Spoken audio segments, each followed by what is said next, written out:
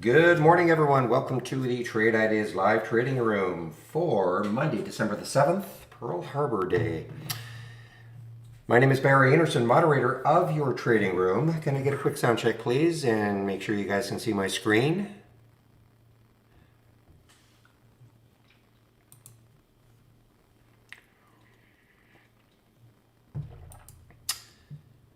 Okay, so guys, it's funny because with Interactive Brokers, I've had this program for 4 years, brokered for 4 years now. I've never had an issue. Today, this morning, again, I know a lot of you have Interactive Brokers. The only thing I noticed is that my news feed was disconnected. Other than that, it was okay. And so I did reboot, and the news feed is fine. So, it must be the server you guys are on that if it's still not working. So you just have to bear with it, I guess. The one thing I have noticed on maybe they were doing something with the news feed, because if you know what I'm talking about, when you click on a headline, sometimes it would take a little bit of time for this window, for instance, to load. It's instant now, like instant. So maybe that's what they were working on.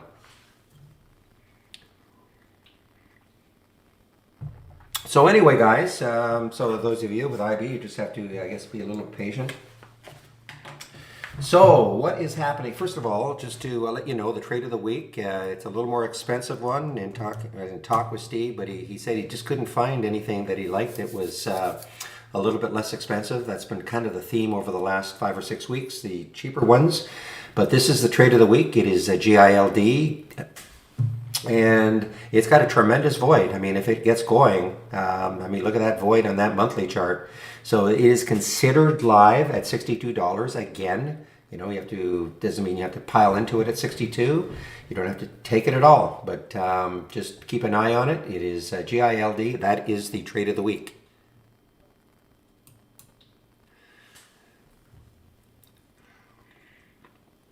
Well, again, guys, with the IB situation, I guess it depends on the server. I'm fine. But obviously some of you are still not able to log in. But anyway.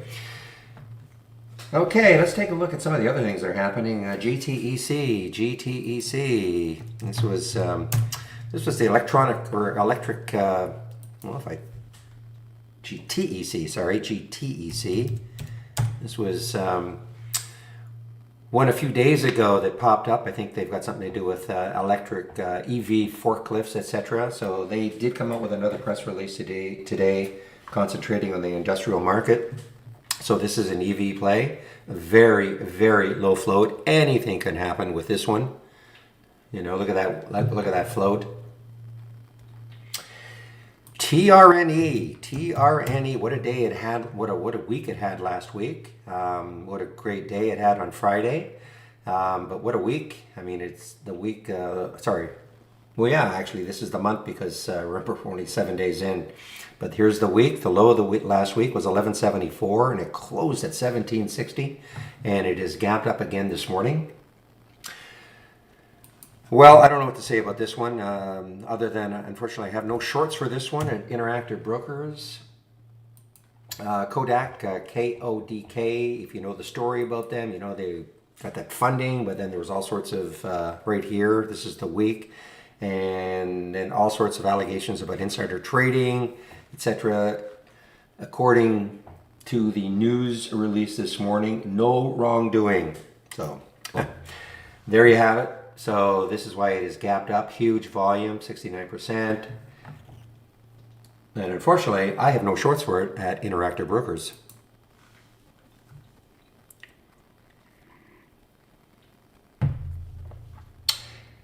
OBLN, is it still gapping? OBLN,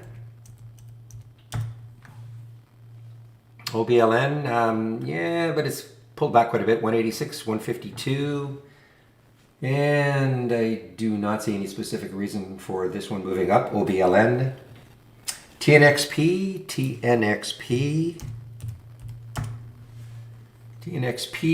it's a cheap one. Positive phase 3 results. It's not a low float, 130 million in the float. That's a massive pop though on 130 million in the float, 65%. Can it hold over $1? And that's the key. So it's popped way above the 200-day moving average.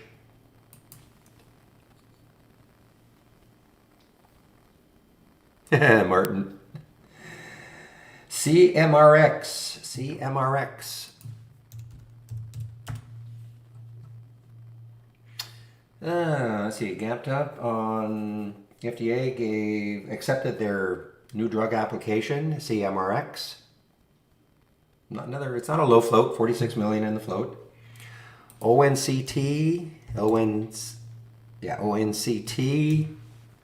their gap up, announces presentation of interim phase data, whatever they've got. That is their headline.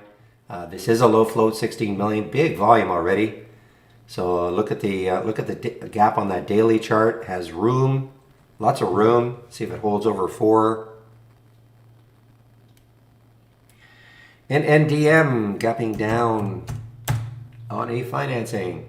So is it holding its financing? Yes, it is. And so 30 million shares at $6, so it's above the financing price. You can see it gap right down to it.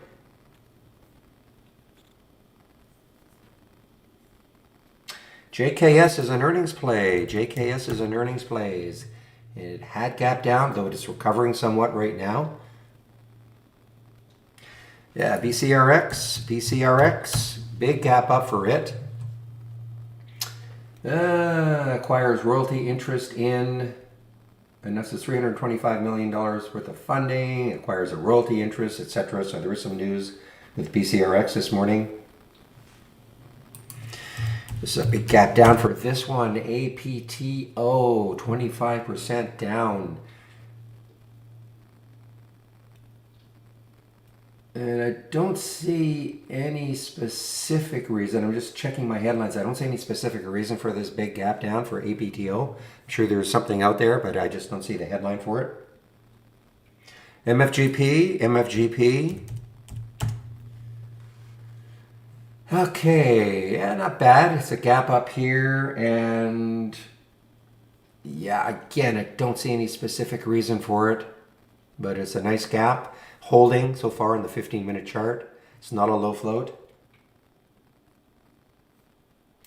GMDA is a gap up. Yeah, it's holding really well. They've got some kind of a presentation. And this is a relatively low float, 27 million in the float. Lots of room, lots of room if it keeps going. The high looking left on that monthly chart is 770, so it's above that high. High right there is 770. The high right there is 818. This clears 8. Look out, GMDA.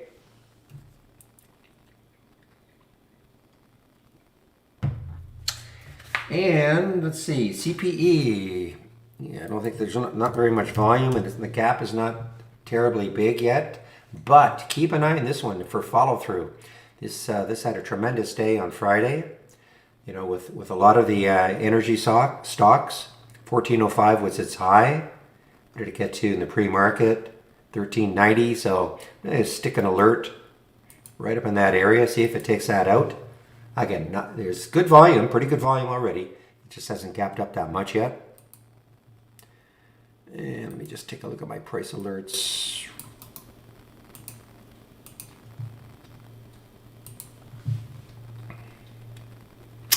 Yeah, I'm looking at fuel cell. FCEL just, was popping in also. Lots of volume. And let's see if these EV plays. But, I'm looking at the big guys, the NIOs, the LIs, and of course XPEV. Definitely weaker.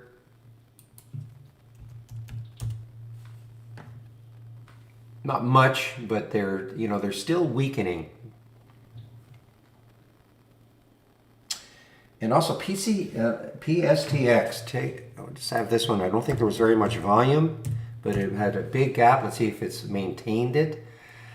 Yeah, there's no volume yet for PSTX. The reason why I was kind of interested, and you can see it, it's broken out on that weekly chart, PSTX. If it can hold. I mean, there's no volume yet, so we don't know what's going to happen once the market opens, but it is up right now, 17%. At one point, it was even a lot higher, got up to about 1380 in the pre-market.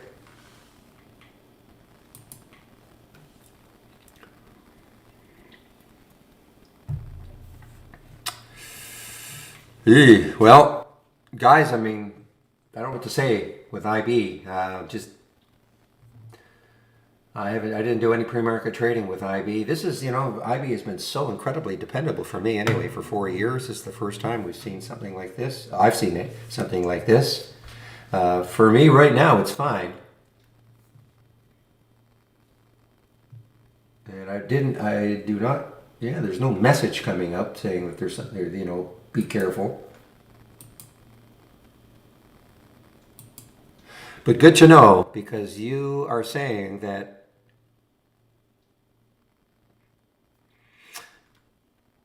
Yeah, where do they? When you say they posted it online, I mean I didn't get a pop up when I loaded. But anyway, we'll just have to wait. I mean everything seems to be okay, but I'm maybe a little bit wary of taking a trade, just in case I can't get out.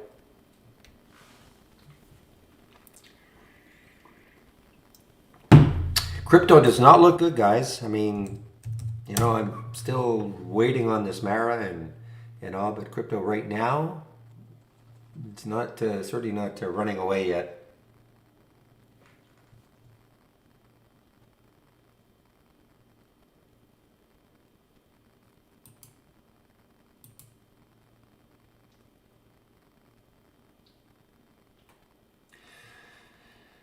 Yeah, I don't have, unfortunately, IB does not have shorts for Kodak.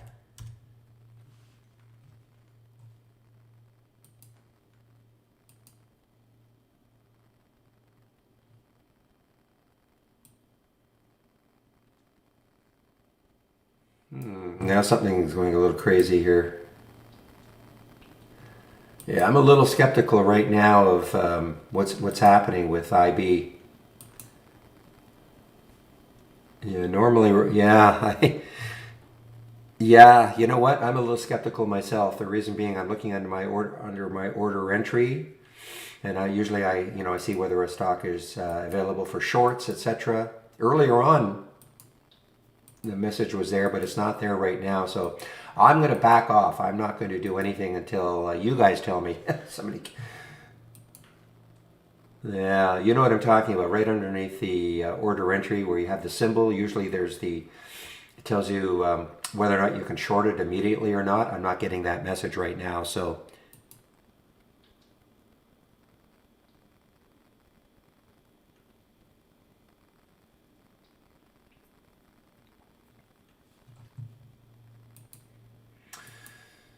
well, I guess once every 4 years, something like this happens. I guess that's not a bad track record. You're just so used to having it being so dependable and reliable. Hmm.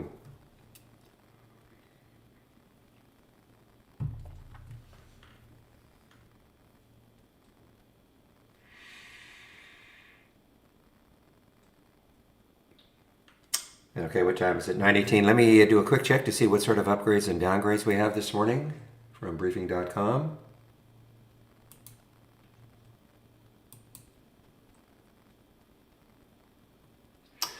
Okay, not too many of each.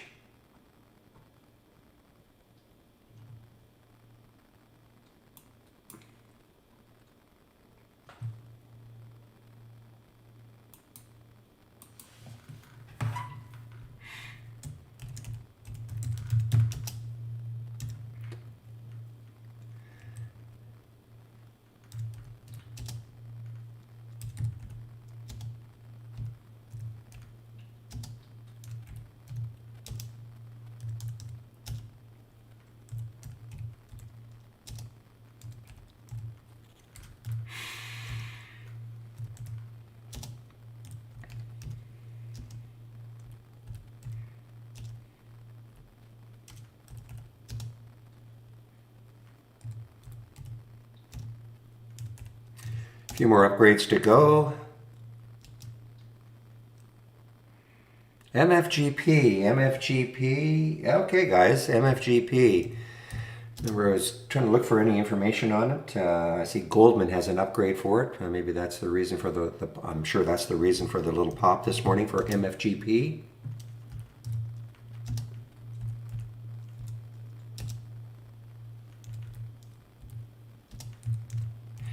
All right, there are some of the upgrades.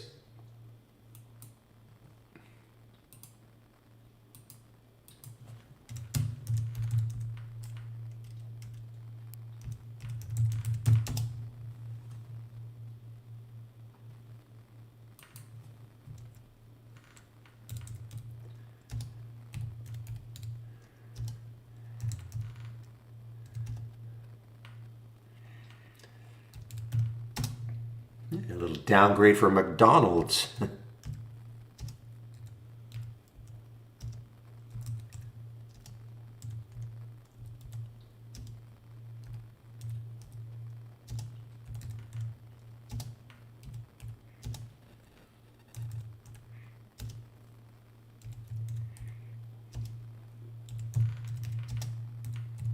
All right, guys, there are some of the upgrades, some of the downgrades from briefing.com this morning.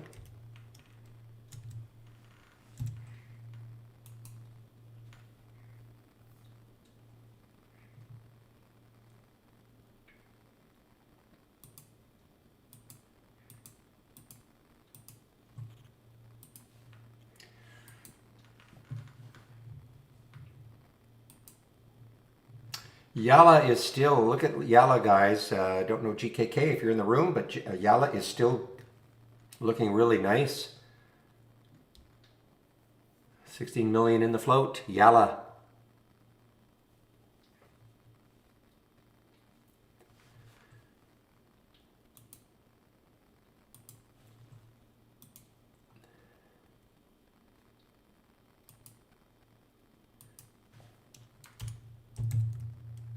Might see.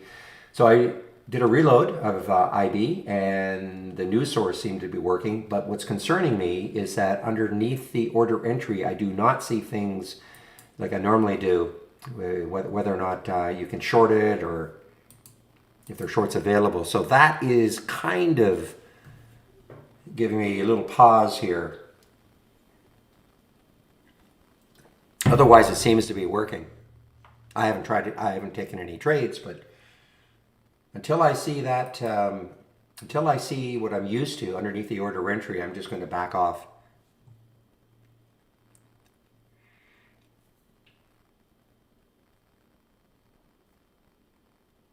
Yeah, oh, don't worry. I'm not going to, I'm not desperate to trade, so.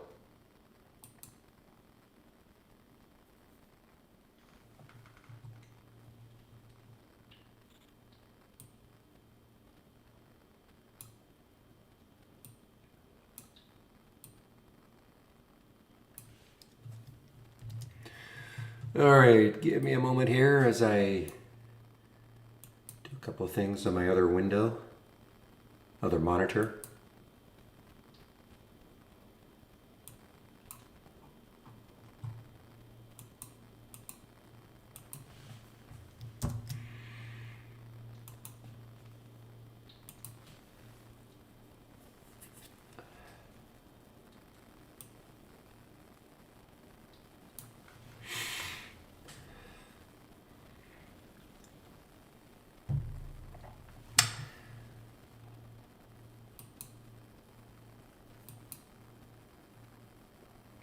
Yeah, guys. So yeah, again, until I see some that little short information underneath my order entry, I'm backing off trading using Interactive Brokers.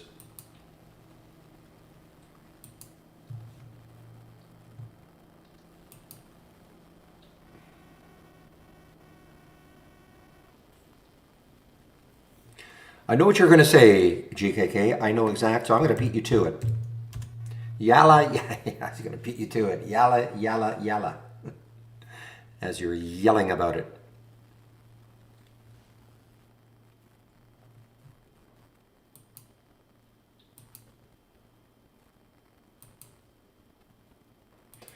And guys, in case you didn't know it, we have now a SPAC channel. We call it Blank Check. But we do have a SPAC. What's happening now with me here? Here we go. So we do have now a SPAC channel. It's called Blank Check. Okay. So you can follow all of these. We've got a ton of them in there now.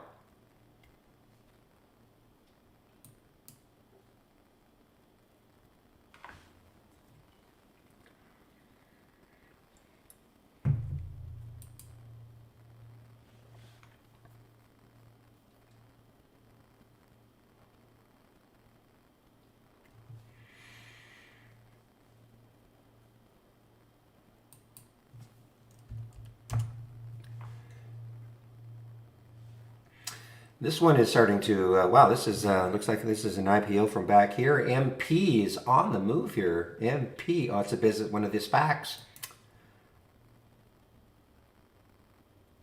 Well, maybe it isn't a SPAC, sorry. Every time I see business association, but it is not a SPAC. It is actually, they actually do have a company in there, or it is a real company.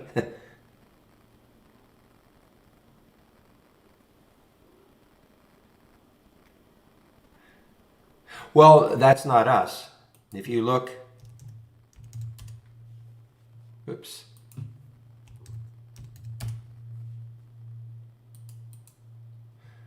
See, I mean, this is what they're called, blank check companies. Operates as a blank check company.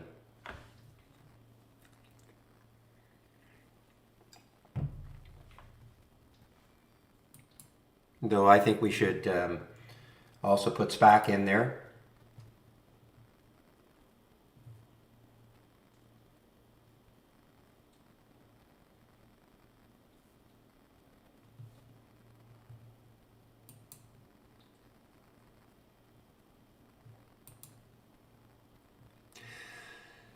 It probably wasn't. Guys, keep an eye on this TRNE. Boy, what a week it had. What a week. Look at this week it had last week, and it is in rip mode right now. But I am just, yeah, having IB. I'm a little bit leery about doing anything.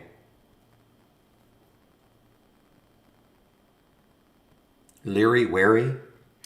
One moment, please.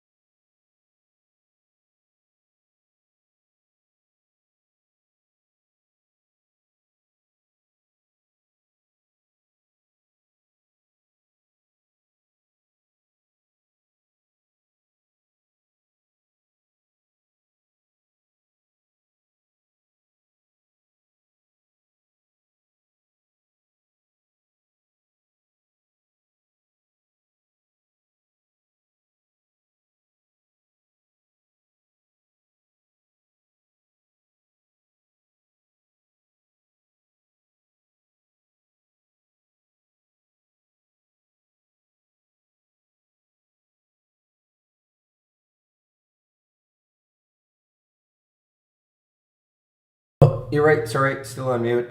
Okay, guys. Yeah, less than a minute that we're going to open, about 25 seconds. So let's have a great start to this trading week. And those of us with IB, Interactive Brokers, just be a little bit careful. Even though it might look like you're connected, like it looks like I am connected, I'm still not seeing all the information that I normally see. So until I see that, I'm not going to take any trades, just in case. All right, we are now open.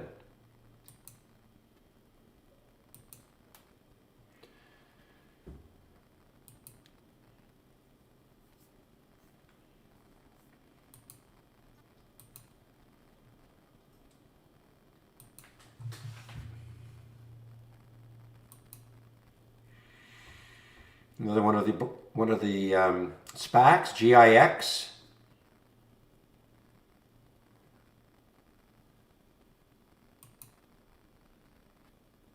Can't remember if I mentioned HCAC in the my pre-market stuff. Look at this HCAC. Look at this gap for this one. Oh man, is this right?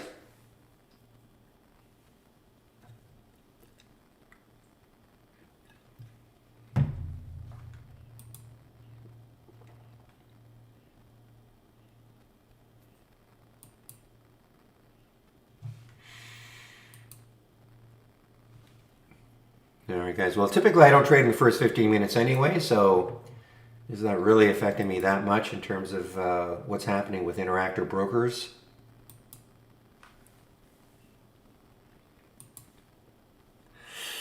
Kailash, good morning. Or Kailash. Here's a gap up and go. Asana, A-S-A-N so far.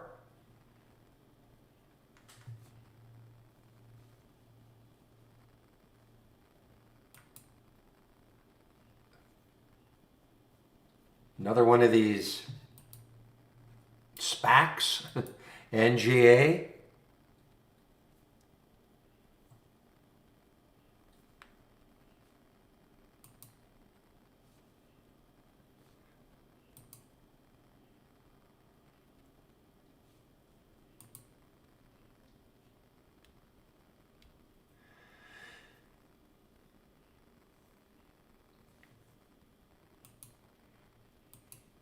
Yeah, guys, I'm just biding my time here. I'm just keep looking at my Interactive Brokers. OSUR, I saw this one in the pre-market. OSUR, nice gap up.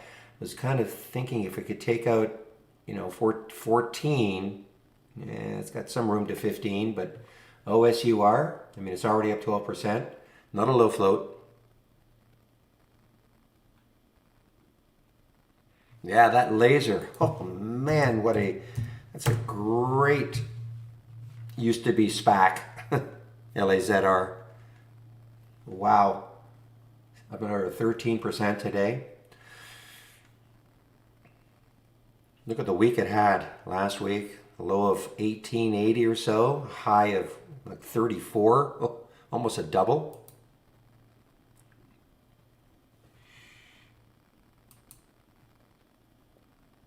Another one of these SPACs, APXT. Look at this one rocking here. Again, if you don't know what I'm talking about, just look it up. SPAC, it's an acronym, okay?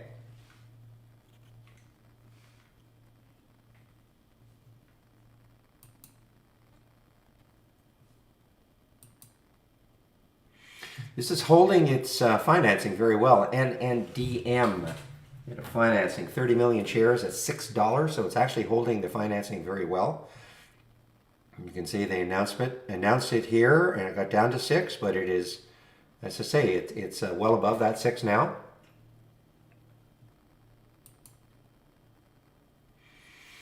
Trill on the move. It was a gap down. Now it's reversing. TRIL. All right, that BCRX. Here's the pre-market high all the way up to 761. It kind of faded as just before the market was due to open, and it's making new normal market hour highs.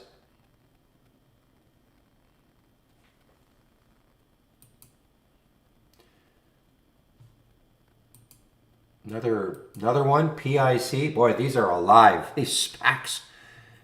That's how cyclical this can be. There's ONCT. Wow, look at this ONCT. Now there's a nice break out of kind of consolidation of the 2-minute. It's a relatively low float, 16 million in the float. Yeah, IB is down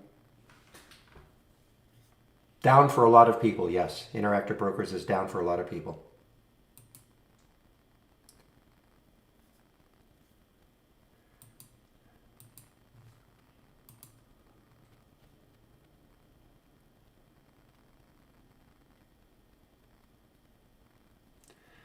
There goes that TRNE I mentioned. Tremendous week last week. It's another SPAC. I think they are looking, I believe this is more medical than EV, I believe.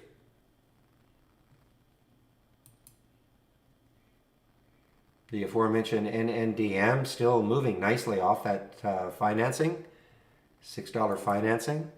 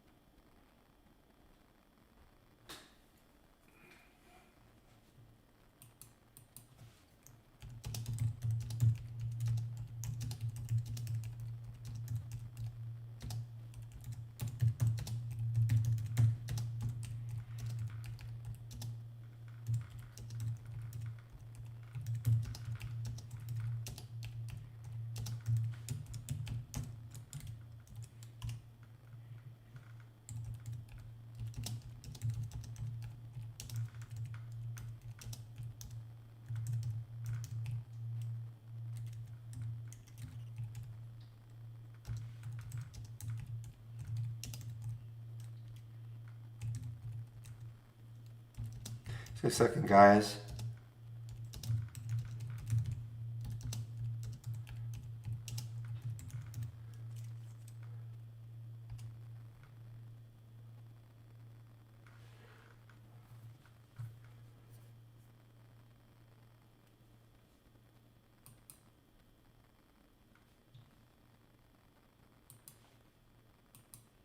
Hey guys, GMDA on the move here. GMDA.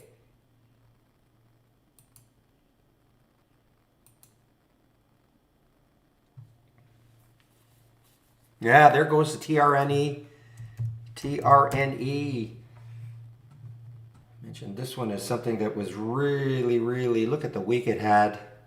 Had a great day, but on Friday, but had a great week continuing.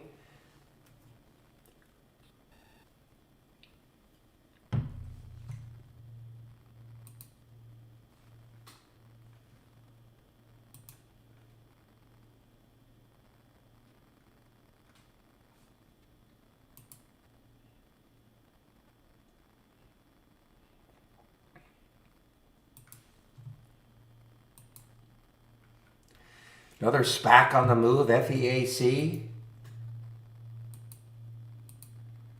Dang, okay.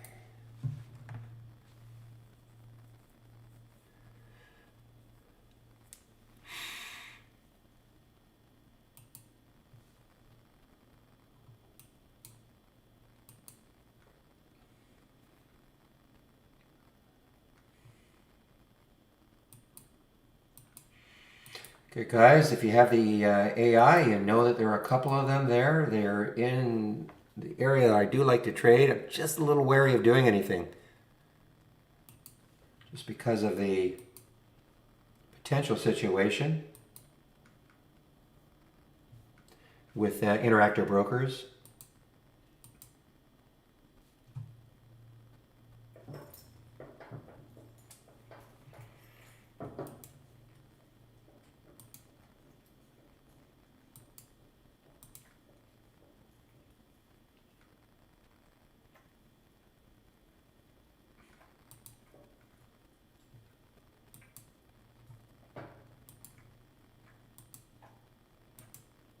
Okay, I'm getting an error message. I actually tried to buy some ONCT, and I'm getting a weird error message. Not an error message so much, but a pop-up in IB. So this is a no-go for me right now.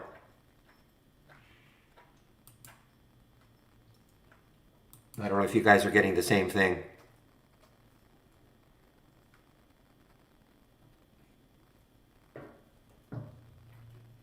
That's too bad. We've got a couple of nice ones from the AI.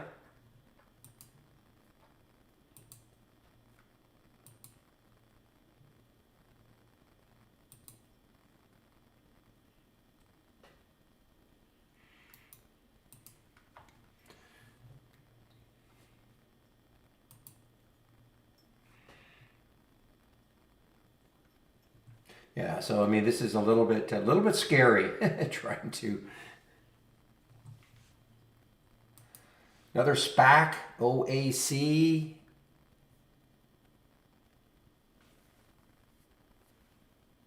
Okay, just a minute, please.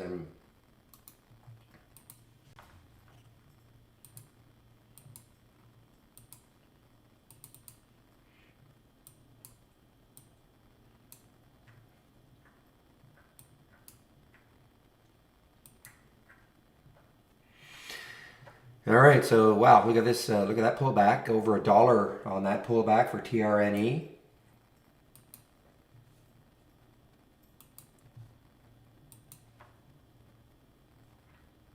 Boy, that's a great recovery for NNDM. The gap down and reverse, bouncing way off that $6 financing.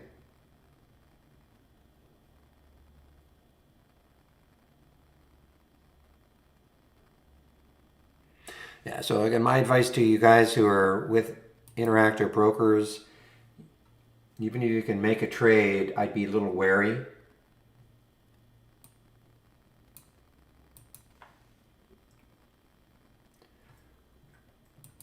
There's another. Wow, the SPACs are going absolutely crazy. I read somewhere, I can't remember the exact numbers, but they went back to when the first SPAC was out. I want to say 2013, and they showed how much volume, dollar volume, from 2013 to 2020. I mean, the 2020 has just absolutely exploded, even compared to 2019. Well, Kevin, I was able to log in, but then when I tried to actually place a trade, I got a very strange pop-up. So I'm just backing off. I'm able to log in, and I'm getting quotes and all that, but I'm just going to back off. Nothing worse than being in something that you want to get out and you can't. So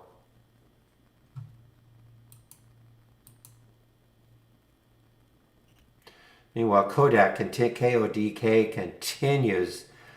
Sort of nonsensical, but doesn't matter what I think. But anyway, the ruling is that there was no insider monkey business.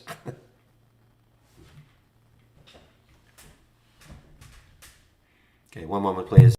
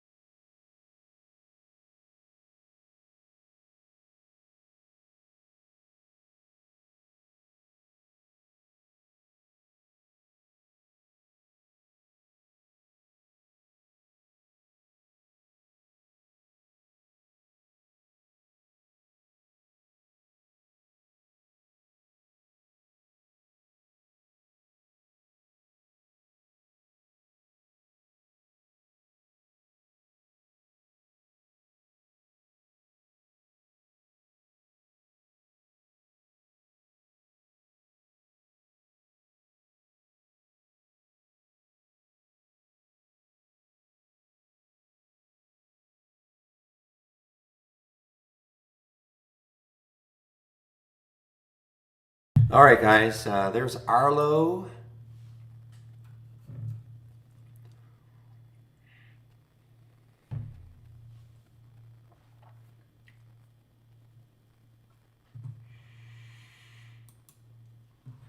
Well, this is maybe just a good time for those of you with IB just to sort of sit back and let things settle out a little bit anyway in the first 15, maybe even 30 minutes.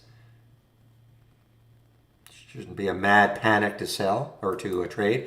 I see SLS was halted and, oh, I see it resumed. I guess it got halted at 9 o'clock pre-market, but it is now resumed.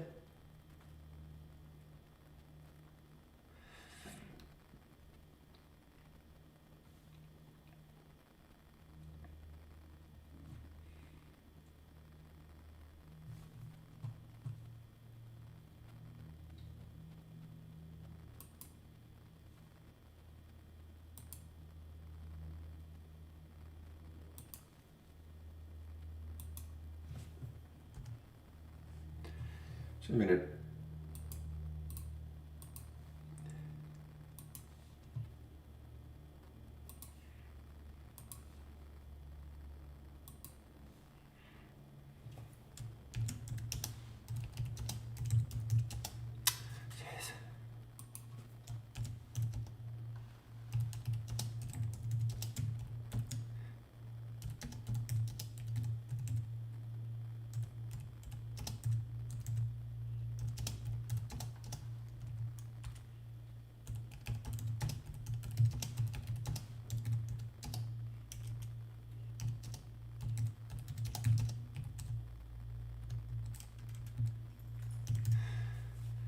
All right, just going to put that there. So it's just sort of a warning. So even if you do seem to like you're connected, just be careful. We're having.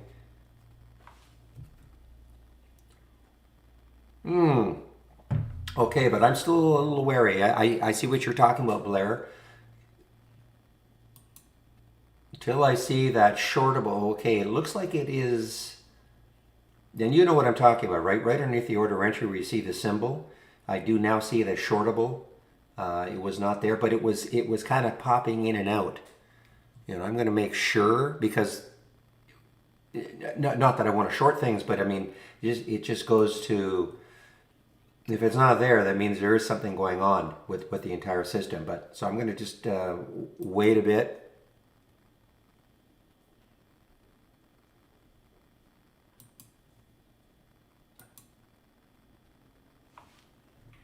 But it does look like it might be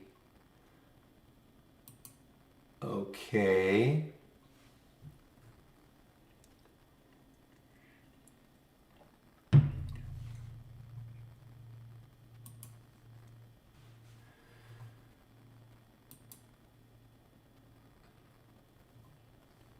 Let me just take a look at Kodak. I want to see if that short. Yeah, it looks like it's okay now.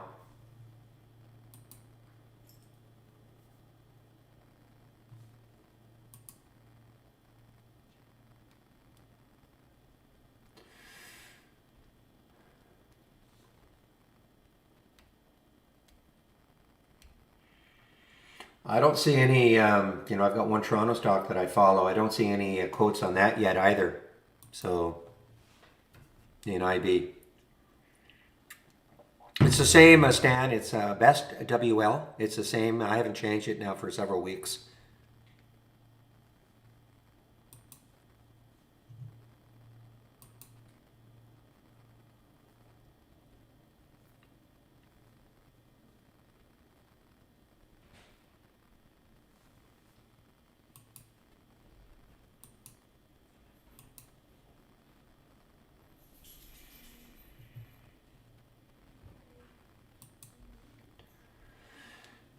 Okay, I'm getting a little more confident in looking. I might even just try to dabble in one of these.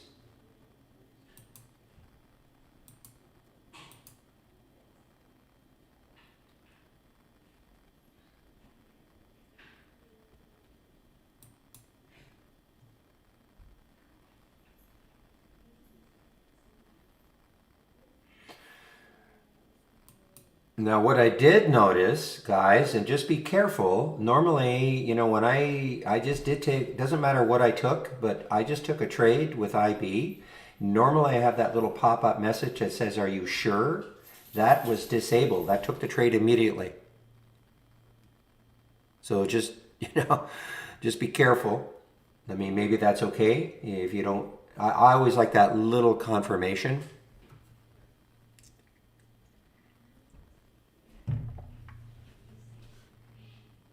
So just be aware of that.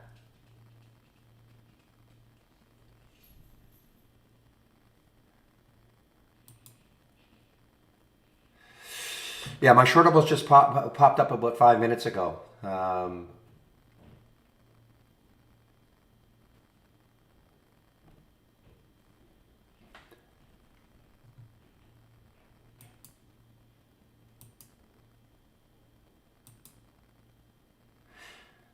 All right, guys, so just be careful, okay? I just got in and out of a trade because I wanted to see how this worked. It was the BVXV. I got in and out of it.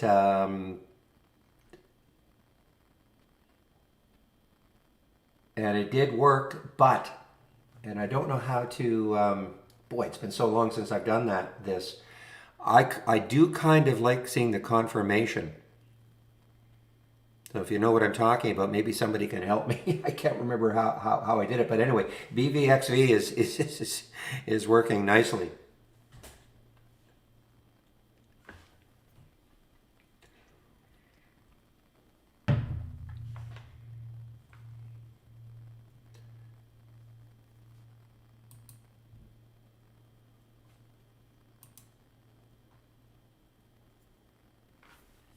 Ah, man.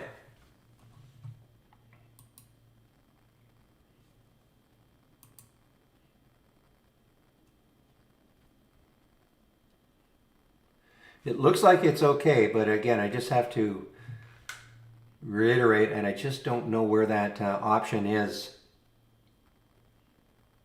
When you click submit, it was executing the trade immediately, which is, if that's what you want, fine. But I always like to have that little message. that said, "Are you sure?"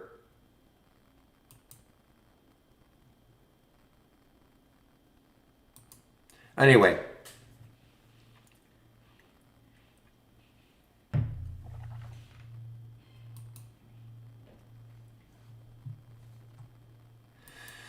okay. Well, let's see now. CERE was halted, and it just resumed.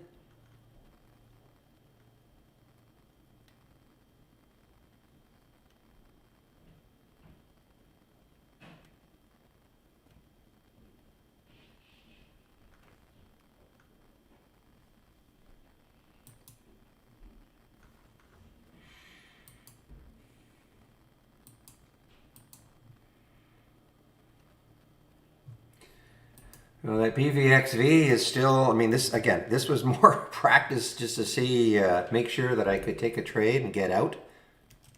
So I didn't go crazy on it. BVXV.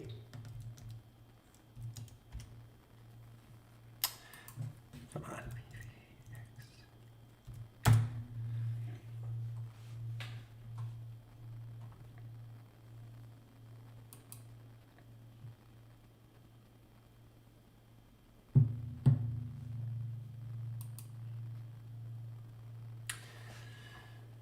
Okay, guys. Yeah,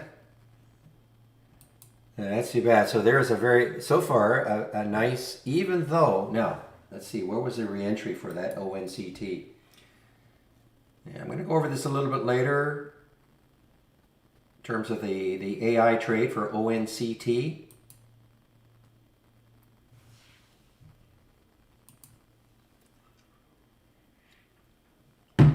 Let me check my time and sales. Yeah, it appears to be, yep, my time and sales is working. My headlines are working. News headlines are working.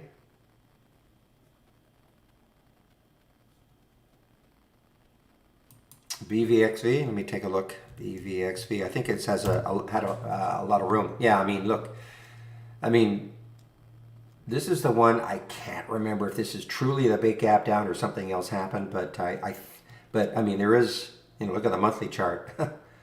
I mean, so last week the high was 370, so it's above that. So I mean, there's really no resistance until you. I mean, I'm not saying it's not going to get up to $40, but there's no chart resistance. I mean, the 200-day moving average is way up here, so.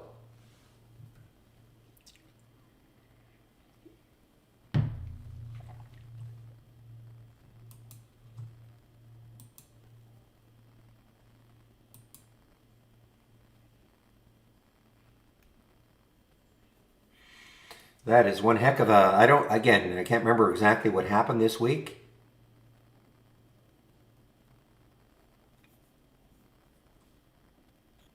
But definitely keep an eye on BVXV. I mean, it's trying to come back a little bit here.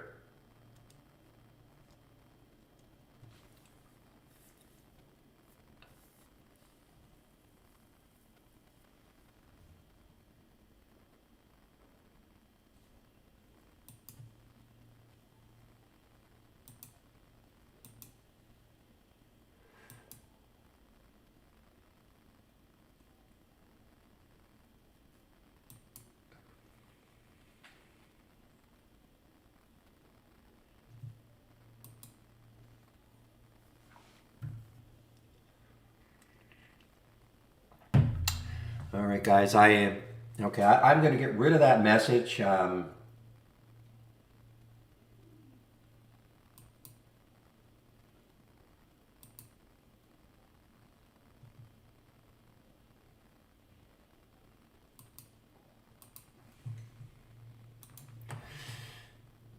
Okay, so I'm back in that BVXV, and again, though, it is executing right on the submit. So just be, if you're not used to that, just be aware of that.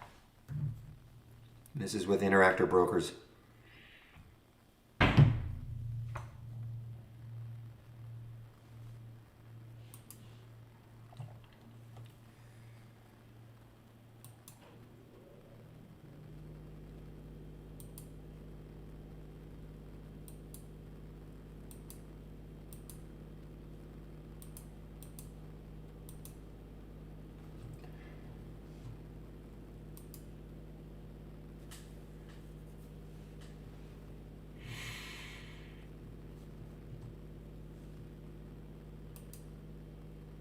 Okay, SYRS is a gap up and go. This is gapped up and it's going, and it is over the 200-day moving average.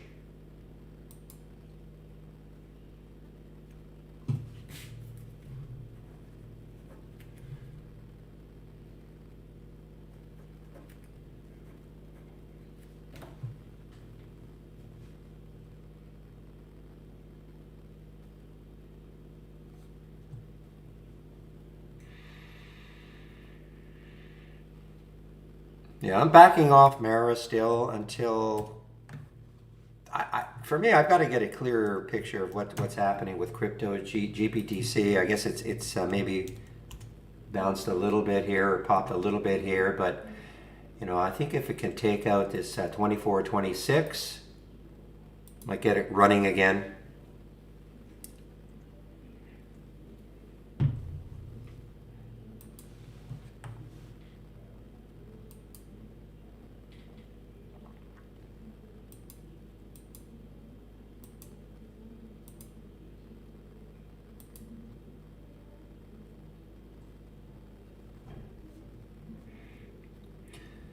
Yeah, Laredo last week. How was CPE doing? That's the other one I was interested in. CPE.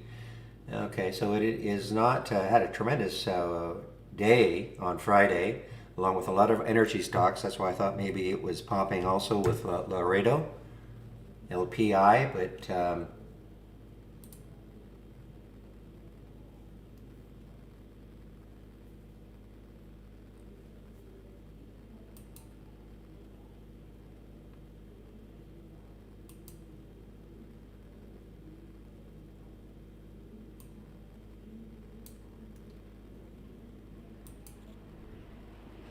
wow. Well, this is really, I don't know if anybody took it with me, but VVXV. Look at the gap. I don't know if there's any specific news on it this morning.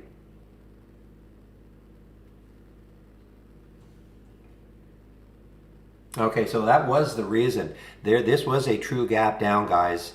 They announced results, and this was the gap down. Huge, huge. And this was on the 23rd. They announced these results here, and look at the gap down. But look at this now, BVXV.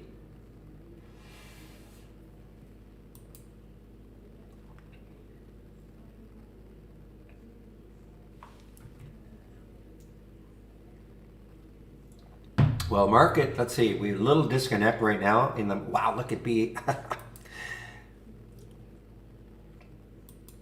I don't know where this is going, but anyway, there's a little bit of a disconnect in the market. The Dow is down, SPY is down, but the tech is up.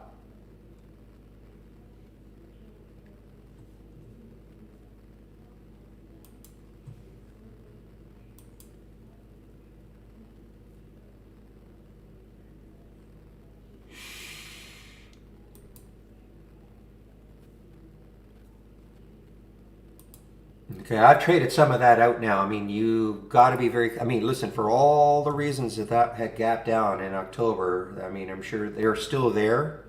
And then we're talking about the BVXV. For the reason for that gap down on that day, that's not a week gap down, that is one day.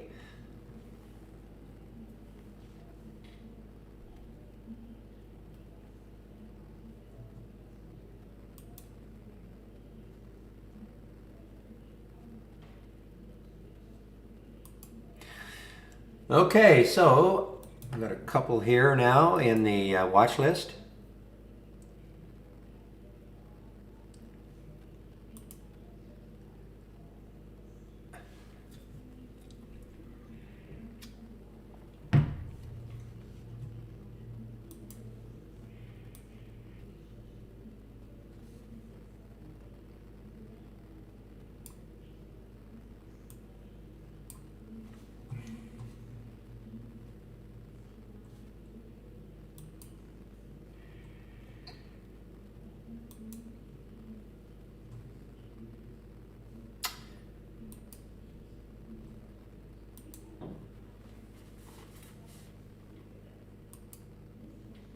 And by the way, so guys, you want to follow all these SPACs. I mean, we just created this channel. I think it was done on Friday, Thursday or Friday, probably Friday.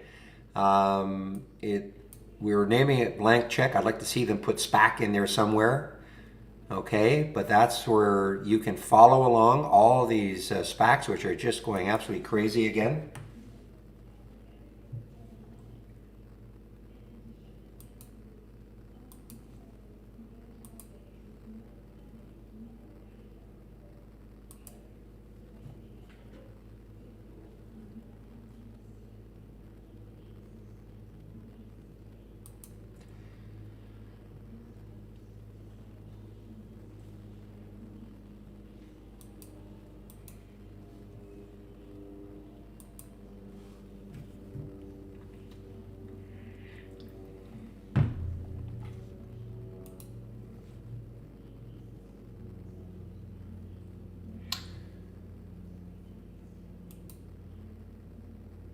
Give me a moment here, please.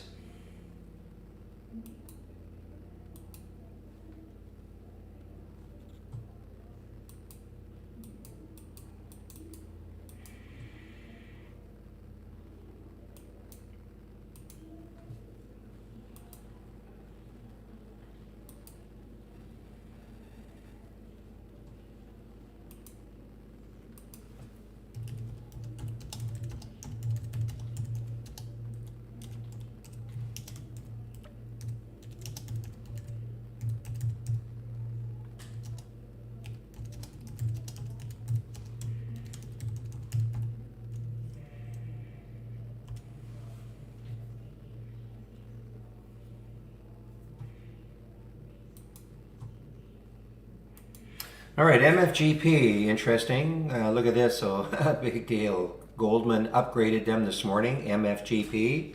So that was probably the reason for the pop here, but now it is starting to drop.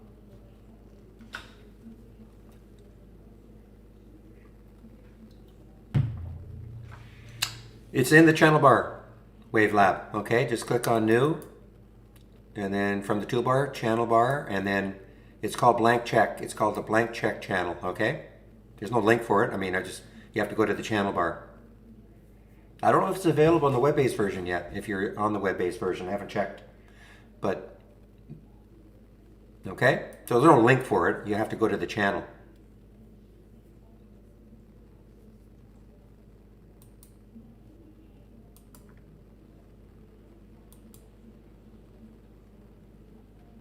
All right, so for this Laredo, LPI says 1710, 1709.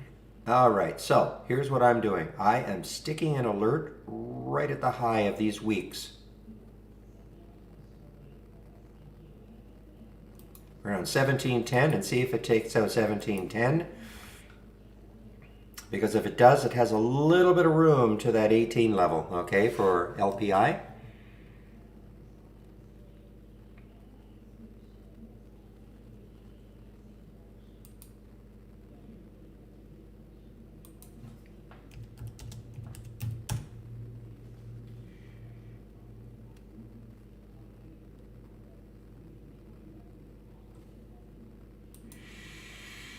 Okay, so I just got word. Yeah, so we're going to make that blank check channel. It'll probably have SPAC somewhere in it, so it's not maybe as confusing for some of you.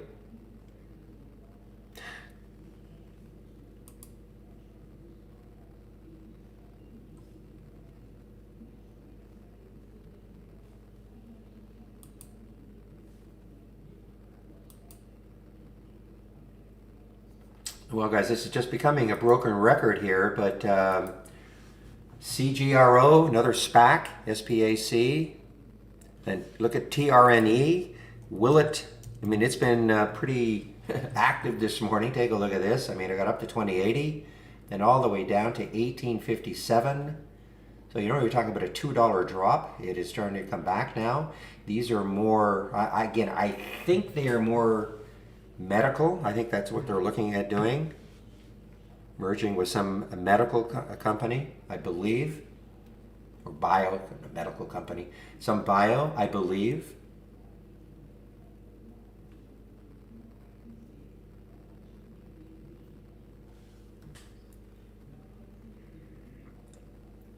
Who is your broker, Racer, that you can that you can short Kodak. Who's your broker?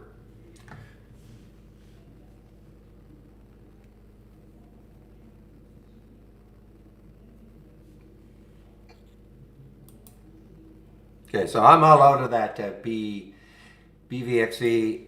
If it gets back over the 50s, 450s, I may get back in it, but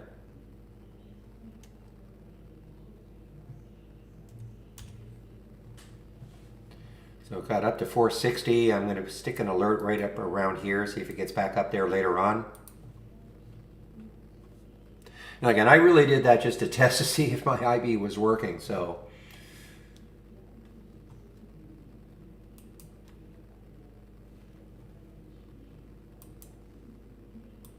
Well, there's the LPI.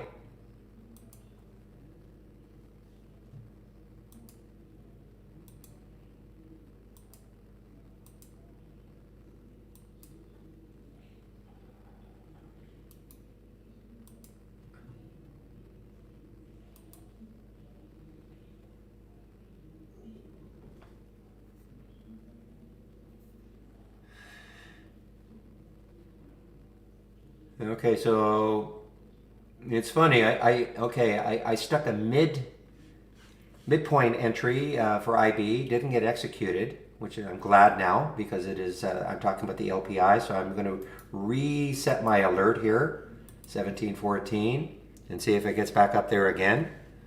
TRNE above 20 again.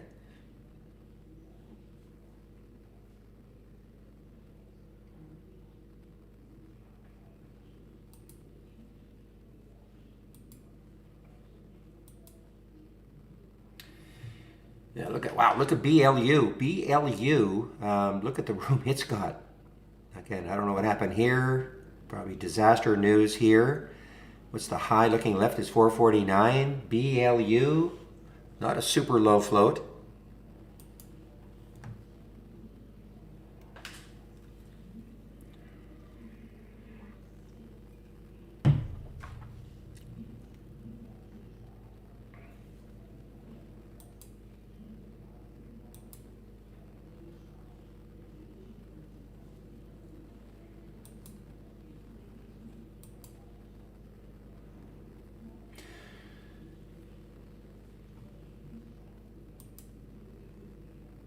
All right, so LPI, guys, keep an eye on it. Wait, I'd be waiting for another break up here. I mean, it's got not a lot of room. I mean, it doesn't have a ton of room.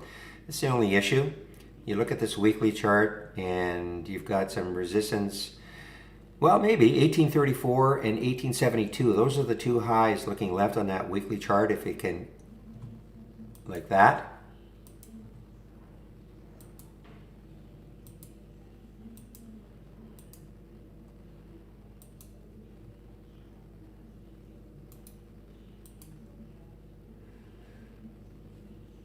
Okay, guys, LPI on the move here. On the move, LPI.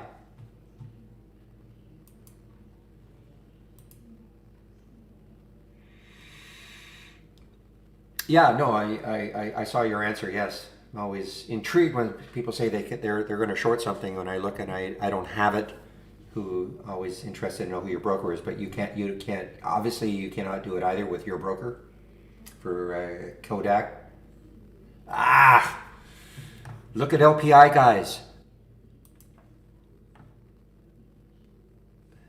I didn't get all I wanted, but LPI.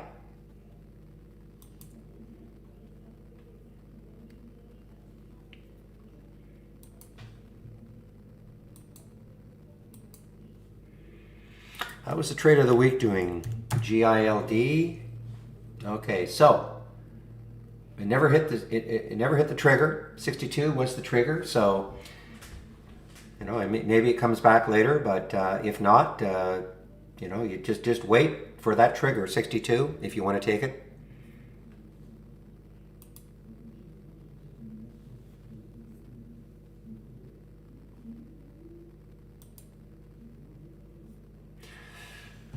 Oh boy, look at this one, OBLN 161 on the alert, 193 right now.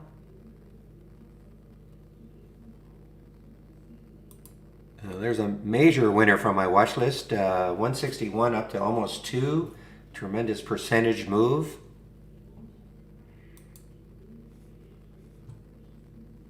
Yeah, this is pretty whippy. I mean, there's the alert 1690. It did get up to 1734. It has pulled back.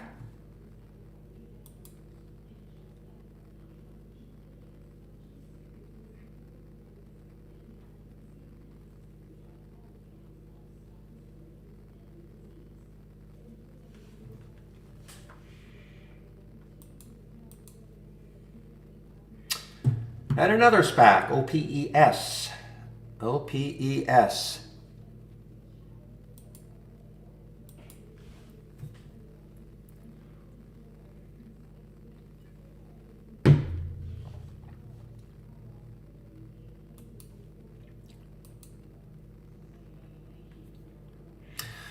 All right, keep an eye on RADA. I mean, there's the alert, 958. Where is any resistance? I think this is I think it may be a symbol name change. You know what? There's no resistance, guys. I mean, I'm going back to 2014. I don't care about that. So definitely keep an eye on RADA, R-A-D-A. It's had 2 good days, now a third. What was it? 767 on the low on Thursday.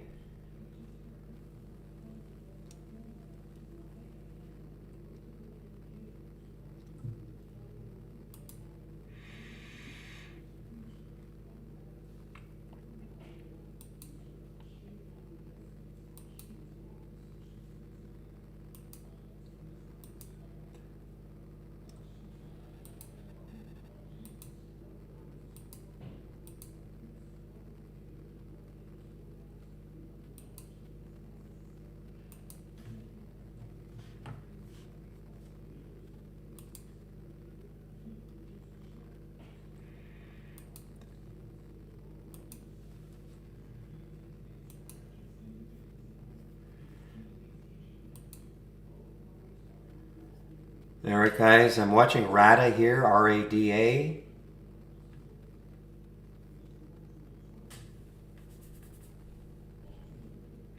Aqua Bounty, what are you doing? 868 on the, wow, 888 now. Let's see if RADA can follow suit. But as somebody said, yeah, you got to be quick. I'll see tremendous trends in the things I'm looking at. I really, really wish I had been able to short Kodak, though. I think that news is, it doesn't really matter what I think, I guess, but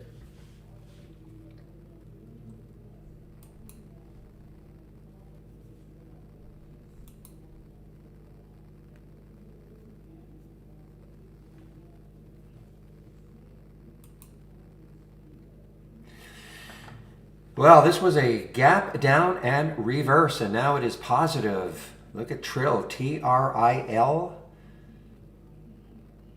Had a great month last month. Started to fade last week, but it is trying to come back. Look at Aqua Bounty, AQB.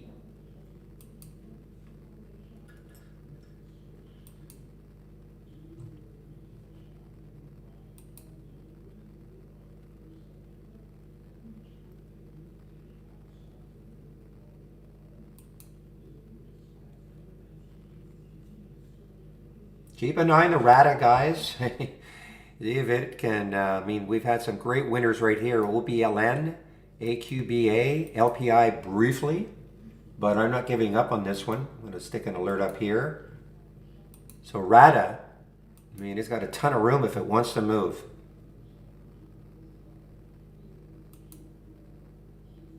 RADA, R-A-D-A, of course.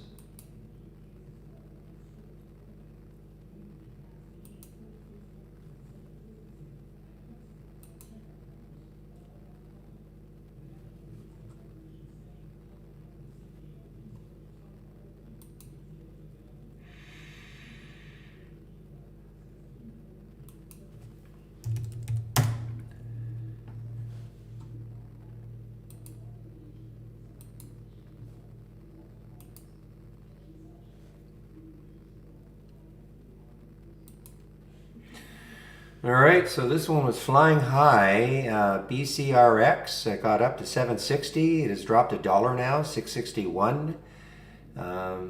Interesting. This is shortable. A little late for me now, though.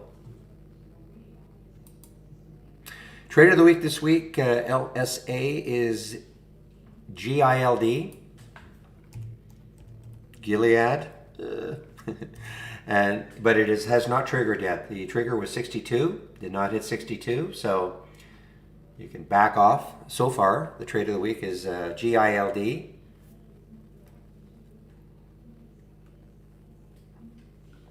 I can see why. You know, if it really wanted to run, I mean, look at the that monthly chart, but it has not triggered yet. So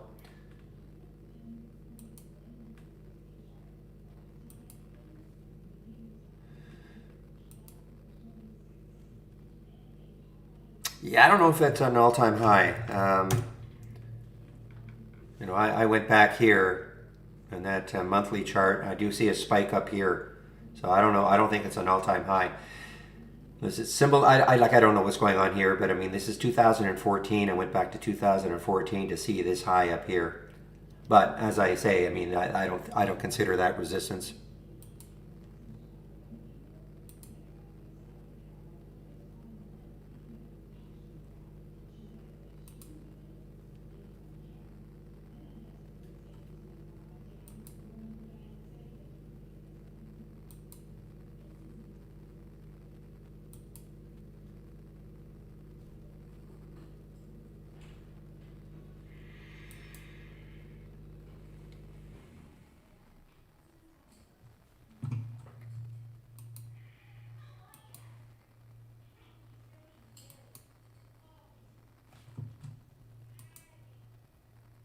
What's the float for RADA? It's modest, 35 million.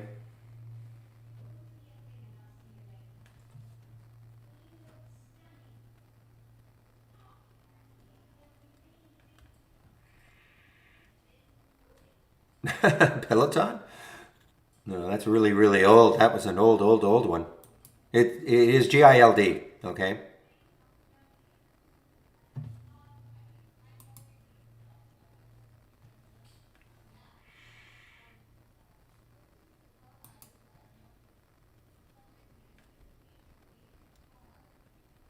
Sangamo, what are you doing? So there's some support right around 9 for SGMO.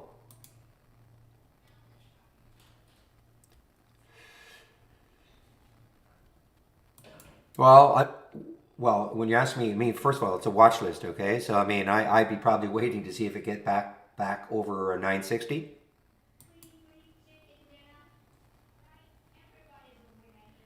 See, right now it's just kind of snoozing. No, IB is not out for me now. I've been able to place some trades this morning. So IB is not out for me. Somebody asked that in the YouTube feed. Wow, look at OBLN, 161. We're up to 221 on a percentage basis. Great percentage move for OBLN. Low float, that's why, guys. 6, you don't wonder why these things can happen. How can a stock go up 100%? 6 million in the float.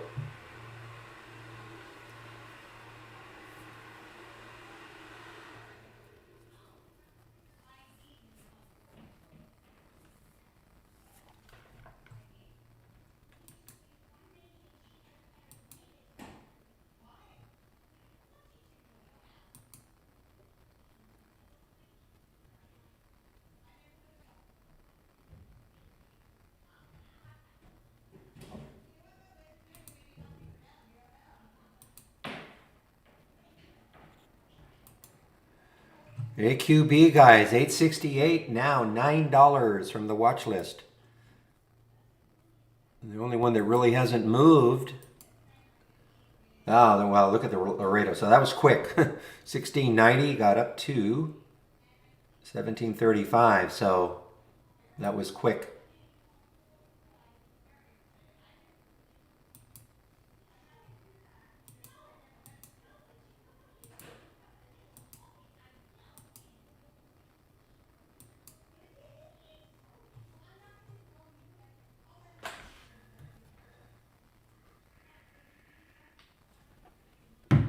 All right, so Rata looks like I have my alert set up here, 960. See if it takes it out later on. Otherwise, I'm just going to forget about it.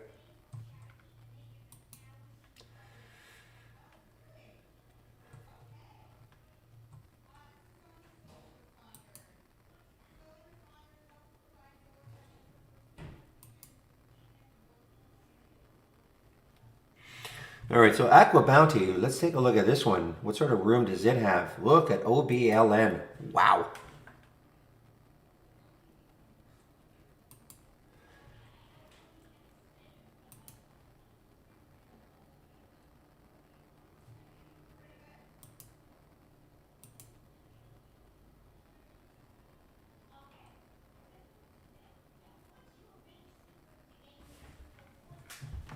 AQB, guys, so it's over 9 now.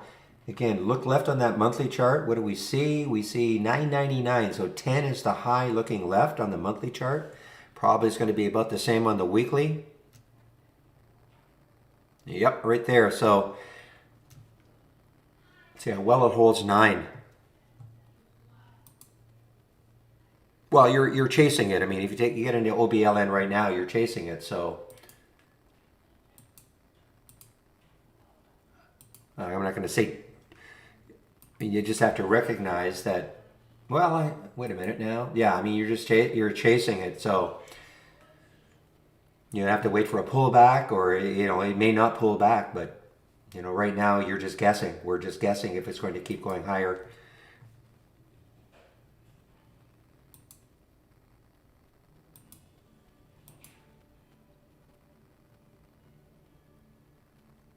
Oprah, does she still own some of WW, Weight Watchers? Or did she get back in? I mean, originally when it was the other symbol, I mean, I know she had a whole huge stake in when it was about $7, but I thought she got rid of a lot of it.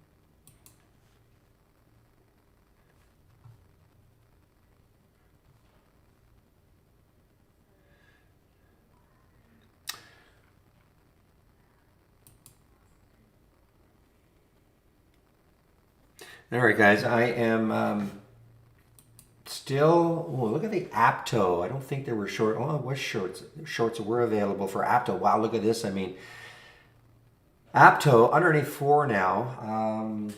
Was there some news on it? Yeah, okay, so yeah, it falls 27% after ASH, acronym presentation disappointment. So there is actually news on the Apto.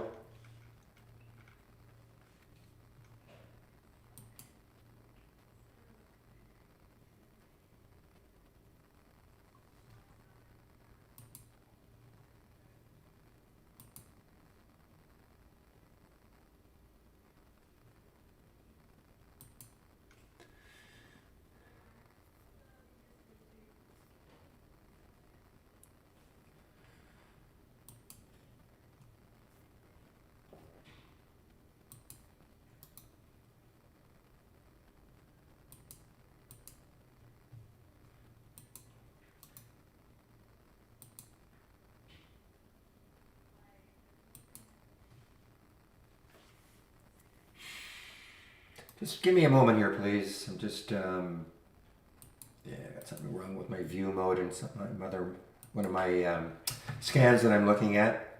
Time is it? Wow, 10:26.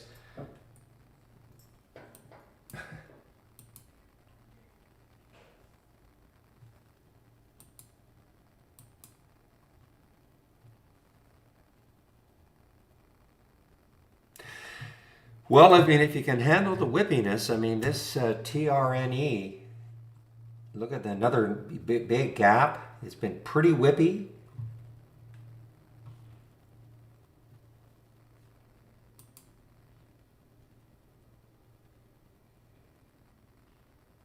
Still a little disconnect, but the SPY is crawling back, almost back to Friday's close. Dow is down, but tech is up, so a little bit of a disconnect.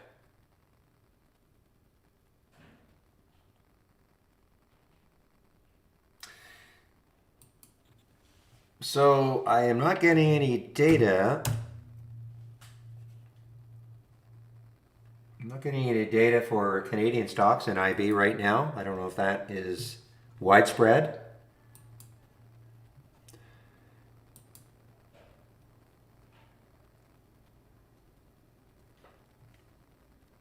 The AQB guys. Well, the only one that didn't actually pop off the alert was RADA.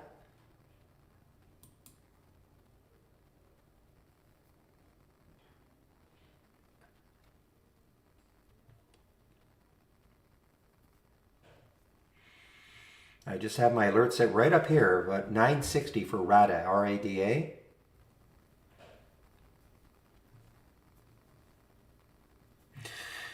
Yeah, okay, so now some of the China EVs, okay, now they are starting to come back. I mean, they didn't look that great in the pre-market. There's NIO as an example, but NIO now is positive. I think XPEV is the same. XPEV, XPEV, same. They're all looking the same. Gap down in the pre-market. And I think LI is probably LI. Yeah, they're all doing the same thing. Gap down in the pre-market, recovery.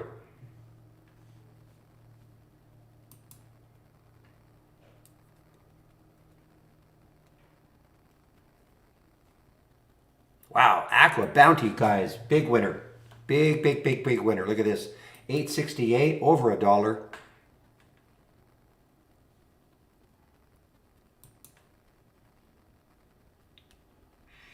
So, you notice, I'm not telling you to buy things. I mean, this is my watch list. I create it. It's up to you to, if you want to trade it.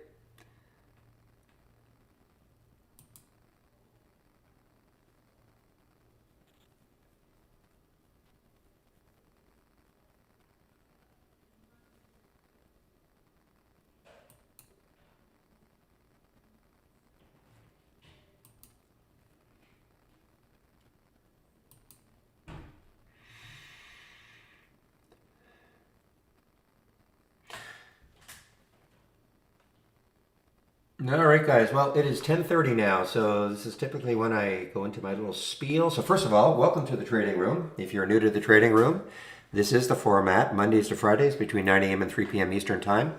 Sharing my screen live on the mic. If you do have trade ideas, I put my link into the room here.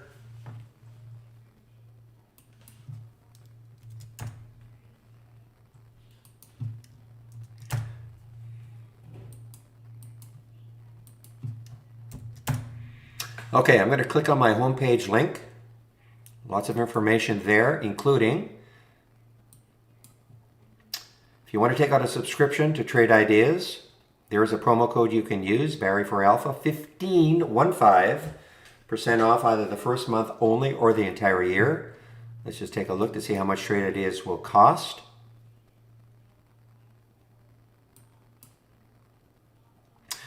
We have 4 plans. We have a premium annual, $22.68 a year, or the standard, $10.68 a year, minus the 15% for both. The big difference between premium and standard is the AI. There are some other differences, but the main reason people take our premium service is because they want to have access to the AI. I'll go over that in a little bit. You don't have to have an annual plan. If monthly is what you want, we do have monthly plans. Standard is $118, premium is $228, less the 15% for the first month only though, okay? So I just want to make sure that is clear. That 15% discount on monthly is only good for the first month. After that, it'll go to these regular prices. But if you ever decide you want to upgrade, say from standard to premium or monthly to annual, you can do so and we will honor the 15% promo code. Now, a lot of other information on my homepage. You can have the trade of the week. This week is GILD. It's sent to you before the market opens, about 30 minutes to 45 minutes before the market opens. Now, I didn't get it this morning. I had to find out from Somebody else, what the trade of the week is. I didn't see it on my inbox, but anyway, that's what it is. Typically, you will get it. I do a recap, sort of a trading room recap every day. You can sign up for it here. All the scans that I'm sharing. Look at OBLN, guys. Oh man, what a winner. Here are all the scans that I'm sharing. Okay, they're all here. So if you have trade ideas, you can take a look at these. And education links. Very important link right here, especially if you're new to trade ideas. I'm going to pop this, I always do this. I want to pop this link on its own.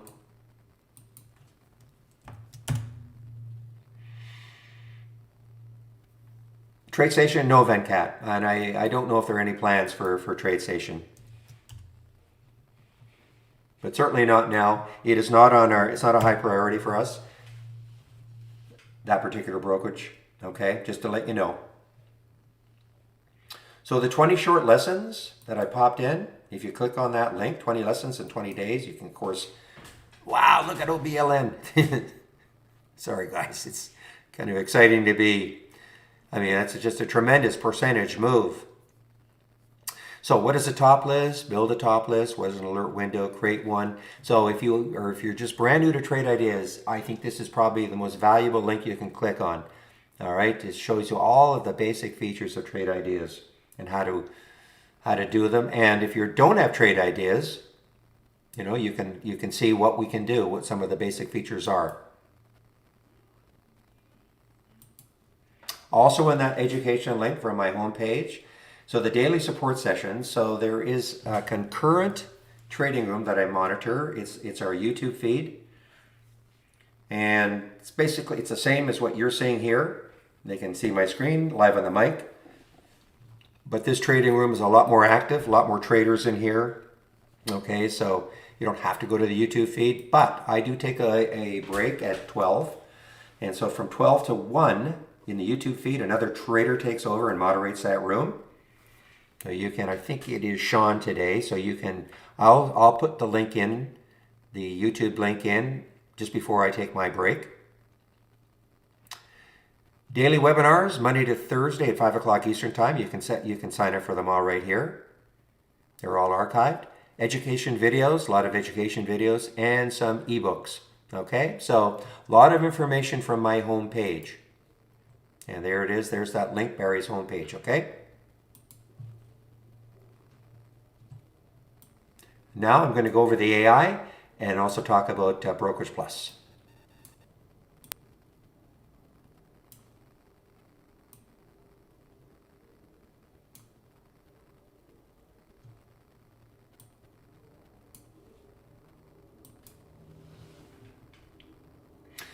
And another one popped into my watch list, HCAC.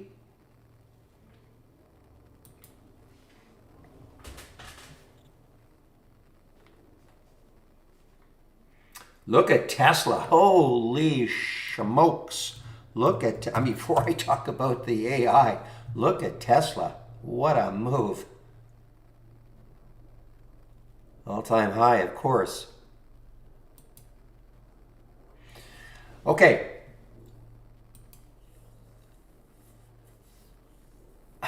Wow, what a move. I mean, guys, OBLN, 161, almost a double from that alert.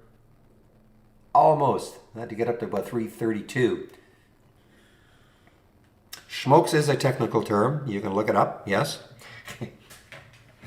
All right, guys. Let me explain what the AI is all about. We have what we call 40 baseline strategies. Once the market closes today, the AI gets to work on an optimization routine on those 50 baseline strategies. That is what, let me just connect. That is what happened Friday afternoon once the market closed. These are the strategies that made the cut. I always say, I don't care what strategies made the cut. All I care about is what are the alerts from them. Okay, so, I mean, we've got this one, HCAC, you know, wow. I mean, target hit both of these. Okay, big percentage moves. So if you want to have, I mean, I don't display this window. Not fair to those who pay for our premium service, but this is what I would recommend you do. If you have our premium service, from the toolbar, click on New, and then AI/Holly Strategy Trades window. And then you can incorporate this window as part of your layout. Okay, so that tomorrow, when you open Trade Ideas, just wait for the alerts to happen. So you don't have to do this every day. You don't have to open that window every day.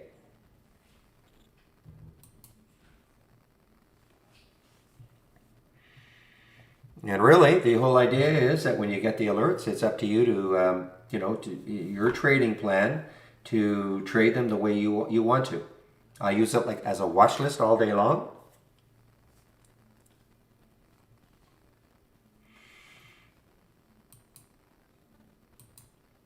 Okay, so that is the AI.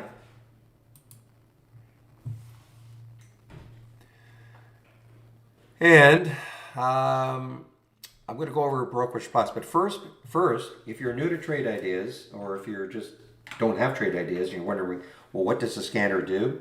First and foremost, that's what we are. We are what I call an event-based scanner. What do I mean by that? It means that you can create your own scenarios for things that you like to see. So for instance, in the basic new highs and lows, this is what I did. Right click, configure. So these are the filters that I've used. Stocks between 1 and 20. Current volume is at least 4, meaning it's trading at least 4 times normal up to this point of the day. Minimum of 400,000 shares, up or down at least 4%. And the number of alerts, so it's made at least 45 new highs. So these are the filters that I have placed, okay? So if a stock makes a new high or a new low, the event, then I get a real-time alert from it. Of course, you can create your own. Okay, this is just what I've done for me. And again, it's one of those ones that I'm sharing. And so if you took this one, the basic new highs and lows, from the scans that I'm sharing, you of course could adjust it to maybe you want to see a different price range. You just make the adjustments here. Maybe you want to have a lower or a higher volume today. And it's up to you. This is a template that I use. But of course, you're not restricted to what I'm using.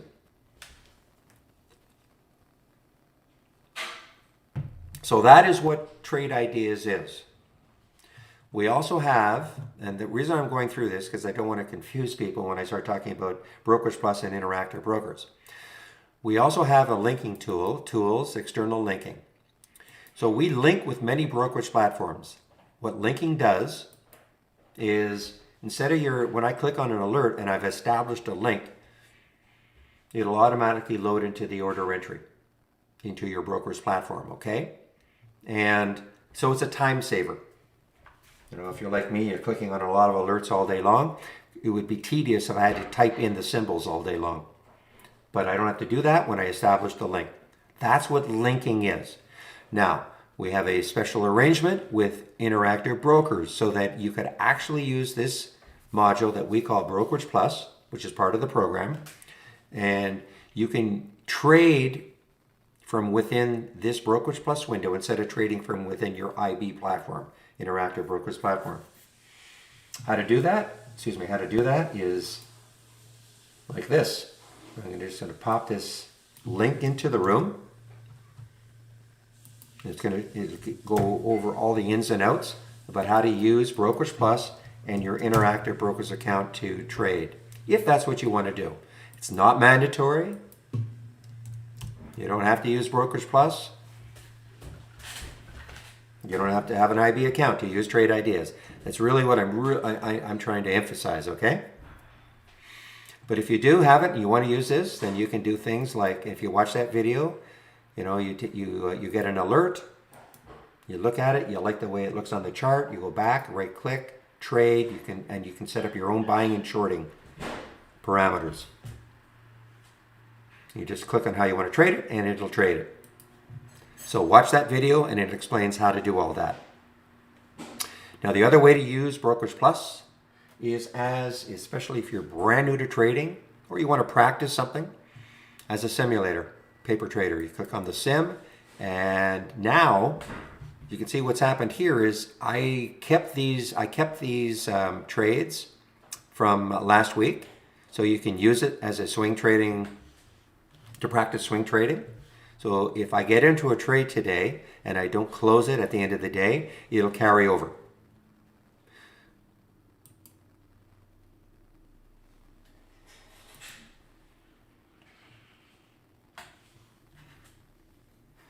We give you $100,000 to start in your trading in the simulated account. And again, I would really recommend, before you commit money to the market, that you practice trading first, okay?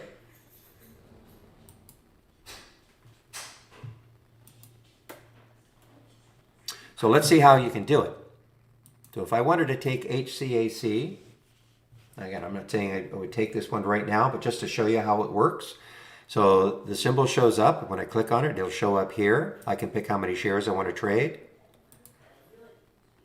I can pick the price I want to go in at. I'm going to go in at the market. The spread is okay. Yeah, it's okay.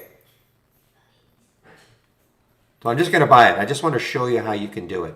So it took the trade at 1831. Okay, now I can put it, I always have a stop. I'll put a stop way down here, but you'll always have your stop. Before you take a trade, you should always know what your stop is, because that'll determine really, as long as, if you're using the method that I like to use by risking a dollar amount per trade, if you know what your stop is, then that'll determine how many shares you take. So I'm going to put a stop right there, 1776. Add the stop order, and you'll see that it'll show up right on the chart.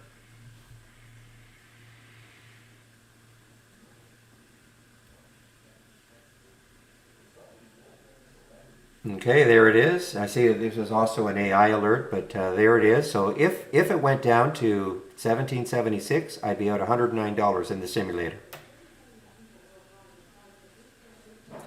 You know, guys, I'm starting, some of you may know what I'm talking about, but the English gentleman is telling me about market data interruptions in IB, so I'm a little bit wary of it right now.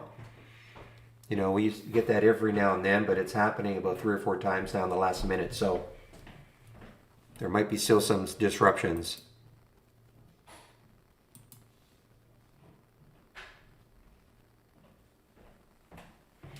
Now I can put if I want, I can put a price target for this. I'm going to put a price target up here so you can see it on the screen, okay? I'm going to put a price target right at the high there, 1838, just so you can see it on the screen.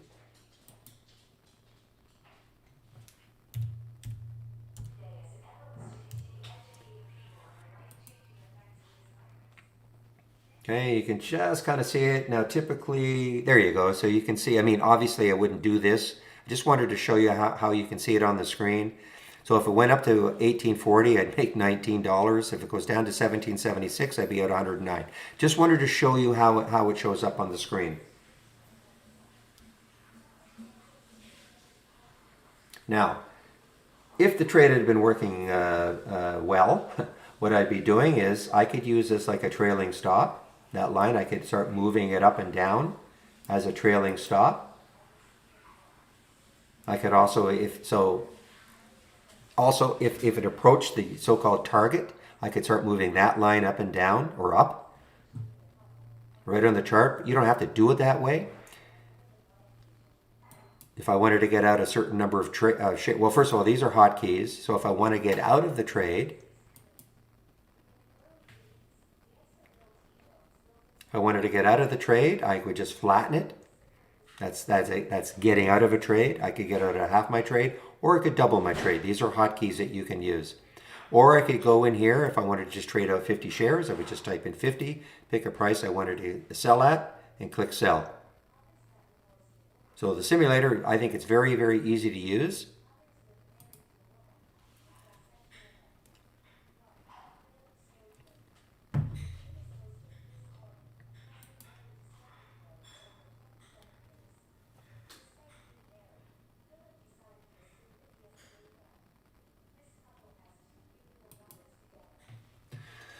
Okay, so GMDA, so this was an AI alert earlier, but there it is here, 823, no resistance.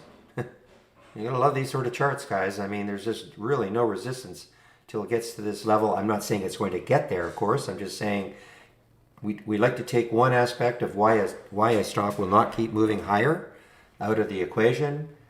One of them, of course, is chart resistance. You look at this chart, there's no resistance. For a while. I mean, for a while on a percentage basis.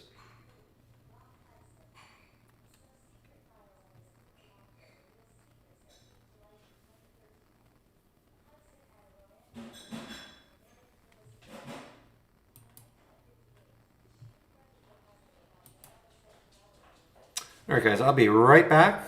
Give me a couple of minutes. I'll be right back.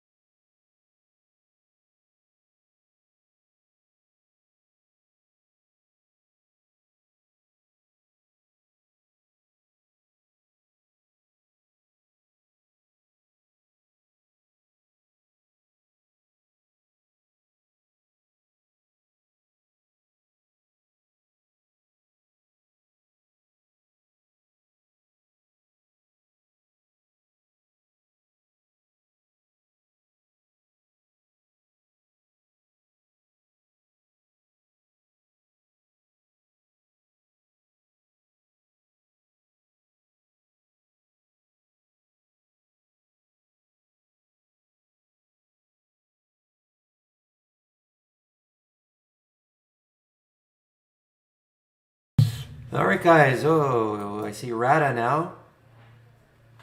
Now you see what. I hope you understand what happened here. This is a price alerts window. All right. Now notice how what happened is I had this minimized, and it popped up on my screen when the price alert hit. And if you notice, it changed colors, or it started off as sort of a darker yellow and faded. Also, the way I have it sorted on the triggered column, so I'm going to see the last one that triggers right at the top. So the price alerts window is a great indicator. Okay, I mean it's if you're not using it, you should be if you have our program. And so all I do is I just minimize it, and then it'll pop up on my screen. I can put a sound alert on it also. Okay, so I cannot miss it.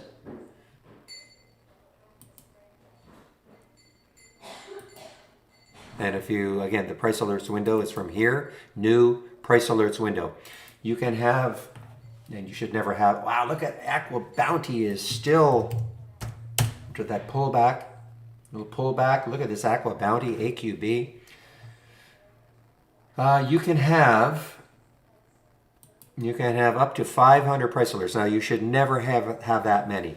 Okay, never have that many. I mean, if you've got that many, then you're not you're being lazy.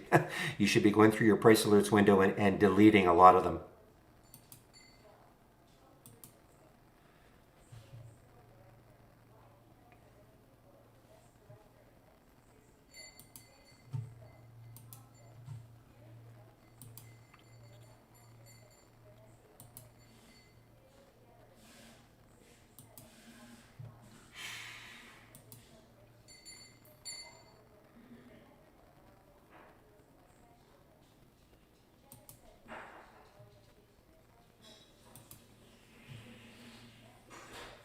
Keeping a really close watch on this RADA, guys. I mean, this is, boy, I don't like this market data connection.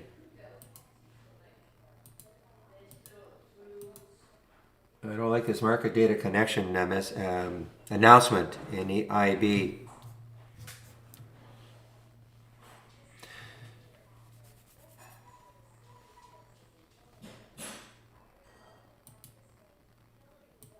Okay, guys, well, I did take the RADA, but I've got to keep very, very close tabs on it just because of this market data connection issue. I want to make sure I don't get nailed in it.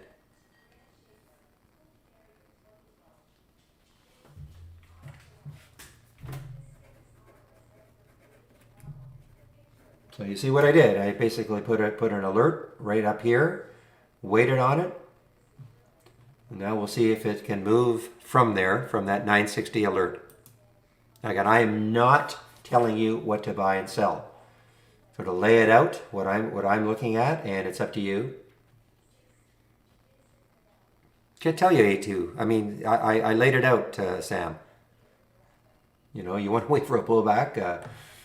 You can do that, but you know, I'm in it now. You don't have to be in it.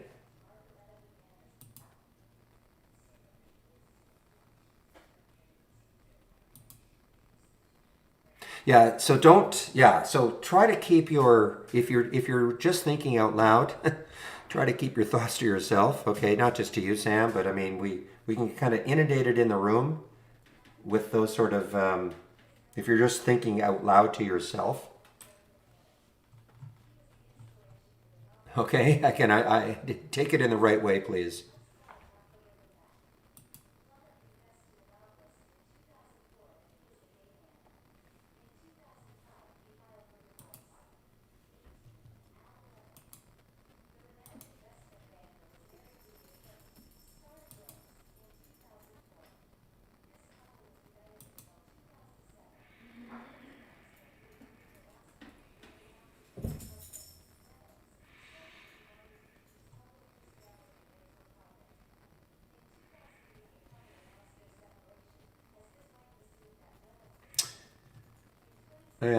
I'm just looking at, we have experienced a significant failure in multiple segments of a highly resilient data storage system.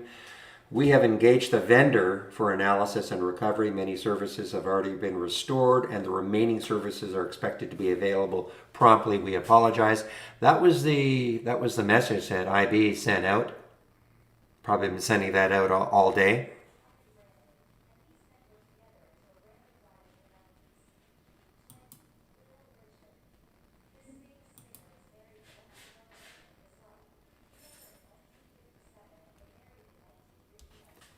Well, we have different time frames. You know, I mean, you can look at the different time frames we have for the RSI. If you right click, do a search. I mean, I don't know if that's going to help you, but this is what we've got. So we've got the 1 minute, 2, 5, 15. You're looking at the daily maybe. Okay, but I mean, we have the different time frames that you can try. Rock. Okay.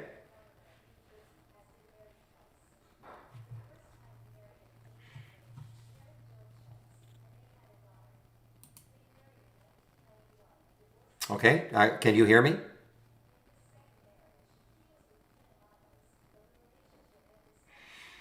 Well, then I can't help you. I mean, if the daily RSI and you're putting 14, it's not give. There's not a heck of a lot I can help you with then.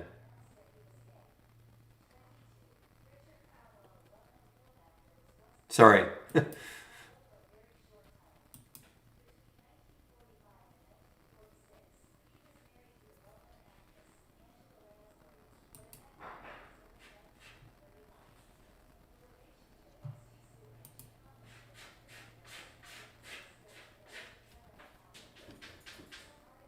Your own watch list? Probably. Are you talking about your own layout?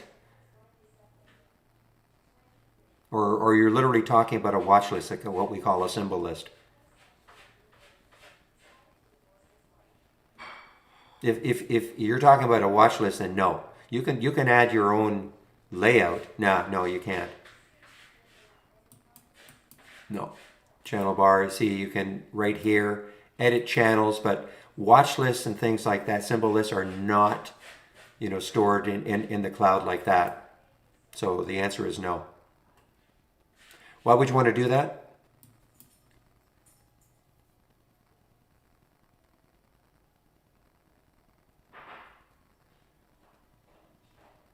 Are you looking for a way to quickly add symbols to a watch list?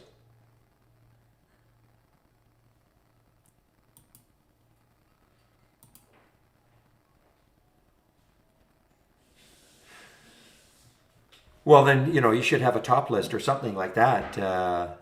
Create a top list window and attach that symbol list, watch list to it. Now, on the go, a couple of things you can do. Let's just say, for argument's sake, I wanted to add TRNE to a watch list. So, are you familiar with the heart? Which will add, we create a symbol list for you called My Liked. Okay, or you can do something like this, right click, send to a symbol list, and then you can pick wherever you want it to go. If you don't have a lot of them, you'll see it immediately. Make sense? So you can, if you wanted to send it to a special, like not special, but something outside of the heart, the liked, send symbol list, and your whole list of symbol lists that you've created will appear here. So you can do that on the go.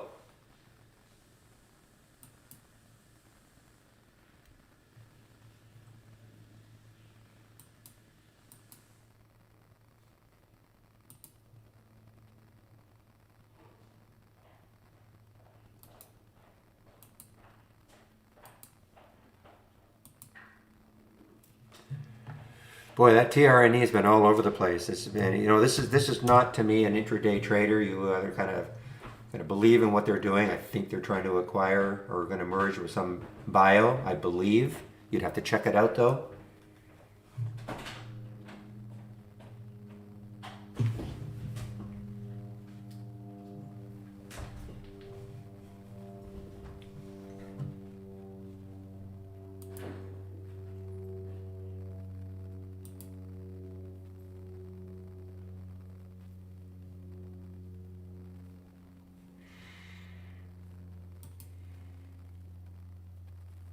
Wow.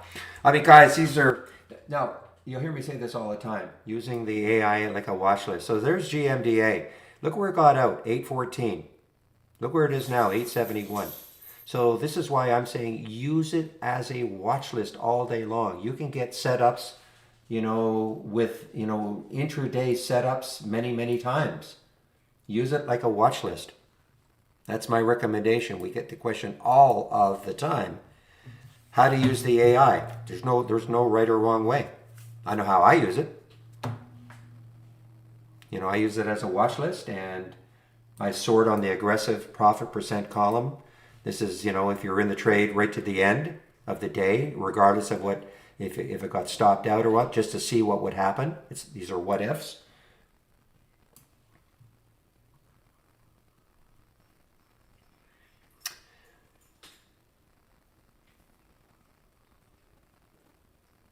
Well, the position in the 5-minute range, it's like any of the other positions. Do you want to be at the top of the five? Like if you, let me just show you.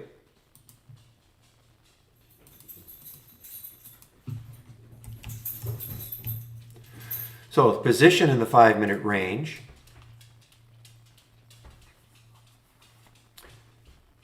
So if I add that filter and I want it to be right at the top of the the top of the 5-minute range, I'd put 100%, 100 here. That's got nothing to do with the percentage move that it had. The change has nothing to do with that. It's just telling you, okay, there was a range here and here. I'm looking at the daily. If I wanted to be right at the top, then I would put, very close to 100. So that's got nothing to do with the actual percentage move. Does that make sense? It's just like, where is it in the range?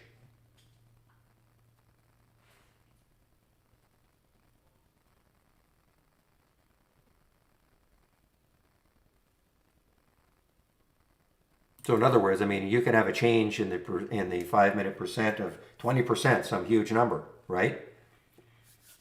Which has got nothing to do with, well, where is it in the actual range that it's had in 5 minutes?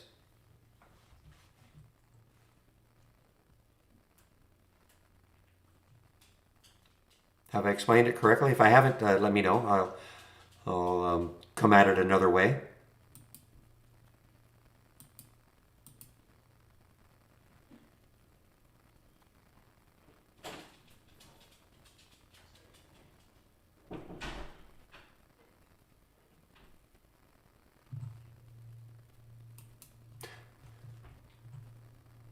Look at this BC. Another, oops, a halt here. Let's see what the halt is. Oh, GTEC just got halted on the way up. Wow. 974. What a day. No, it's the change in the, so if we start right there, here's the current 5 minute chart. Or where are we? So here's a 5 minute candle right there. So there's where it started, 872, 865. So I mean, if it, now it's at 10, that would be the percent change in this 5 minutes right here.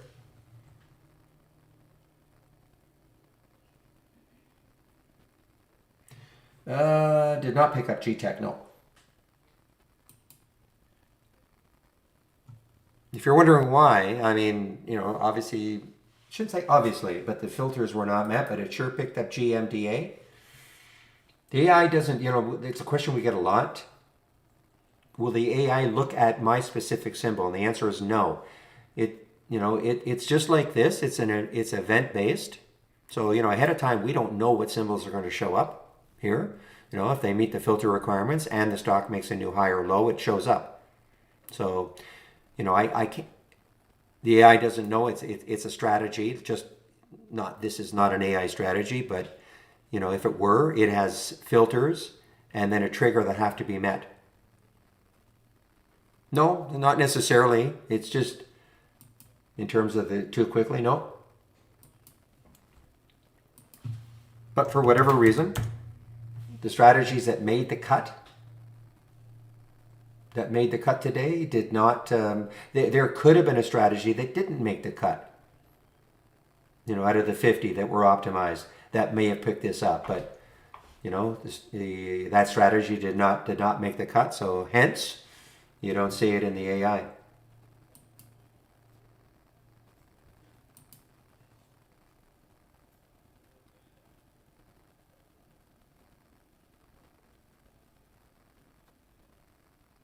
You know what, Rhythmic, there was one. It's GILD, and I didn't get the. Yeah, I didn't get. Do you normally get the email, Rhythmic? It is GILD. It did not trigger. Somebody asked about. Those of you who normally get the trade of the week in your inbox on Monday morning, did you get it today? I did not get it. You did get it? Okay. Well, I must be on the bad list.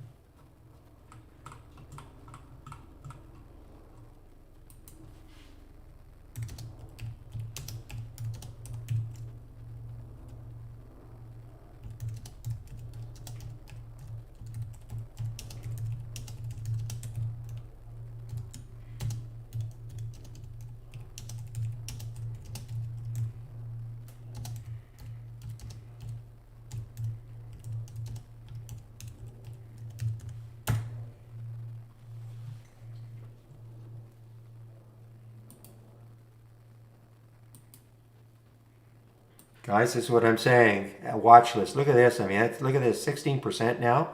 GMDA. Again, I'm not, this is, you know, for those of you who have our premium service.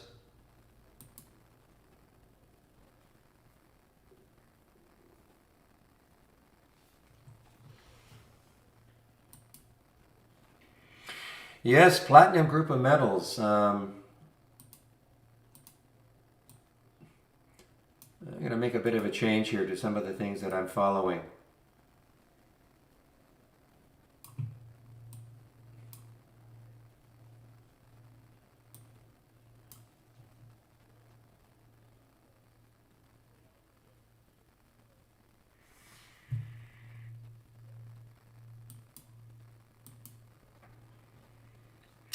And another halt. Oh, GTEC just resumed. So it's taking out that high of 4 weeks ago. We're trying to, anyway, what was that high? $10. Oh yeah, so it took it out. This, you know, their big news that day is right here. It was something to do with forklifts, electric forklifts.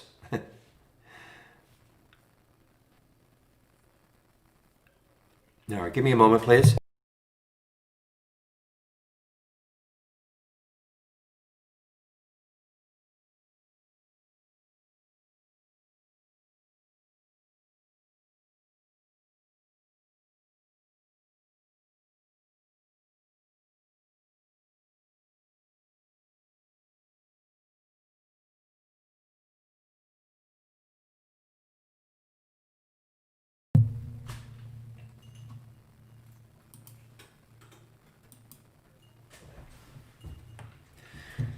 All right, CCJ, next Cameco, the big float though, 394 million in the float.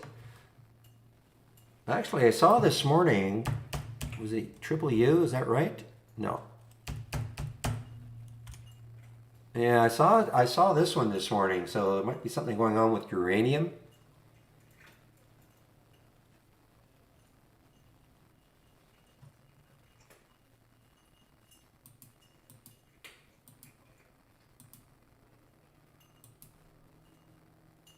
I have no idea on the GILD. I really don't know. Hasn't triggered yet. So if you have our price alerts, just put a 62. This is out of the price range I like to trade, but Steve, who originates this, said he just couldn't find anything that was of the cheaper variety that he liked. So.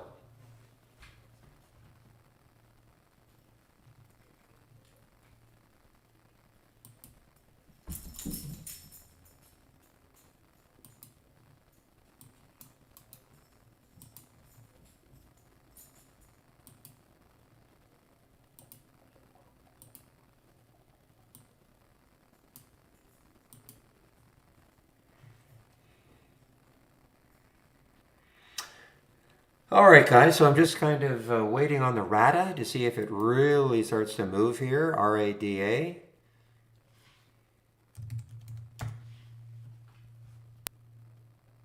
Takes this out again.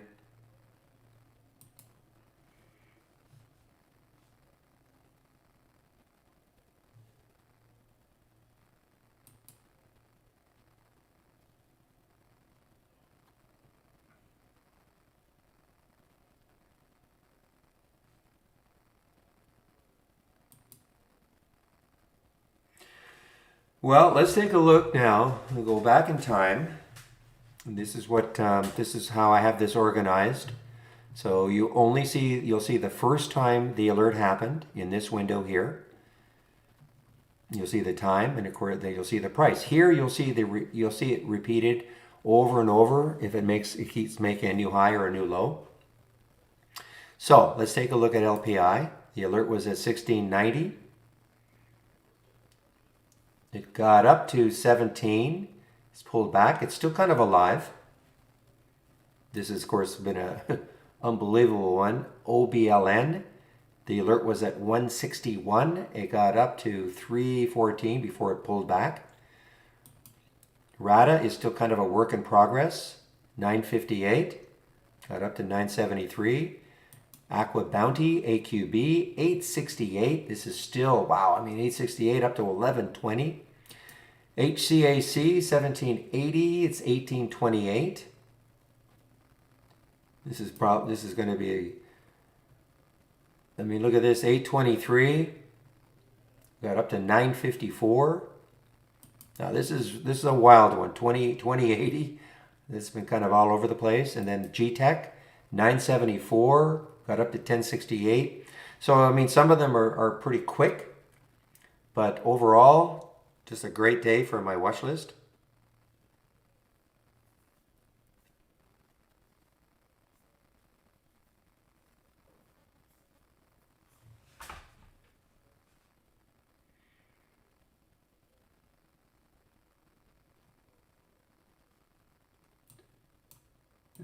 Okay, let's take a look at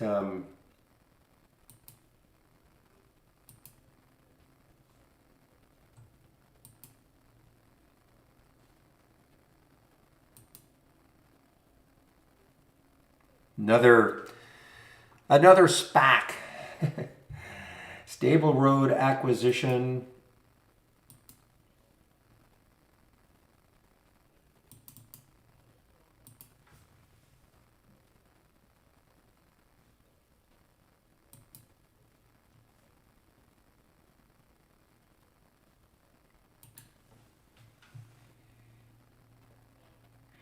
Thank you, Sabago. I thought there had to be some reason for uranium moving this morning.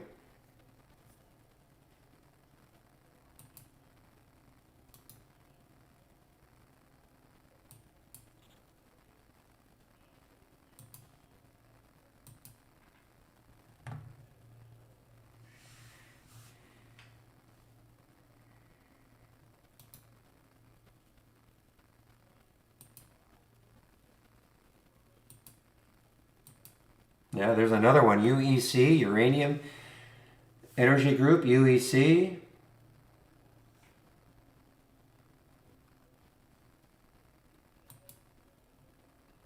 Got the new high for AQB.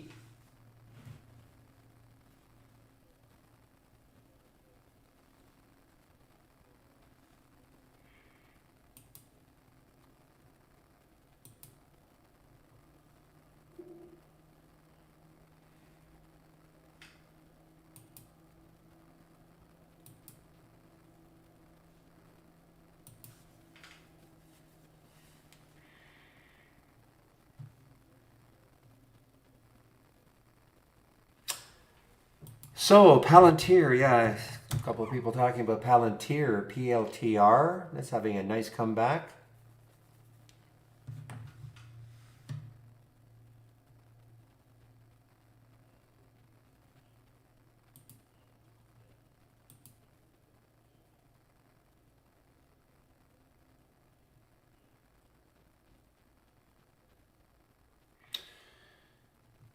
Okay, so my alerts are starting to slow down a little bit here.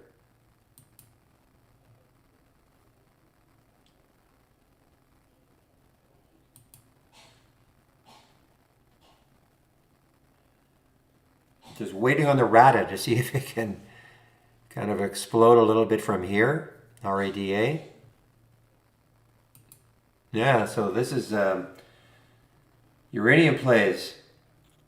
So that's the PLG. This is in our similar. Sometimes you'll get some other ones that don't look like uranium plays in here, but PLG, is that right? Yeah, no, it isn't. I don't know. I don't know why it's in there, to be honest. Okay.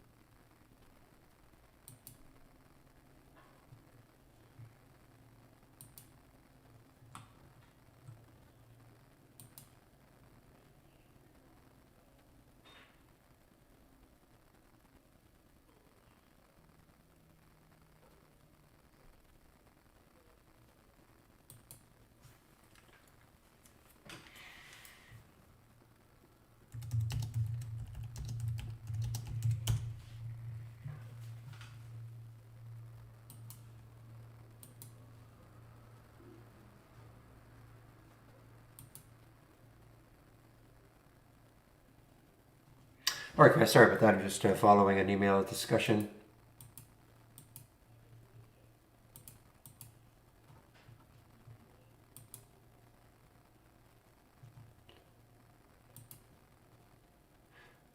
No, I think people misunderstand the relationship we have with Interactive Brokers. We can't fix Interactive Brokers, okay? They're a separate company from us.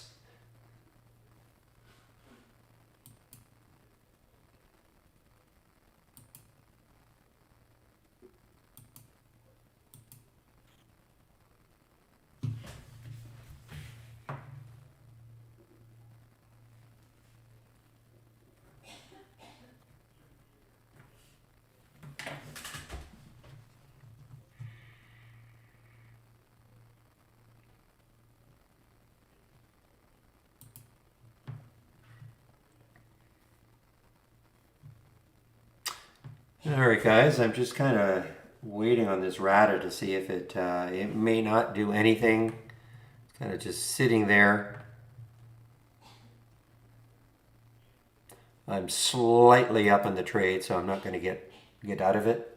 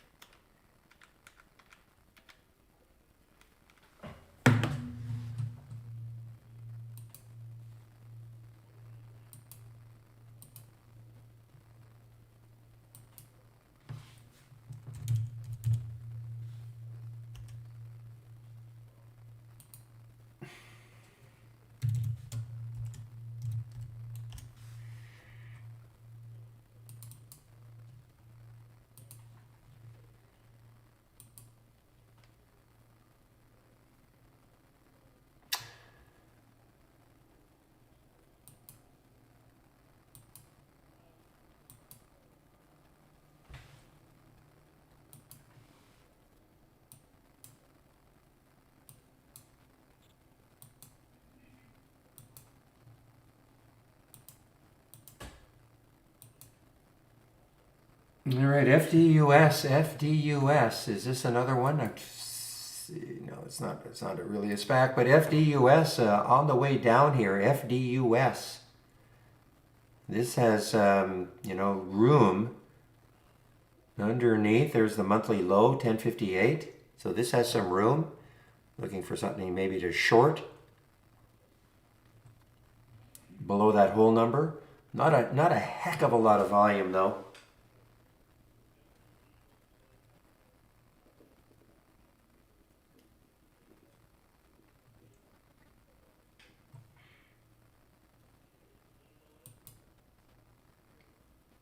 All right, so Rata is starting to try my patience a little bit right now. I'm slightly under.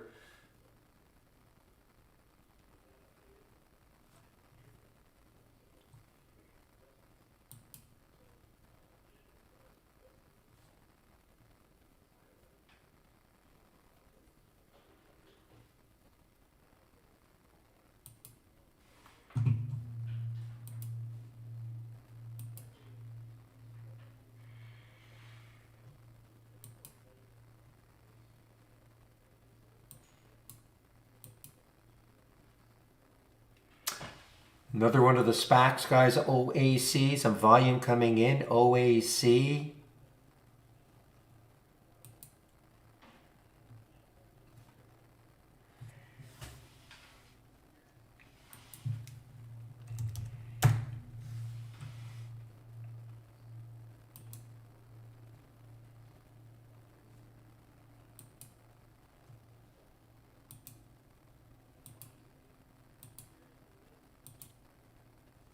All right, guys, I'm out of the RAD. Took a little loss on it.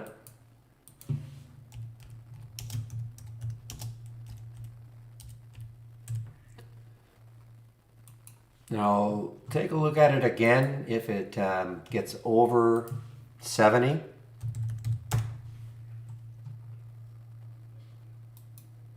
I had a scalp in it, but I was looking for more. I was hoping it would get closer to 10. So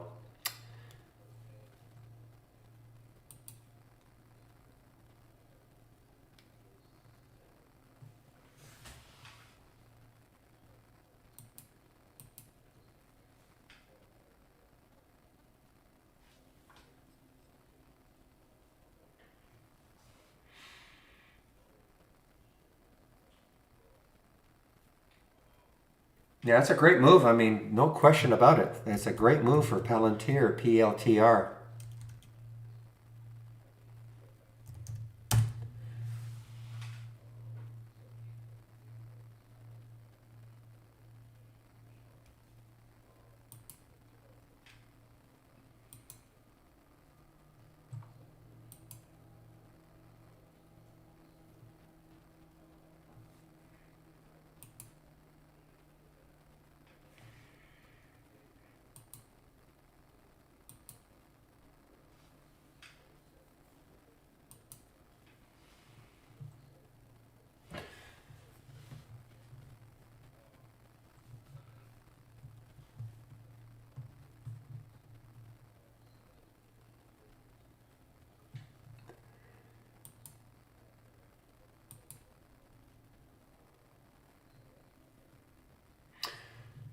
Who are they trying to, if GKK is in the room, who are they trying to merge with? HCAC.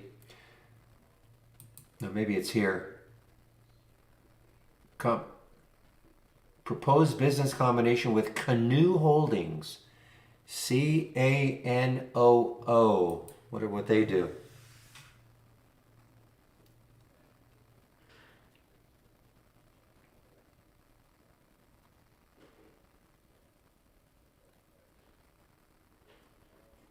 All right, so this is an EV play. Canoe is seeing substantial growth in consumer demand, etc., in its proprietary market-leading EV platform and underlying technologies. So this is an EV play. HCAC is an EV play.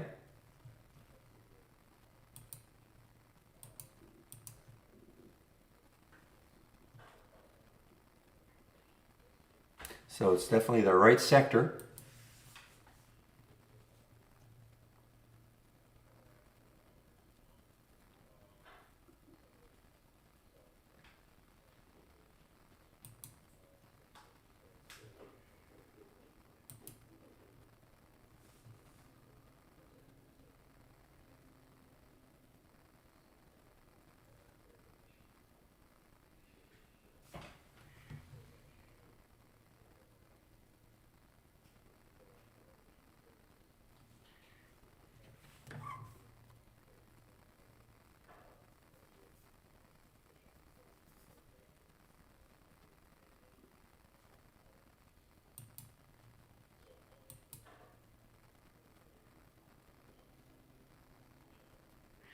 All right, so notice what happened. Remember I told you, and this was just to show you how it works. So HCAC, I put this just so you could see on the chart. You know, I would have obviously put a higher price target than 1840 or whatever for the HCAC. But you see how it got up to 1840 and it took me out of the trade. So that's why I'm not, there's no position now at the big $18 gain, okay? Again, I only put that, if I put it up here, you wouldn't have been able to see the line. So that was the reason I did that. But, you know, obviously if you're going to be in a trade like this, you would not do that. If that makes sense.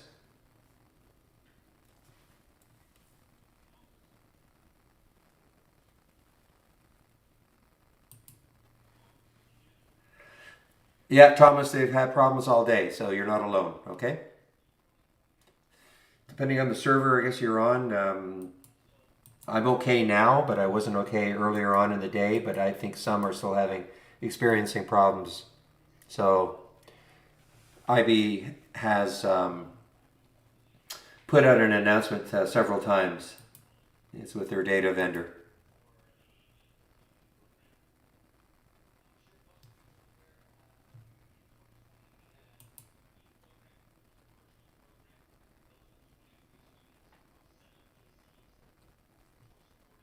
No, look at Lyra, boy. What happened here?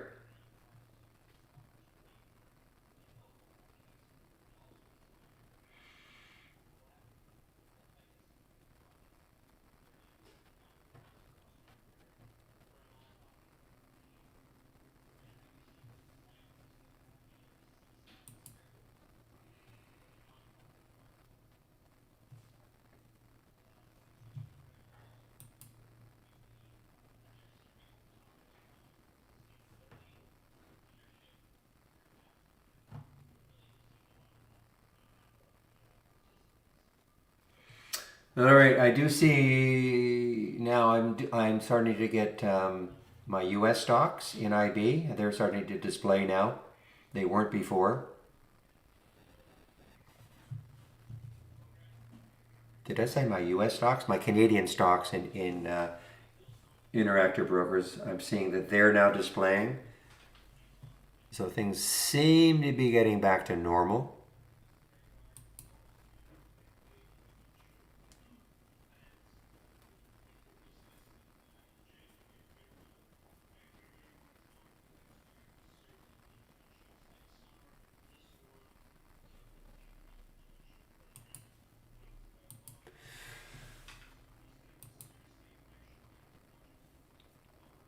Yeah, another one on the move here, China Airline, or airline sector.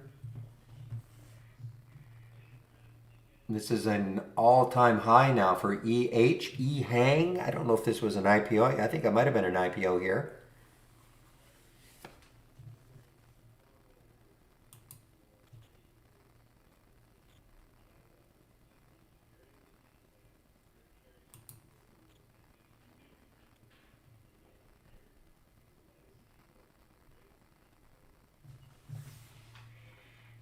All right, guys, I'm just going to put myself on mute for a couple of minutes. I'll be right back.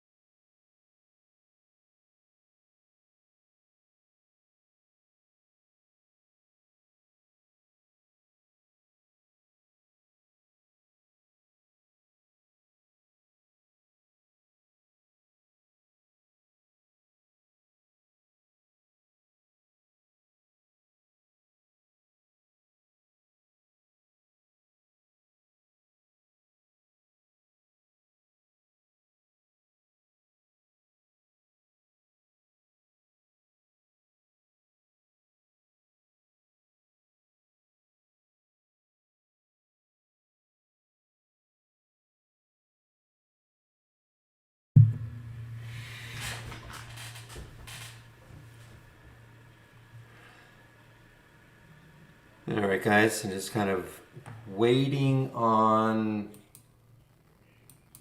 really nothing. FDUS is kind of interesting, but it doesn't have enough volume. I was looking at it as a potential short, just doesn't have enough volume.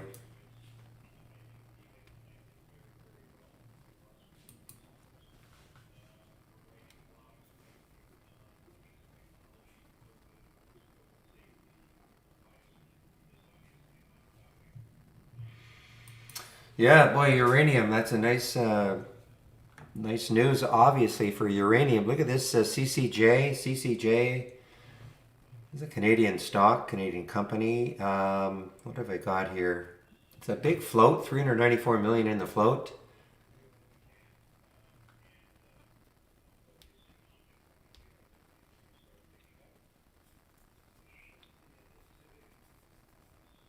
All right, good exit for me on the RATA.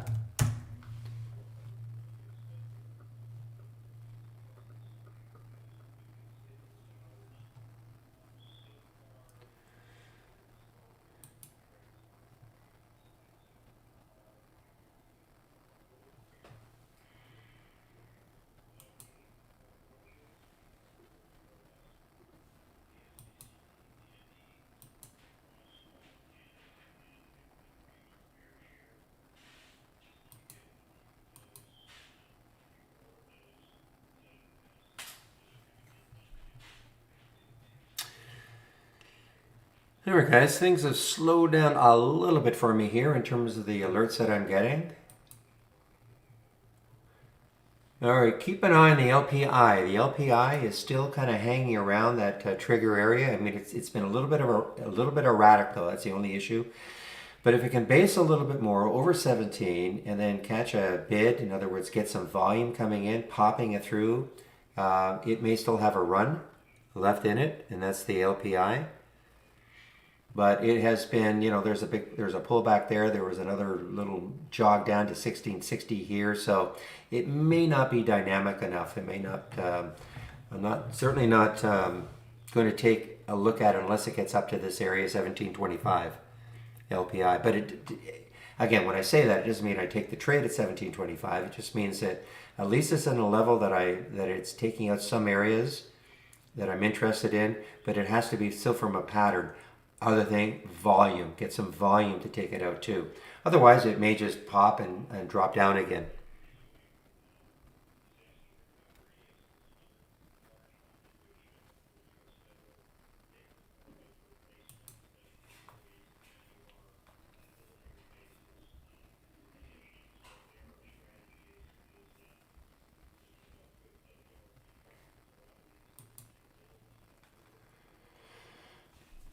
Yeah, this is actually a little earnings play, light in the box. LITB, very few earnings plays.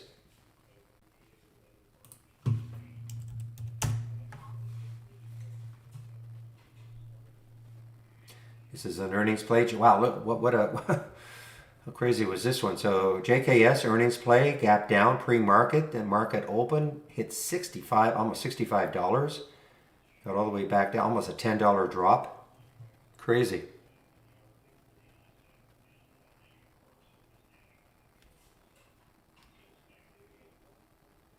Absolutely, Asia, sure. You pick whatever window you want to link your. I mean, that's the whole idea of the symbol lists linking. So, I mean, the question was, can you symbol link to one specific TI window? Absolutely. Pick the window you want, create your window, your alert window, your top list, and then just attach it. Configure, symbol list. If you don't see it here, then add the list. You've had to create it ahead of time.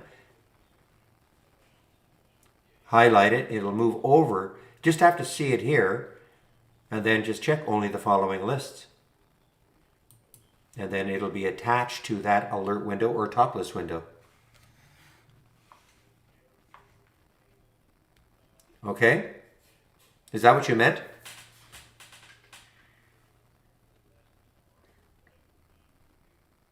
I mean, that's what I do here. I attach my watch. Okay, so you create your alert window or your top list window when you're saying to one specific TI window. So I'll ask the question, have you created the symbol list yet? Have you created it yet?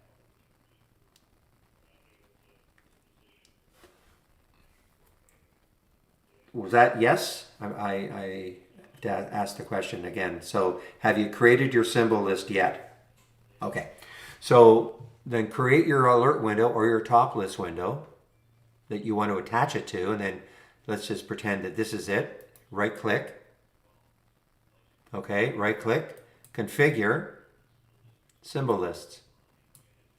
Now, if you don't see the list over here, if you don't see the name, then you'll have to add it. All right, add existing list, and then highlight it. The minute you highlight it, it'll move over here. It has to be in this column. Once you see it in this column, then all you have to do is just check it and probably only the following lists. And then say okay a couple of times, and then that symbol list will be attached to that window.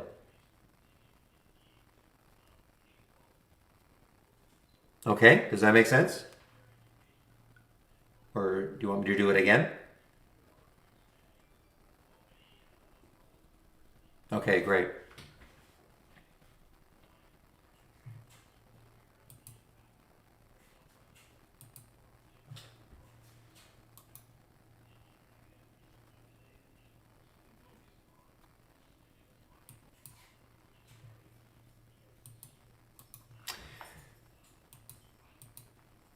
You know what? Something has happened. Some gremlins here. This used to be my text to voice, or text to speech.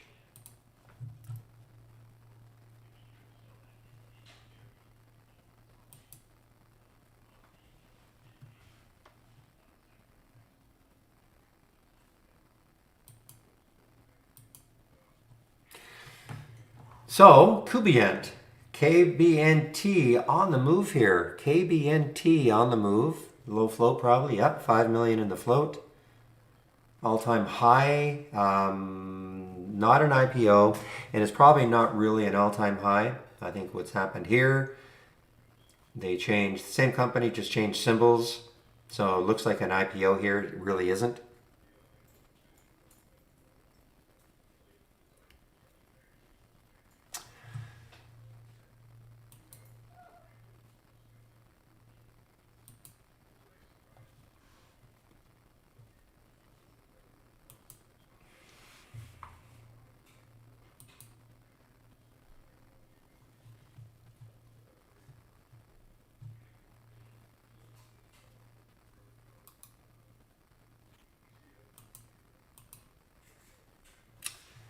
Yeah, something's happening here.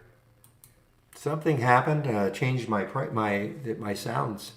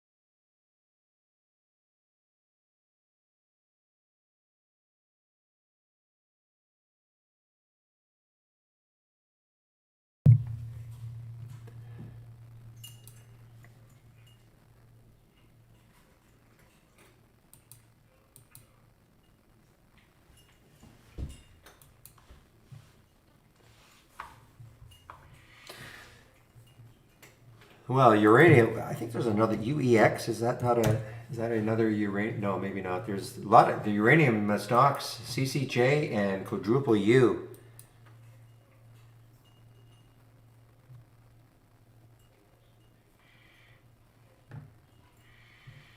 Okay, so the market Dow is still down, Tech is still up, SPY is little under Friday's close.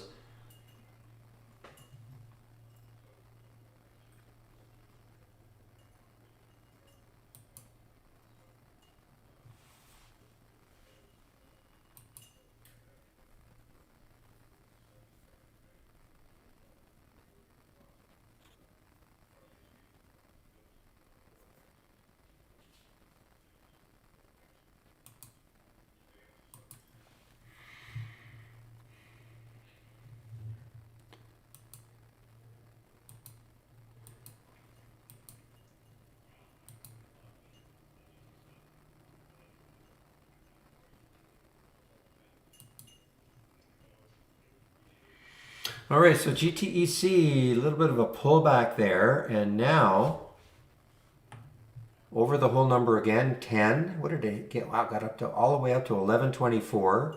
This might be giving an opportunity then for those who like to play these pullbacks.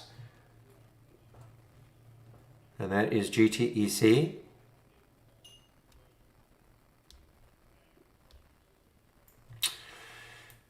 So this exemplifies the importance of a stop, guys. You know, with RADA, you know, I didn't get stubborn. I had my stop, got out of the trade. I don't know where it's going now, but that's why you should always have a stop. You can't assume that every trade you get into is going to work.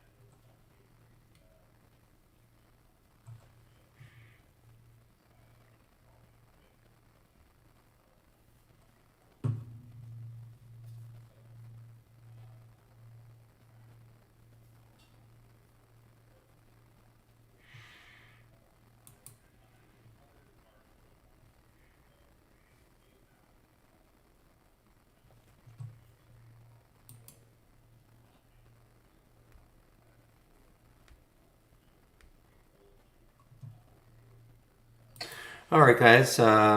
Just kind of watching for anything that is of interest. Casa, not very much volume.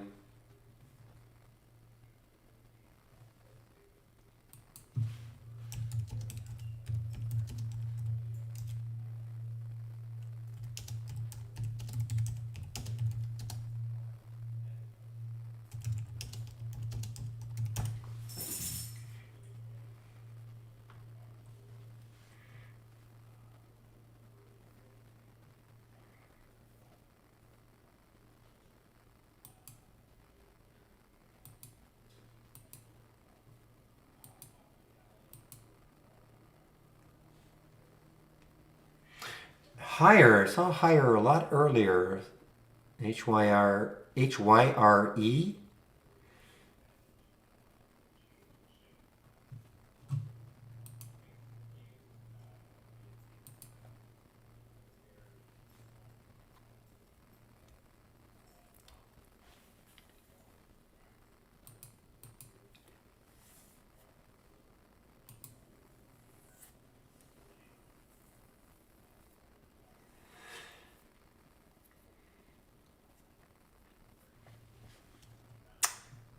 How many times have you tried, Calvin?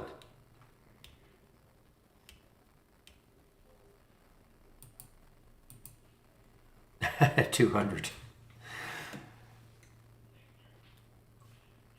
Okay, guys, I'm going to be taking off a little bit early. I'm just waiting for Chris to get into the YouTube stream, and then I'm going to stop the YouTube stream. I'm going to take off a little bit earlier. I'll be back at 12:30, but I'm just waiting for him to get there, and then I can take off.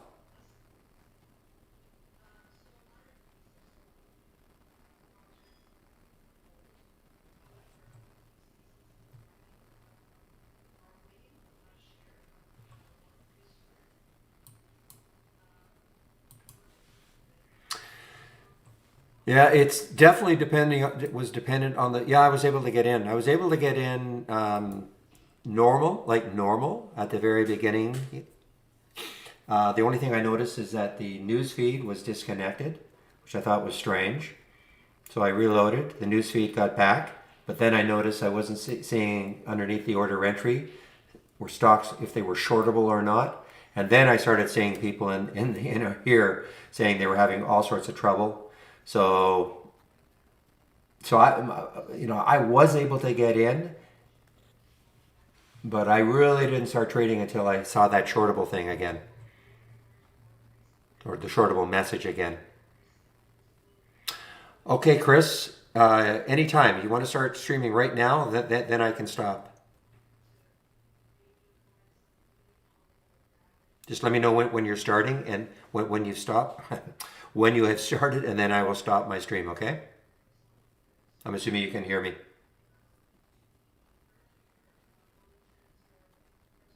Okay, so I'm going to stop. Thanks a lot, Chris. I do appreciate that.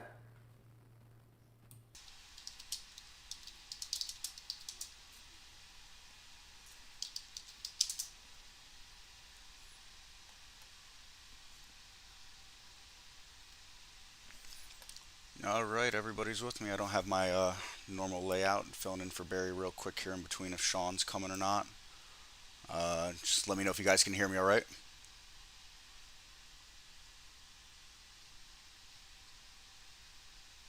Hey there, Cybrick. How are you? Happy Monday.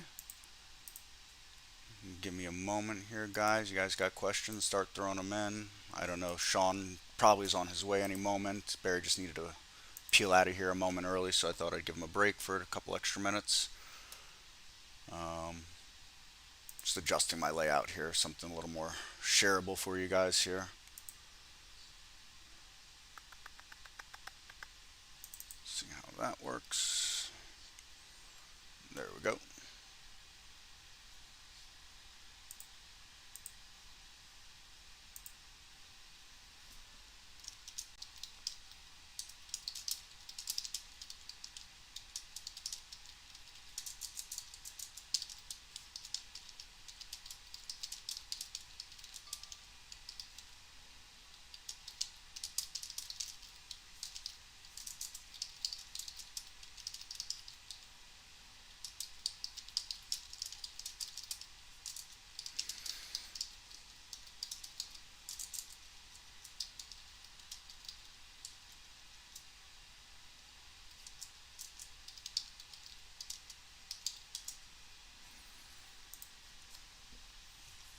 Hey Iris, how are you?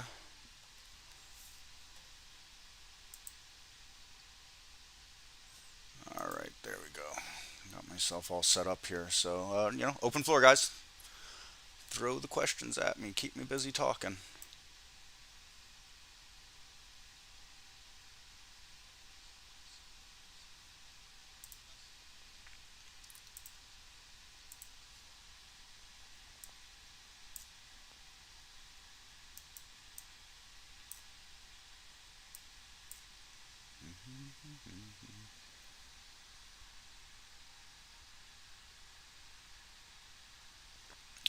History, I believe so without a premium. I think it's just the odds maker that you can't do without the premium, but history should work. Paycheck channel, it's actually a SPAC channel, Iris. Um, Something we just put in the other day.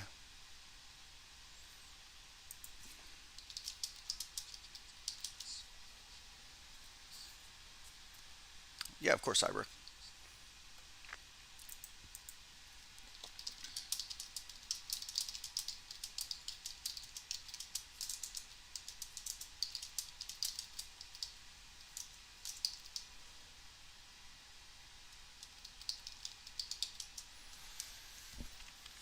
What else we got today going on, guys? Let's see here. Go around the horn with the AI. What's the AI doing? Oh, that was a solid entry. What is it good for? So essentially, what it's looking at is there are companies that acquire other companies to take them public. And so it looks at those companies that do the actual acquiring. And, it's something that we're going to have to stay on to keep it updated, as these companies, take other companies public. Obviously, they'll be notable and not notable as time moves on. But that's generally the idea. It's been a lot of high flyers over the last, I don't know, I guess since maybe April or May has been like a lot of the buzz of the investing or retail trading world. Not something that I mess around with too much. I don't pay a whole lot of attention. Those are outside of my range of trading. But there's a lot of inquiries about it, so it was a channel that we added since it seems to be popular and there's a lot of buzz around it at the moment.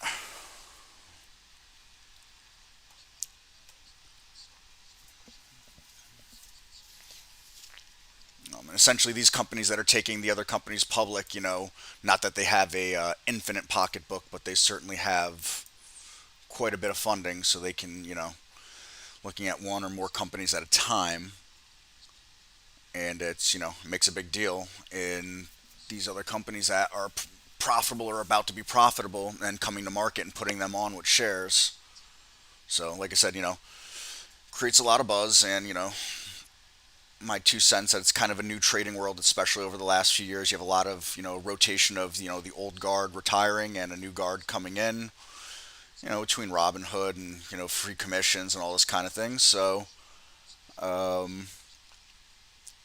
information moving fast, so people want in and out of these things quickly. What's the new buzz? What's the new flavor? What's moving quick? And so that seems to be bringing and generating a lot of interest. And so, well, we added the channel.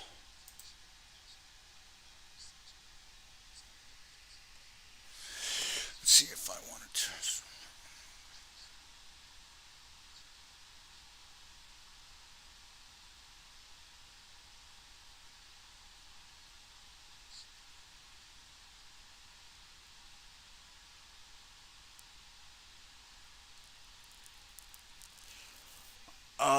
I mean, so Cyber, what you could do is, I mean, you could run multiple versions of the window. I mean, of course, it'll depend on what your machine is capable of handling. But so what I used to do, even with the back tester, I would have multiple versions of the alert window up and open running during the day with slight adjustments in each one, and then go through and see what the differences were in the alerts that it gave me. You do run into a situation that if you have very chatty alert windows, you could be looking at 1,000 symbols or more a day. So, but that was something that I used to do.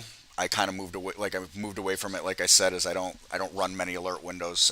Actually, I don't run any alert windows. I know I have a few up here on my screen, but I don't use them. So the other thing I'd throw out there is, as alerts come through, you could always set price alerts.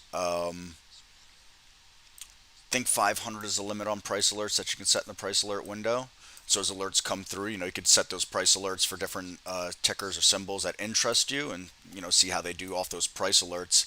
I actually, before we had the simulator, I used to use the price alerts for doing a like simulated trading or paper trading.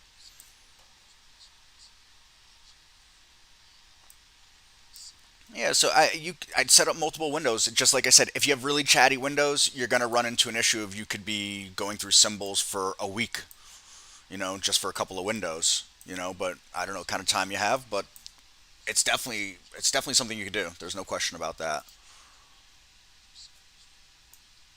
Here's something BCRX I took into the weekend on a swing, so was right in my wheelhouse. I'd been stalking this for a long time, and it made that gap up on Friday, which kind of left me behind for a little bit. But the way it closed and that short float that it had has a nice short float of 23%. So I took it into the weekend and I sold some this morning, and holding the rest for now. We'll see what happens.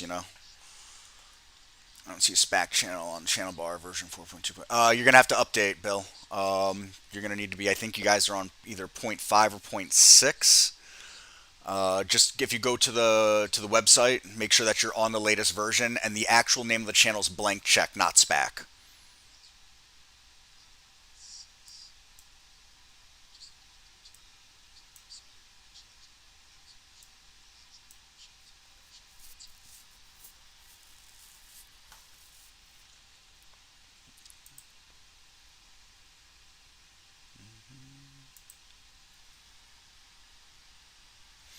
What does the short float tell me? The short float tells me that of the outstanding shares that are available to trade, what percentage of that float is being bet on to fail, more or less. So when you have stocks with a high short float and they start to trend up, get near some kind of high or major resistance, you have people that may have to cover their shorts, buy back the shares essentially from the broker that they've borrowed them, and that pushes the price higher. So, for example, here on BCRX, um,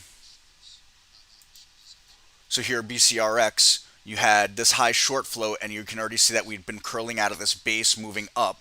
So it's already going to get people in a position where they might have to cover. And then once we had that gap up on Friday, there's no doubt that people had to cover for sure. And it closed near the high of the day on Friday, putting more pressure on those shorts. It had it had news. I don't honestly remember what the news was. I just know it wasn't like phase one nonsense news. It was something FDA approved. What it was specifically, I don't know. But to me, that means it was sustainable news. I bought it long after the news came out. So the news didn't have any influence in me actually buying. But I had, like I said, I'd been stalking it for probably 2 weeks. I'd been stalking this. And like I said, it closed the way it did on Friday. The market closed the way it did on Friday. And so, probably about 15 minutes before the close, I took a very small position going into the weekend. Just a little over 100 shares. That was it. Nothing, no big deal. Yeah, of course, Bill. Um, Spy getting wiggly up here on us. And there's a big pop. Must have been, I'm going to guess there might have been a news release, stimulus, vaccine, both. Swing trading. Thumb rule is to go for non-small cap. There is no thumb rule. Um, there's no thumb rule for swing trading. It's all subjective to what you're doing, what you're seeing on those charts. The rule of thumb is what you created. So, all right, Sean is here for the streaming. Sean, tell me when you are streaming, and I will stop the stream if you can hear me.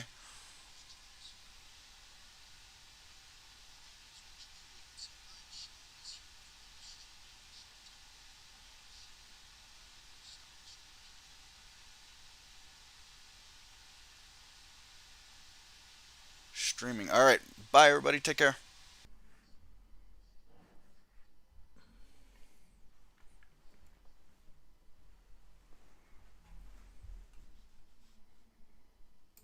Streaming. All right. Bye, everybody. Take care. What is happening, everybody? Good morning. Thanks, Chris, for the handoff. I am Sean McLaughlin, Chicago Sean. It's Monday. Hope everybody had a great weekend. What is happening? Whoa. There we go.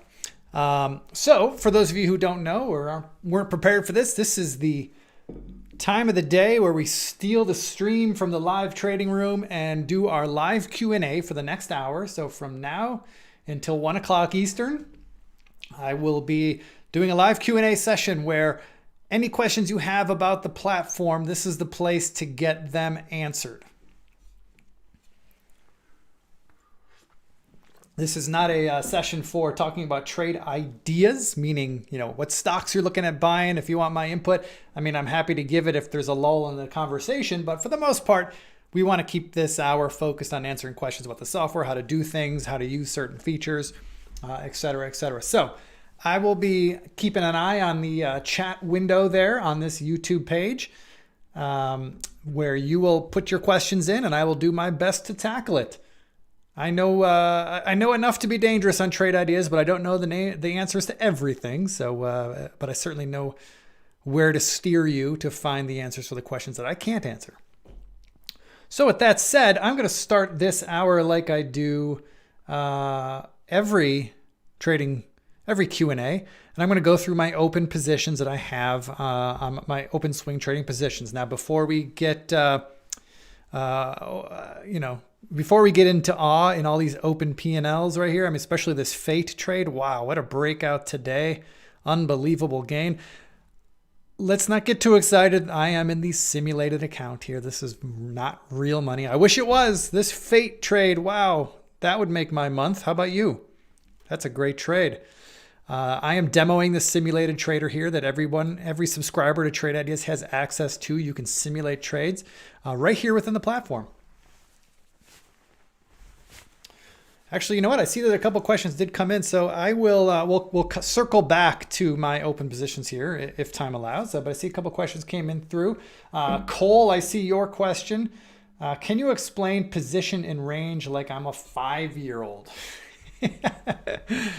You're speaking my language, my friend. All right, so let's open up a top list window. Let's go to search. Let's look up position in range.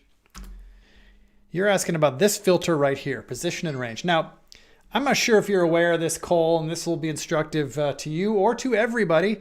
It's one of those features that's kind of hiding in plain sight. But anytime you're looking at a filter or an alert window, a filter or an alert that you're not quite sure what it does or how it's calculated or what the inputs and outputs are, check this out. All you got to do is highlight this particular item that your question's about and look at this little help button right here. If you click this help button, it's going to launch a web page, which once it fully loads, it will go right to our definitions, right to the exact definition of that particular item. Here it is, position and range. And here you get a fully robust explanation of what that filter or alert is. Now, I'll give you the quick elevator pitch of what that is, Cole. Position and range basically is just showing you where is the stock now compared to where it's been. What's the low of the day? What's the high of the day, and where does the stock sit now compared to those two values? So let's keep the math simple. Let's say a stock traded at a low of $100 a share today and a high of $110 a share, right? A $10 range today. If the stock is now currently trading at 106, well, that stock is at the 60th percentile of its intraday range, right? The low was 100. The high was 110. So at 106, we're 60%. We're in the 60th percentile of the range. Does that make sense? I hope it does. If we were at 105, then the value would be 50, right? If we were at 110, if the stock was trading at 110, the position range value would be 100. It's trading right at the high of the day. And conversely, if the stock was trading at 100, and the high was 110, the low was 100. So it's trading at the low of the day. The position range value would be 0. Does that make sense? I hope that does. It's a very powerful filter. I enjoy the position and range filter. I use it in a variety of different ways, but it's a good way to get a handle on where the stock is now compared to where it's been.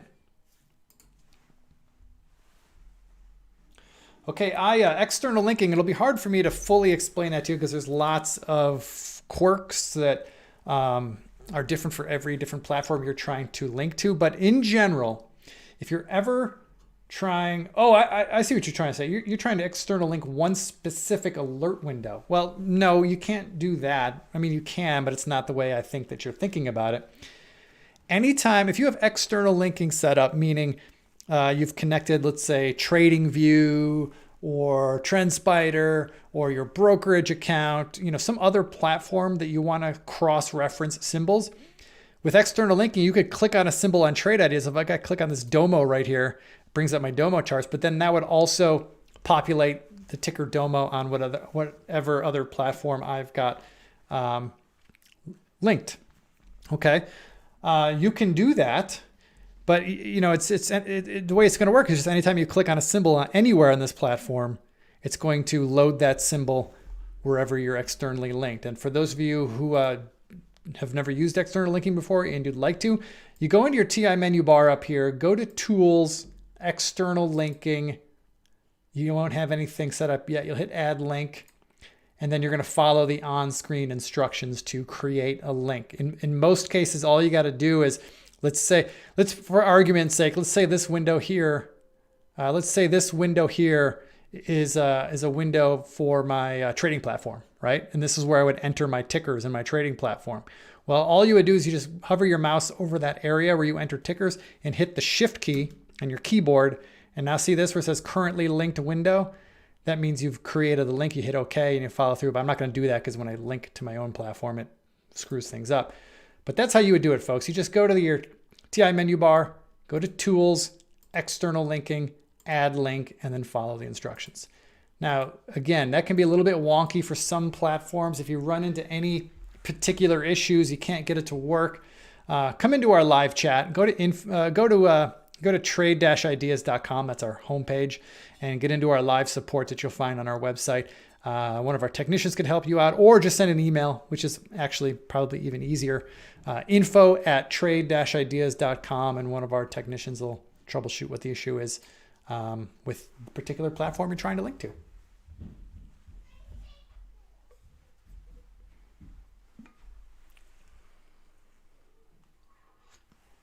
Okay. Yes, Harvey is absolutely right. When it comes to external linking, sometimes what you need to do, this is a little bit more inside baseball, but let's do this. Let me minimize all my Trade Ideas windows for a second. So I got a couple of trading platforms up here. I got Tastyworks and Thinkorswim. Sometimes what you need to do is you need to open each of these platforms in administrator mode. So you right click on the icon and you do this. You run as administrator, and you do that with Trade Ideas as well. When you launch Trade Ideas, you run as administrator. You only have to do this one time, but again, we're getting lost in the weeds here. But that is a hack. Yes, Harvey, that does help. All right. Okay, so I'm caught up on the questions. So I'm going to go through all my open positions right now. I was talking about Brokerage Plus, and I use Brokerage Plus for swing trading. I'm demoing swing trading, and every one of these tickers that you see here, these are all Trade Ideas that I generated from the Holly AI. Many of you know, who are following, who've been here a while, many of you know that the Holly AI feature is a day trading feature. It gives you ideas for trading stocks intraday, and it does not hold any positions overnight.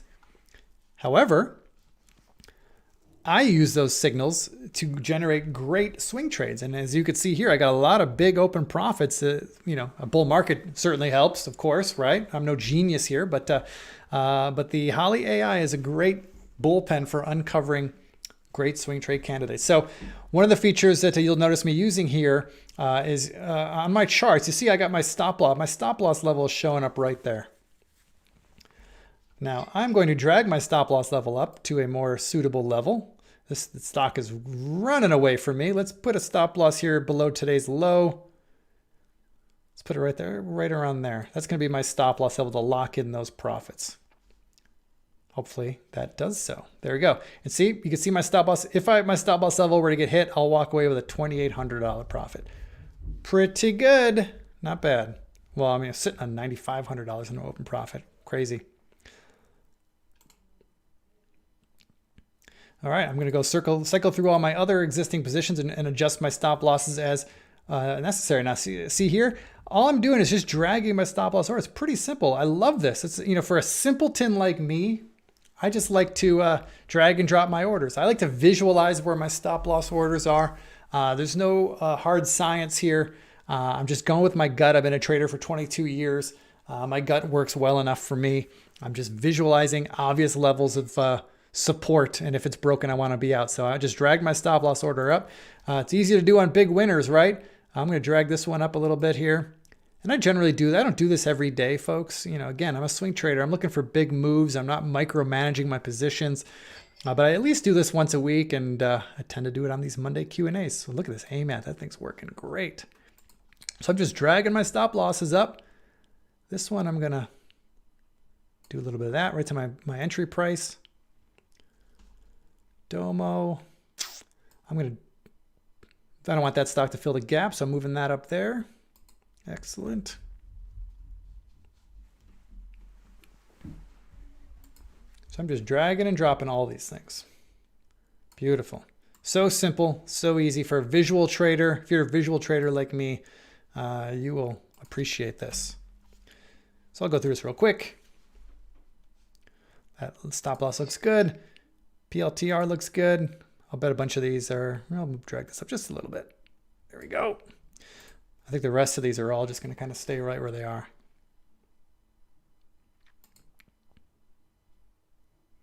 Yep.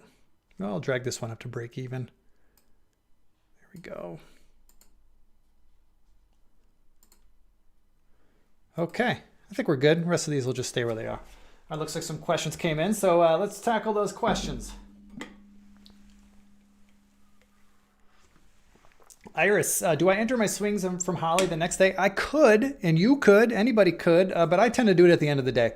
I got a little alert that pops up on my screen, a little calendar alert, a little reminder to me about half hour before the market closes. Actually, it's actually happens at 45 minutes before the market closes to remind me to go put on some swing trades. So in the last hour of the day, that's when I'll typically put on the swing trades. I'll look through all the Holly trades that she did. In fact, I got my own custom channel right here, AI Swings. I'll load it up for you.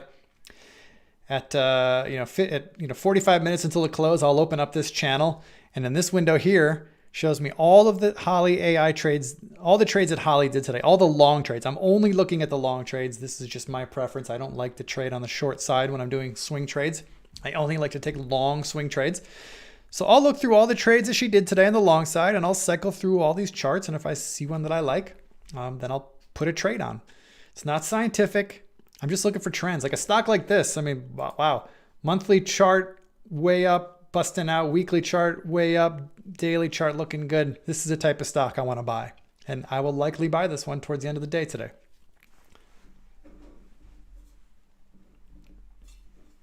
Cyber, does the swing trading channel give ideas? Sure it does. I don't use it myself. Nothing against it. But I'm demoing the Swing Trader and Brokerage Plus, and I'm demoing using Holly as the bullpen for new ideas. So I'm only taking ideas from Holly, but nothing wrong with going to the Swing Trading channel. Where is it? There it is, Swing Ideas channel. Lots of great ideas can be generated here. The more the merrier, right? So feel free to use it. Let me know if it works out for you over time.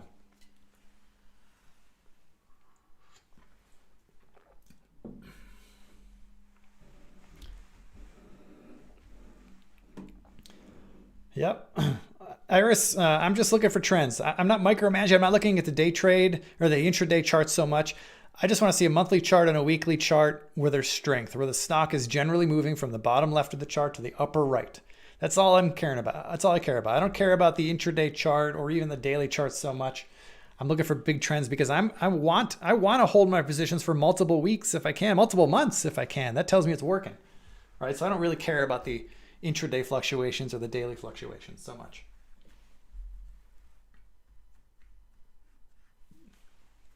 All right, Cole, let me dig into your question here. You got a lot here. Give me a sec.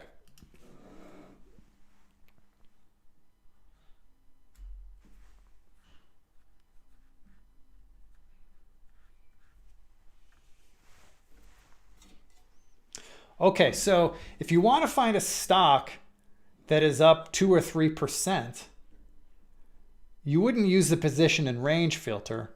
That's just going to tell you where it is. You're going to want to use the change percent in 5 minutes. Yes, correct. That's going to tell you how much the stock has changed in the last 5 minutes. The position range filter will not tell you how much it's changed. It'll just tell you where that stock is in relation to its low and its high, right? I mean, that stock could have gapped up 50%, right? And even if the stock's at the zero, at the low end of its range, it tells you the stock's at the low end of its range, but it still might be up 50% on the day. So the position range is not the filter you want to use to find that. You are correct. You'll want to use the change percentage in 5 minutes to find how much stocks have moved in the most recent 5-minute candle.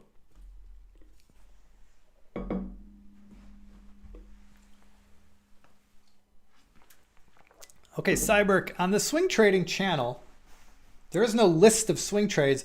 These are, what you see here, these 4 windows, these are alert windows. These are real-time windows. As an alert triggers, you will get alerted the moment it happens. Okay? That's what's happening here. And if you want to see a history, right? Like if I want to see all the trades that happened in the resistance cross base strategy today, like right now I'm getting alerted in real time, but I could do a history and see everything that fired today. The way I do that is just right click on the window, go to history, choose today, and it'll show me all the alerts. I'll stretch this window out a little bit. It'll show me all the alerts that fired today. See this? There's a bunch of them, a lot of them, okay? But when you first come to this channel, it's just in real time. It's going to populate with new ideas as they happen. Hope that makes sense.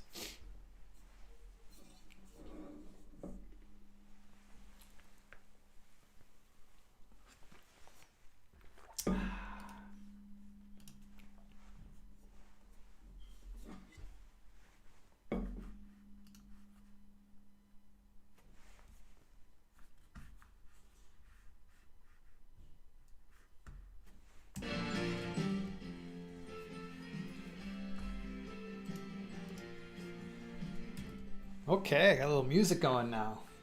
Now we got the blood pumping. All right, folks, so I see that a number of people have logged in since we started at the top of the hour, so forgive me for repeating this, but for those of you who are new here, this is the live Q&A session. I'm Chicago Sean. I'll be here until the top of the hour. The purpose of this session till the top of the hour is to answer any questions you have about the platform. If you have any features you need some help with, strategies you need tweaking, understanding how to use the layout, how to save a layout, things like that, how to use Brokerage Plus, how to build your own strategy. If you have questions of that nature, whether or not you think it's a beginner's question or not, don't be shy. I promise you, there's currently 69 people logged into this session right now. I promise you there's at least one person who's probably wondering the same thing you're wondering. So let's all benefit. Throw your question in there. Let's tackle it. Let's learn together. And by the way, I'll take this moment to also mention that we do this every trading day at noon Eastern, 9 a.m. Pacific. We have a rotating cast of people. I typically do Mondays. Tomorrow will be Steve. Wednesday is typically Michael. Thursday is Jamie. Friday is Andy. Chris has been chiming in from time to time. So every day you got a different voice, different way of looking at things, different perspectives, different trading experiences. So if you got the time or if you're bored, come on back and hang out with us every day or any day you want. I promise you, if you got questions, this is a great place. This is the best place to get questions answered, by the way, about trade ideas. You could always go to our support at info@trade-ideas.com or go into our live chat. Those are always available to you. But this live Q&A session is always the best option because we can show you right here live on the screen exactly how to walk through your issue.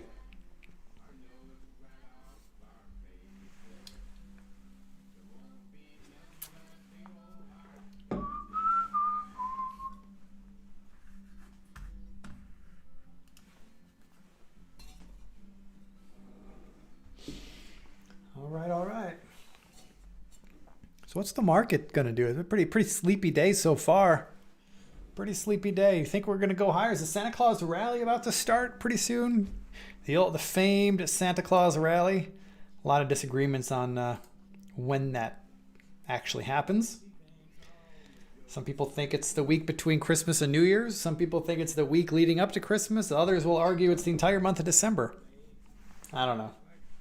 But I do know that in 22 years of trading, I have witnessed more than a few Santa Claus rallies. Of course, in December 2018, we had what I like to call the Christmas Day Massacre, right? We had that huge sell-off in the market.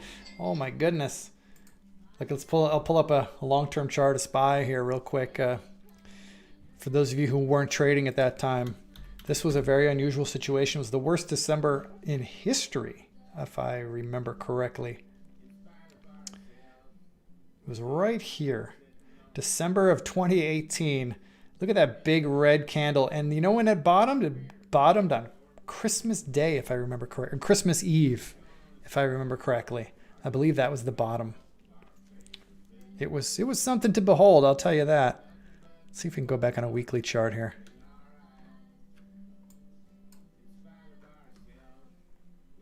Oop, 2018. Right in here. This little sell-off here. Christmas 2018. Boy. Yeah. Oh yeah. I'm pretty sure I'm right. It bottomed on Christmas Eve. I remember that market well. I remember it well for two reasons. Well, no, for one overriding reason. I rode this thing down all the way, shorting call spreads in the S&P 500. I was making bank. I thought I was the greatest trader in the world riding this down into Christmas Eve. I was having great visions of a wonderful Christmas, making all kinds of money. And I was up a shit ton of money when the market closed on Christmas Eve. But you know what? Those positions were still open. And when we rallied off that bottom for the next 3 weeks, I'm pretty sure I gave back all of those gains. If not all of them, a significant amount of them. Boy, that was a tough lesson. I've been in this game 22 years, folks, and we never stop learning lessons. Let that be the lesson for you. You never stop learning lessons. Cyberk, have I worked at a prop trading firm? I have in the past. It's been a long time. I got started at a prop trading firm back in 1998. I worked at that firm for a better part of 3 years, maybe close to 4 years. I forget. I forget the timeline. I think I left in 2020 or 2002. Then I worked at another prop firm in Chicago a few years later. So yeah, I've been in the prop trading game. I'm not in the prop trading game at the moment. I wouldn't say it was. I wouldn't say working at a prop trading firm was the answer to teach me how to trade. It just gave me an opportunity to learn. Trading is just something, at the end of the day, you got to learn on your own. You got to learn by making mistakes. You got to make errors. You got to lose money. I mean, these are all things that are part and parcel of learning how to trade. And I mean, look, there's some great educators out there and some great companies that really invest in their traders, and that's wonderful. I didn't have that experience, unfortunately. Mustafa, that's the billion-dollar question, my friend. Will there be a mobile app in the near future? God darn it, I sure hope so. Everybody here wants one. But I'm not a developer. I'm not a coder. I can't code myself out of a paper bag, so I'm not the guy to ask on that. But will there be one in the future? I have to say yes, but when will that future come? I don't know. The problem is all the features you've come to love and expect in trade ideas. There's so many of them. There's just so much to pack into a mobile app. It'd be hard. But there is talk about building a scaled down mobile app that just has, top lists or simple alert windows, things like that. Stay tuned is all I can say. Stay tuned. Maybe we should do a GoFundMe page. Get people to commit to spending money on a mobile app or something. And if management sees that we've got $1 million of customers willing to spend $10 for a mobile app, maybe they would get off their butts and get it done. Maybe. Who knows?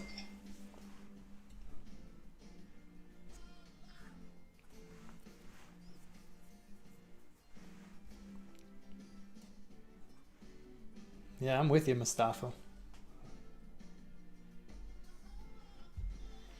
Cyberk, unfortunately, I don't have any prop firms that I could recommend. I've been out of that game for so long that I don't know who the good ones are anymore, to be honest with you. And I'm not even in Chicago anymore, where a lot of prop trading firms are, or New York, where a lot of prop trading firms are. I'm located in Colorado. I'm as furthest removed from the street, from Wall Street and LaSalle Street as you possibly could be.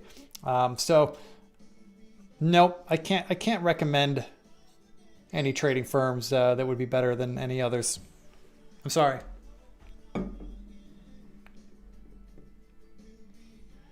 All I can tell you is I have friends at a couple. I'm not going to tell you if they're good or bad. That's for you to decide.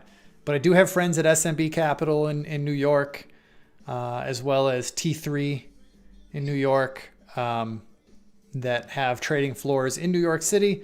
They also work with prop traders remotely. But look, I'm not making a recommendation if they're good or bad. I just know that they exist, and I know people there. That's it.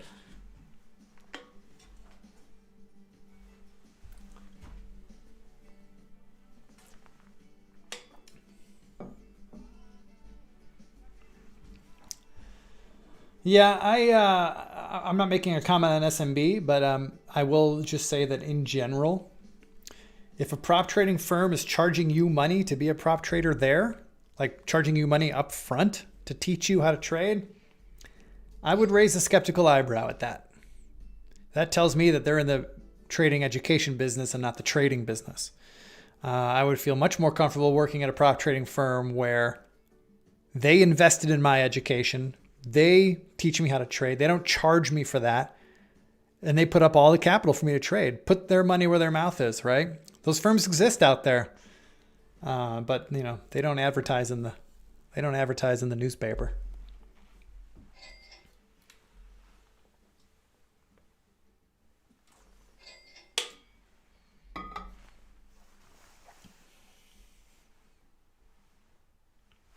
All right, Rakesh, you want to know about using RSI filters. Let's create a new top list. To create a top list, you go to your TI menu bar, go to New, hit Top List Window. Now, I'm not going to sit here and pretend that I'm an RSI expert, so might not be the best person to ask on this. But if you go to our search window and type in RSI, you'll see the totality of the RSI filters that we have available. So let's see, you're looking to find stocks which have a low RSI in the daily chart. So we probably want a daily RSI. Oh wait, before I do that, let me go here and start from scratch. Start from scratch, and let's just clear up, hide unused. We don't want anything in here that we don't need. Okay, so RSI, daily RSI is probably what you need. So let's add that filter. Let's go back to the search tab. And you also mentioned a 15-minute RSI. So let's choose that. We'll add two filters. You could do a daily RSI and a 15-minute RSI.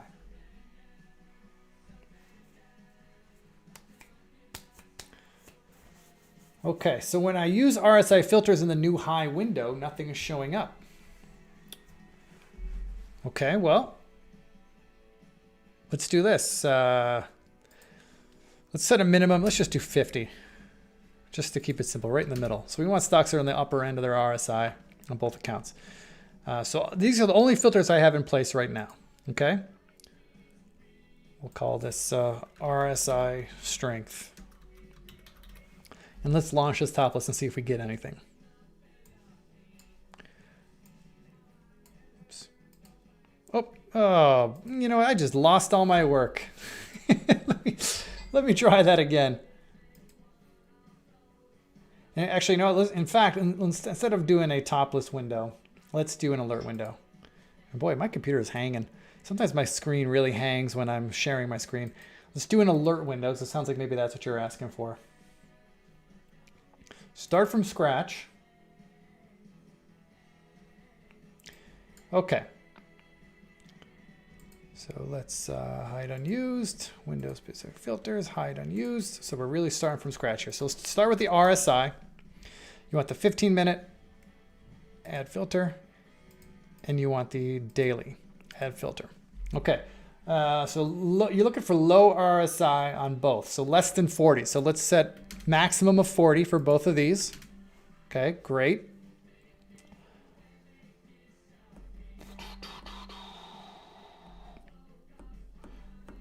So you want a low relative strength, but you want a new high. So you want a new intraday high. That might be where the problem is, that because you got a 15-minute relative strength, you're requiring stocks to have a low relative strength. If it's making a new intraday high, it might not have a low RSI. But let's just check this out real quick. Let's do this. Let's go to alerts. Let's do new high. I'm going to add the new high alert. I'm going to add that. I'm going to leave that empty, so it's an intraday high. So let's go to my summary tab, and you can see we got it. We're getting alerted on a stock making a new high with an RSI on both the 15-minute and daily time frame is less than 40. Okay, let's launch this thing and see what we get. Well, we did have something come in. UNG. This is the most recent alert to fire. Sure enough, it was making a new intraday high when that blue arrow points. This is the 5-minute chart right here. And looking at that stock does look pretty weak. Let me check the history real quick, see what else came through today. I mean, okay, a bunch of tickers came through. Boyle. These are ETFs, I'm noticing. If you don't want ETFs, there's a way to filter out ETFs. Croc. Yeah, these are all, look at these. These are all ETFs.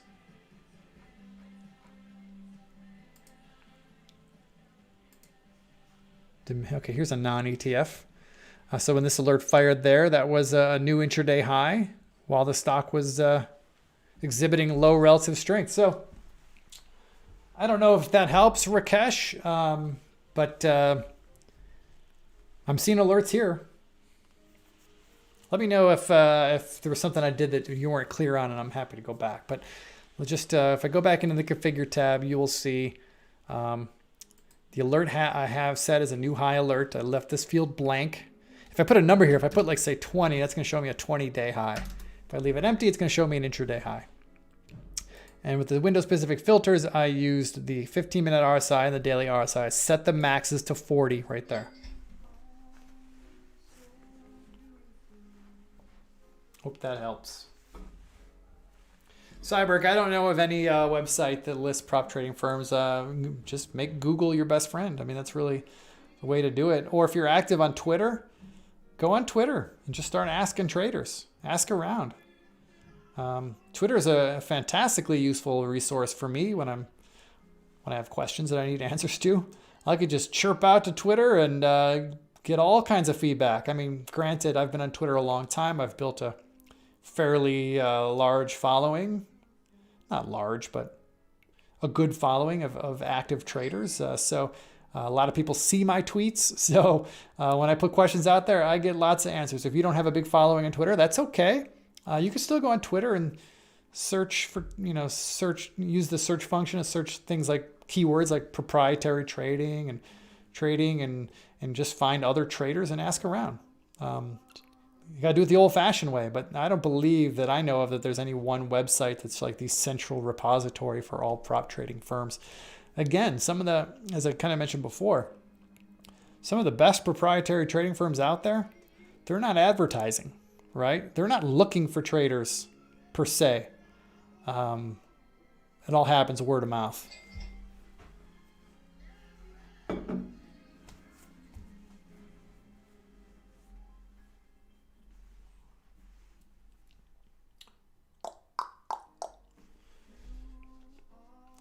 Okay, Rakesh, you sent an email with the issue for 12.2 for Cabot. Did not show up when I used both indicators, but is low on both. Well, one thing you could do in an alert window, if you're wondering why a specific stock didn't come in, or if maybe if you missed it, check this out, this little hack. If you go to the symbol list tab, where it says all symbols, choose single symbol and type in that symbol, CABT, hit OK. And now this alert window will only look for some alerts on that ticker. And now let's go to history.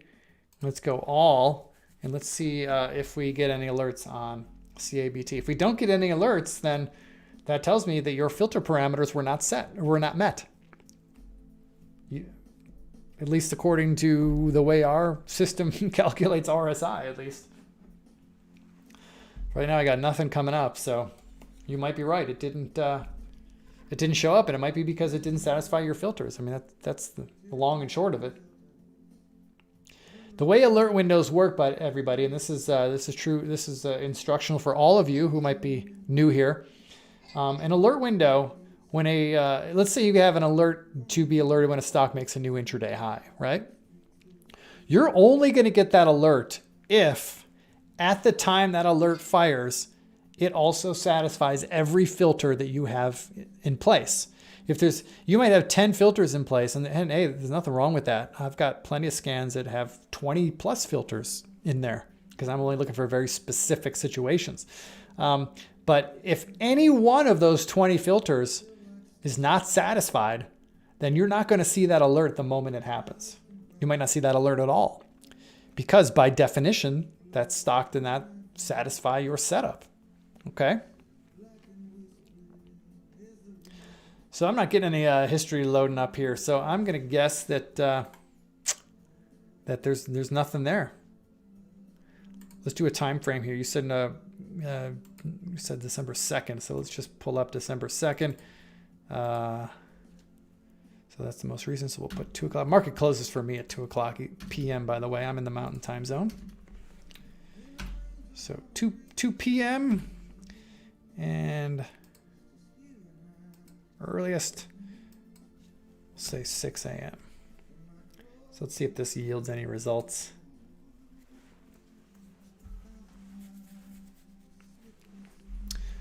Yeah, I don't know if this thing is just hanging. Usually shouldn't take this long. I don't know what's up. I know last week we were having a little bit of an issue with history not populating fast enough. Oh, no, looks like it's done.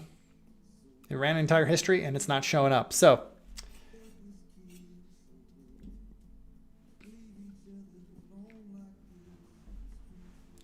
well, there you go, Rakesh. I think you've answered your own question there. If you remove the RSI 15-minute filter and you see that stock showing up, well, that means that filter wasn't being satisfied at that time. That's why we didn't see the alert.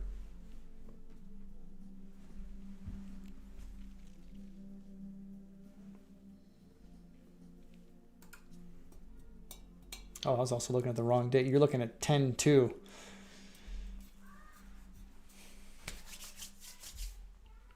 You know, computers are finicky in a way. You know, they're very particular about their parameters being met for things to happen. You know, there's no room for wiggle. Either the criteria is met or it's not, and that's it. And that's how these filters work.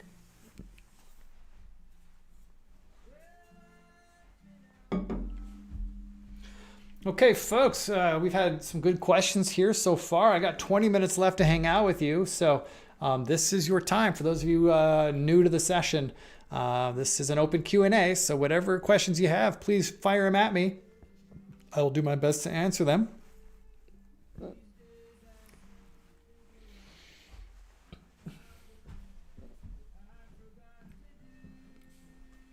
Whoa. Almost knocked over my coffee there.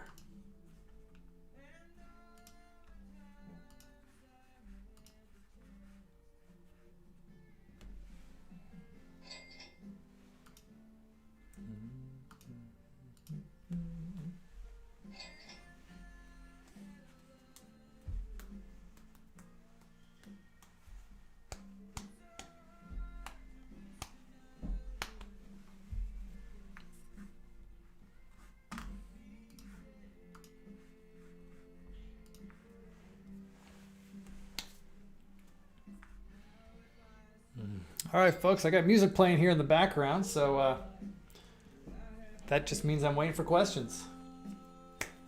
Oh, hi, Kevin. So I'm new to trade ideas and AI auto trading. Can you just go over a small summary or a brief info? Okay, well, AI auto trading and auto trading are essentially the same thing. In my Brokerage Plus window here, if I go to the Strategies tab, you can see I've got a strategy here called All-Time Highs.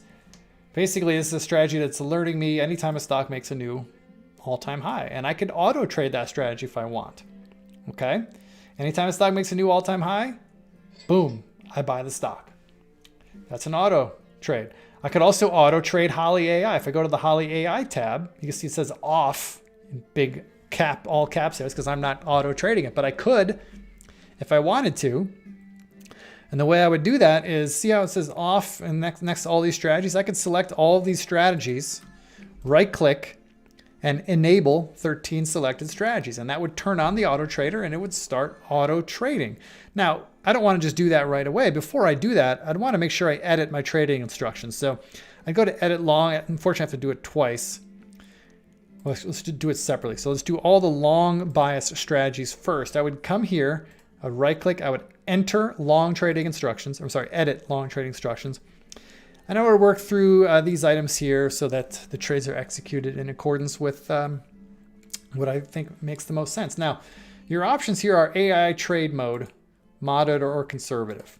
What does that mean? What that means is in moderate mode, that means you are going to enter a trade anytime Holly enters a trade, and you will exit the trade when she exits. Now, Holly exits all trades for one of 5 reasons, and she'll exit those trades at some point before the end of the trading day. So whenever she exits, you will exit with her. That's what the moderate mode is. And it's a less risky thing because you're not holding the open positions all day long. You're exiting as soon as exit criteria are met. If you choose conservative mode, what this means, you know what, guys? I apologize. I did that backwards. That explanation I just gave you, that was for conservative mode. Okay, conservative mode means you're taking every exit that Holly does. So whenever Holly gets out of the trade, you will get out of the trade. Moderate mode, what that means is you're actually holding the risk all day till the end of the day. Meaning, if Holly gets into a trade, you will get in when she gets in, okay? But instead of taking her signal to get out, you're going to hold that trade all day and exit at the close, win or lose. Now, small caveat on there. Well, actually, it's a big caveat. Holly will still honor whatever stop loss level is in the trade. Like, see, for example, this LPI right here on my screen. Holly entered this trade at 1676, and you can see where her stop loss level is, 1611. So even if I'm in moderate mode, if this stock sells off and gets to 1611, Holly will get me out, okay? Why? Well, the number one rule of trading on whatever time frame you're on, whether you're a day trader, a swing trader, or a long-term investor, the number one rule in trading is to never take a big loss. There's only 4 possible outcomes for any trade, guys. And those of you who've been here before, you've heard me rant on this. There's only 4 possible outcomes. You can make big money, you can make small money, you can lose small money, or you could lose big money. Those are your 4 scenarios. Our job as traders is just to eliminate that 4th scenario, losing big money. If all we do is stop losing big money on trades, then here's what happens. Your small losers and small winners will offset each other. That'll be the majority of your trades. That'll be 90% of your trades. It'll be a net wash, right? Your small winners and your small losers will offset each other. But the 5 to 10% of your trades that work out to be what we would consider a big win, those trades will represent all of your trading profits. But that only works if you eliminate big losers from your trading arsenal. And the moderate mode for Holly, going back to Holly, moderate mode gives us a better opportunity to catch those big winners because it's not going to take profits at a profit target. It's going to let that thing run. So the occasional big winner, much likely to be found in moderate mode. Now, you're going to want to set your risk. You have 3 options here. Fixed dollars means you're only willing, So for position sizing, fixed dollars means I want to invest $10,000 per trade idea, right? Or I only want to invest, $2,000 per trade idea, right? You could do that. That's one way of position sizing. It's not the way I do it, but there's nothing wrong with that, right? If you want to invest the same amount of money per stock, that's how you would do that. The other option is fixed shares. I know there's a lot of old school traders who like to trade in 100 share lots or 500 share lots or 1,000 share lots, right? You could set your position sizing to be the same number of shares for every trade. Now, I don't recommend that because, look, Holly can trade a $500 stock. It could trade a $10 stock. And a 1,000 share position in a $10 stock is a lot different than a 1,000 share position in, say, Amazon, right? So I don't recommend fixed shares at all. What I use is based on stop loss. You could set the amount of money you're willing to risk on any trade. let's say it's 200 bucks. You're willing to risk $200 of your capital in any one trade? Great. You could set it to 150 if you want. Whatever number makes the most sense for your portfolio. Now, good rule of thumb, I wouldn't recommend anybody risk more than 2% of their trading capital on any one trade. So if you've got let's say you got a $30,000 account, I would not risk more than 600 bucks per trade. That's just me. In fact, I probably wouldn't risk more than 300 bucks per trade, right? I like to keep my risk less than 1% of my total capital. But that's how you do that based on stop loss. That's the route that I recommend. I think that's the safest way to trade. And look, safety is important, folks. Safety is sexy, as Jimmy Fallon would say. Finally, you want to set your limit orders or set your entry orders. Now, it defaults to limit. I don't like limit order. I like market orders. And here's why. I could hear you limit order people screaming, oh, market order, I'm going to get terrible slippage. Well, that's true. You will get the occasional slippage. But here's what happens with limit orders. If you're entering the market every trade with a limit order, you are guaranteed to get filled on every trade that will end up being a net loser, right? By definition, net loser means you got out lower than where you entered. Well, if you got a limit order to enter your trade, you're going to get filled on a stock that's going lower, right? But you might miss that big trade that goes up. Well, it might be a fast-moving market. That entry, you might put a limit order in, and that stock might, never trade to your price. Your price might be the best bid out there in the market, but everyone's taking the trade on the offer, right? And you might not get filled, and that stock might go up 10% over the next hour, and you're sitting there, holding your head in your hands because you missed the trade. And remember my discussion about the 4 possible trading scenarios. We need those big winners to make our profits, okay? And if you're using limit orders, you risk missing that one trade that makes your whole day, your whole week, your whole month, okay? So I don't accept that risk.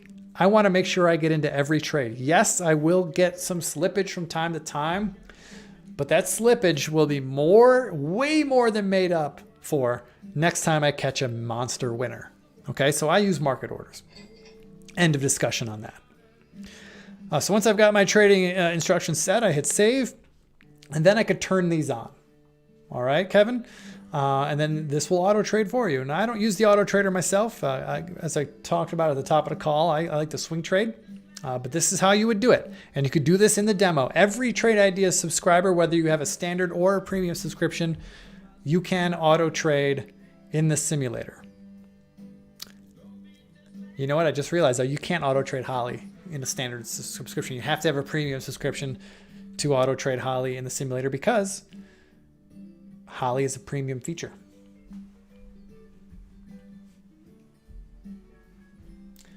Cyberk, what is distance from inside market? Let me bring this up so people know what you're talking about. Edit long trading instructions. Distance from inside market. Oh, it doesn't show up here, does it?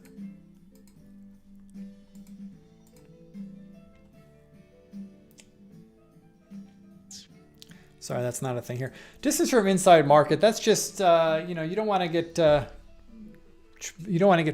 alerted on prices. It's a hack. Let me back up, Cyborg. The inside market is a filter that filters out bad data. I mean, that's the long and short of it. Let's say you've got an alert set to be alerted when a stock makes a new all-time high, or just let's keep it even simpler, a new intraday high. And let's use this ticker right here, LPI. So you want to be alerted when that stock trades above 1740, right? Well, sometimes, and actually this happens frequently, there are trades that happen that get posted to the tape late for whatever reason. And that trade might be at a price at say 18 bucks, right? It's a trade that posted late because it was a trade that actually happened yesterday. Well, did the stock just make a new intraday high when that $18 print hit the tape? No, it didn't. So the distance from inside market just kind of keeps it, make sure that your filter or your alerts aren't firing based on some bad print. Okay, and that happens all the time. I see it all the time. Where you'll see one print come through and you'll see it show up on a chart. It's way down here because it's late, right? You don't want that skewing your data. So that's what the distance from inside market filter is designed to do. It's designed to only make sure that you're only getting alerted when a trade happens that's, inside, somewhere at or near the bid or ask. Okay?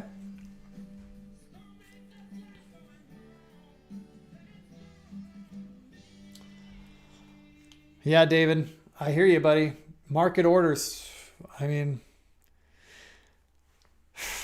market orders are worth the risk. It's worth the slippage, because the stock that you're most likely to get slipped on is the stock that's actually running, the stock you really, really want. Those are the ones you want. So it's a worthwhile expense. Okay, ladies and gentlemen, we got about 8 minutes left here. So I'm going to issue the last call for questions.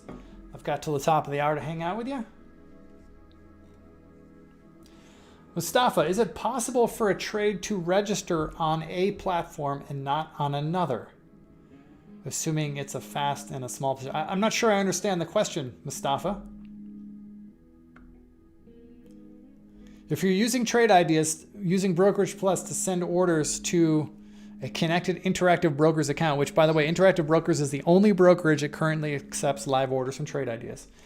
So if you executed a trade in Holly AI or in Brokerage Plus, you see the execution showing up here in your executions tab. I haven't made any trades yet today, so there's nothing here.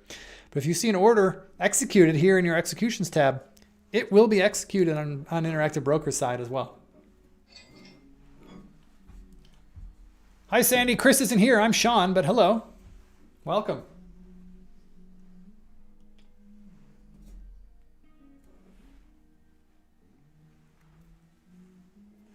Sandy, if you're losing your layouts, it's because you're not saving them. Anytime you create a layout on Trade Ideas, you need to save it if you want to come back to it. So let's say this layout you're looking at right now, let's say I just created this for the first time from scratch. I need to go into my TI menu bar when I'm done and go to File, Save Layout. Okay? And I can give it a name. I could call it the default layout if I want, or I could call it Sandy's layout. Call it anything I want. And I have to make sure I save it. And now it's here. So let's go to a different channel, just something different. And if I want to load that layout, then I need to go back up to my TI menu bar, go to File, Load Layout, and I'll find it. Sandy's layout right there. Click it, open it, and there it's going to load the layout. Sandy, you're saying your layout is saved. Are you saving it locally on your machine, or are you saving it to your cloud? That's also another place where you can save layouts and you can load from. So what I just showed you is saving your layout locally on your hard drive, but you could also save your layout to your cloud and then open it from there. So you got to do this. You go to your TI menu bar, go to File, Save or Share to Cloud, hit Entire Layout, Sandy's layout. I'll hit Save. And now, next time I want to open this layout from my cloud, I could just click on the My Cloud button in my channel bar, or go to File, Load from Cloud, and I'll see Sandy's layout right there. Just click it, load it, and it'll come right up.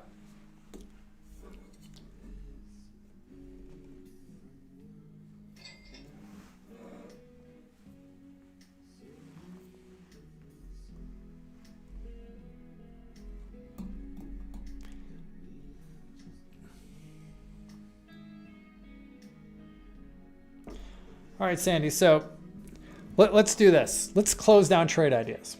I'm going to close it down. Now, you've seen me save your layouts both to my hard drive and to my cloud. Okay, so now it's gone. So now let's open up Trade Ideas. Let's say I'm opening up for the first time of the day. I double click on the icon. This is going to load. I'm not sure what it's going to load, but it doesn't matter. Let's just let it load whatever it loads. And if I want to load that Sandy's layout, if it's not already loaded, then I would either go, see, you said you save in your cloud. Okay, so I'd go to my cloud button and I would find the layout. It's going to be right there. You might have to, search for it, or you could just type in keywords up here, search box, Sandy, right? There it is. Click on it, load, and that will load the layout.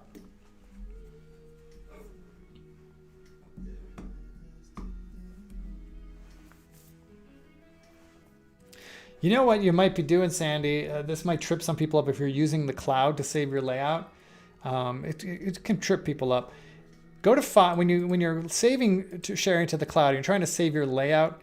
Make sure you click entire layout right here, and that will select every single one of these buttons. I don't know. I don't know if that's throwing things up, but just make sure you choose entire layout. Sandy, I don't have access to the email right now. We're in the live Q&A here on YouTube.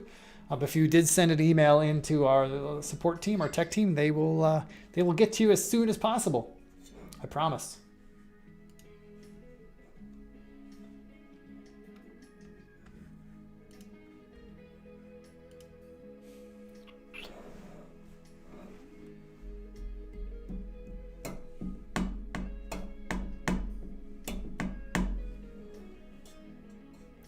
All right, folks, 3 minutes left here. Final last call for questions. At the end of this, I'm going to pass it back to Barry, and you'll be back in the live trading room, which will take you till the end of the trading day, or close to it. Barry's standing by in YouTube, so we'll move over there quickly.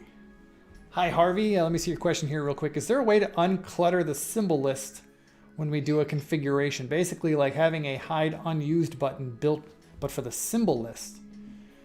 No, Harvey. If you don't want symbols in your symbol list, then you need to edit your symbol list and remove those symbols. So you're talking about here in the TI menu bar, if you go to Tools, Symbol Lists, you got all these different symbol lists. I have these symbol lists. These are all custom symbol lists I've created.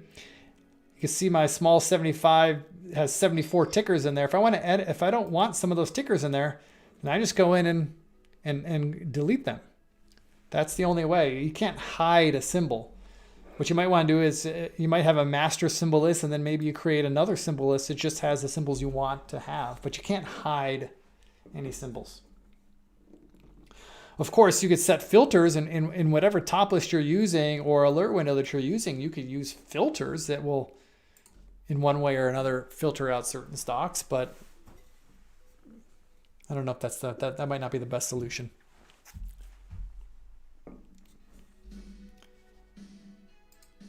So if you're in a top list, let's go to, I got an open top list right here. If I go to configure, if I go to symbol lists, okay, I've got this particular window only looking at the my holdings list. This is my holdings, meaning all the positions I have here in Brokerage Plus. Okay, you could point to a specific list. I got a number of different lists here I could choose from, or you could add some new ones by clicking the add existing list button. But the scan's only going to scan against stocks that are in that list. If you don't want stocks in any of these lists, then you have to edit the list. I mean, that's what it comes down to.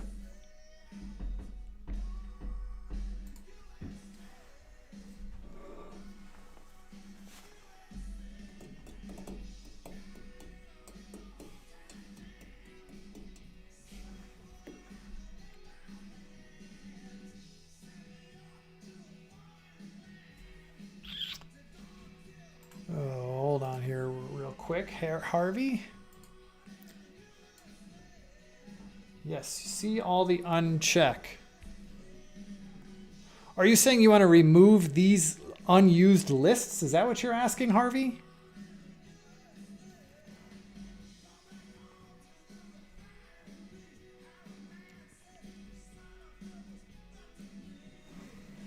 If you're asking about hiding these lists that you don't want to see, that's a good question. I don't know how you get rid of those. I think I would like them to be gone too.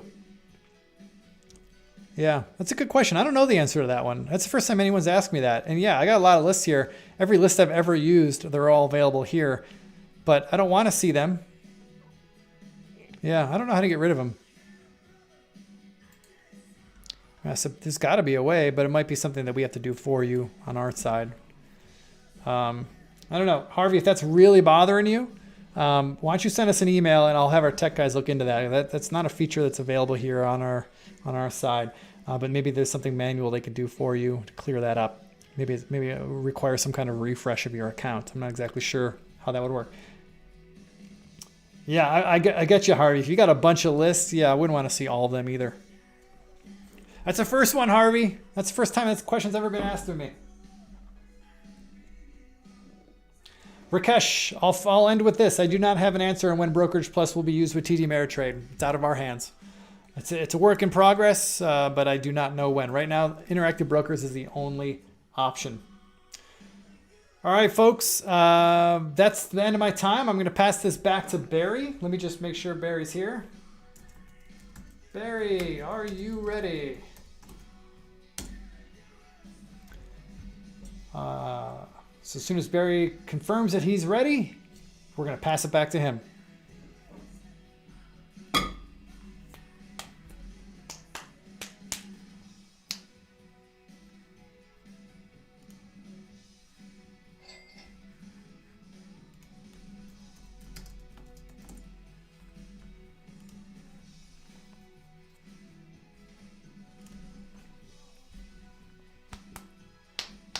You're welcome, Sandy.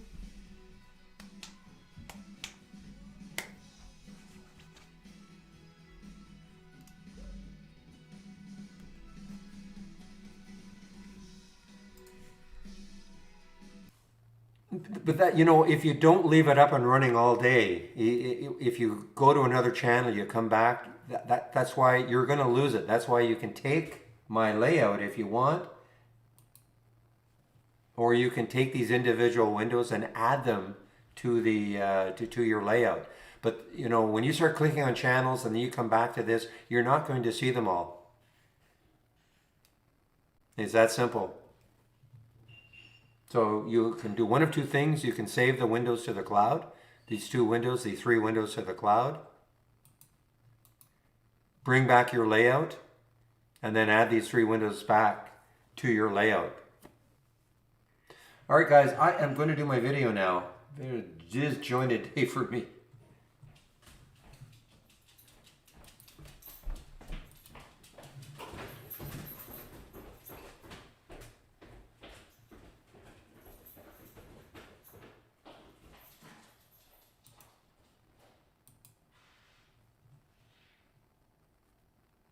All right, I just want to put this into the room. So if you do want to sign up for the videos that I do,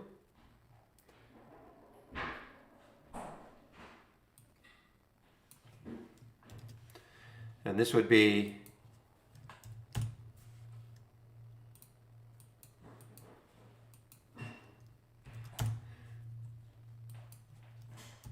okay, so this would be from my home page. If you click on my home page,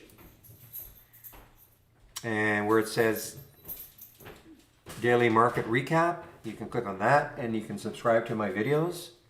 I do every day. So I usually finish around 1:20ish or so, and they get sent out about 2 hours later.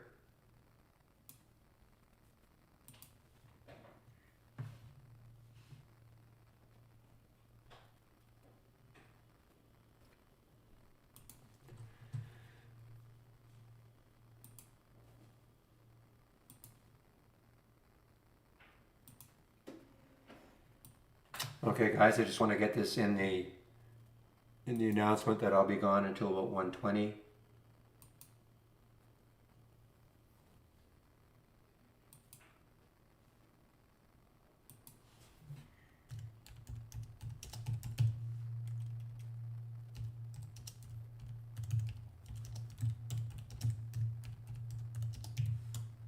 Actually, I'll put 1:25.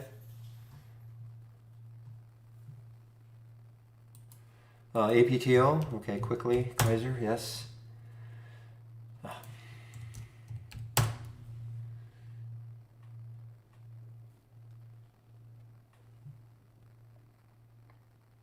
Okay, so they had bad news, I guess. I'm just looking, it was a big gap down. Yeah, presentation, so I don't know I don't really know what to say about it. It had a big gap down. Just looking at the news, down 27% after ASH, whatever that means. It's an acronym. Presentation disappoints. So, don't really know what more I can add. It's come back nicely a little bit, but it's still down 20%. Okay, guys, I will be back at about 1:25.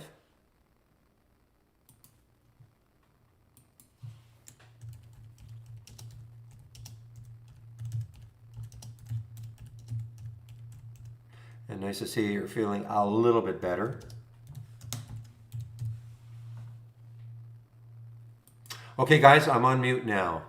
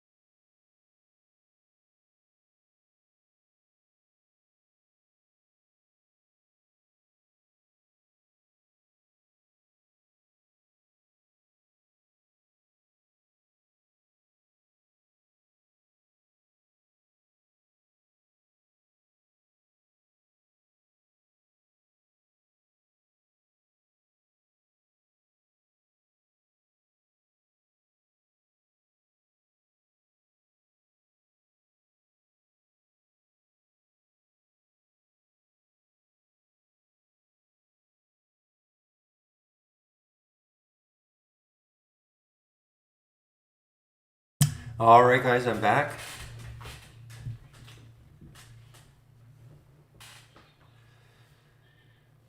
Okay, man, oh man, oh man, oh man, look at that VLDR. I was talking about it just even on an 18 break, that almost tacked on $1 from the from the 18 break.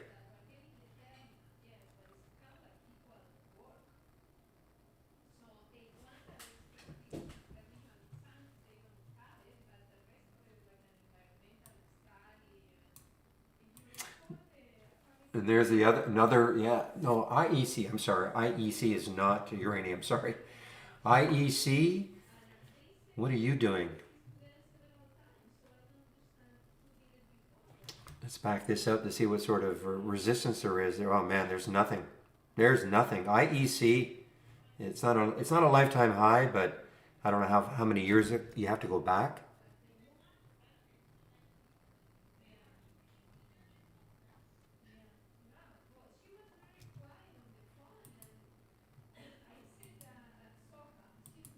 Yeah, I don't know about almost any stocks. I use Interactive Brokers.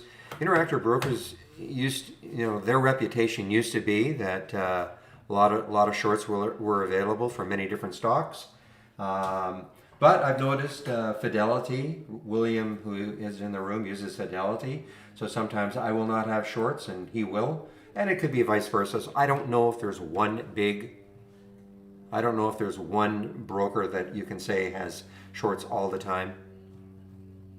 I don't know TDA at all in terms of a reputation for shorts.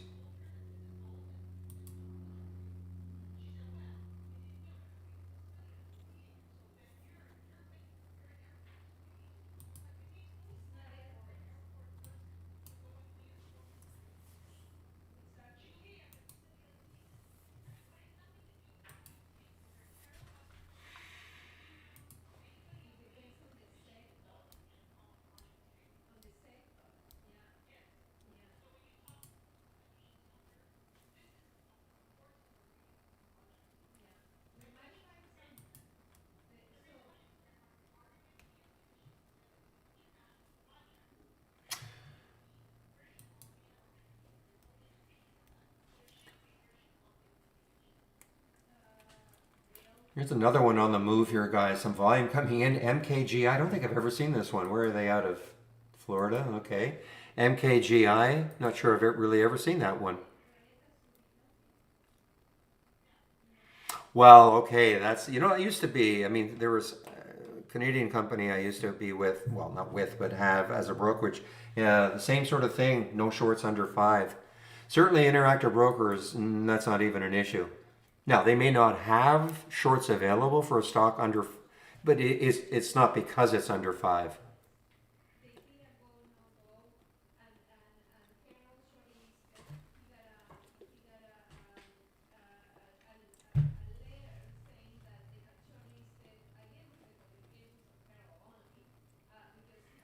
For instance, well, okay, William, MKGI looks like it's way above the channel. MKGI, and I know there's shorts available for me at Interactive Brokers.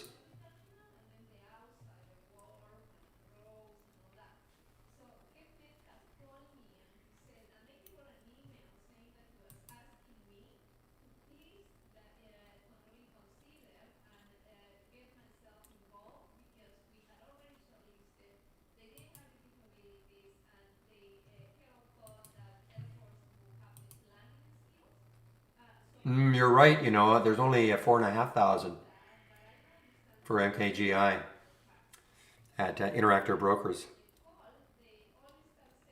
The WAS.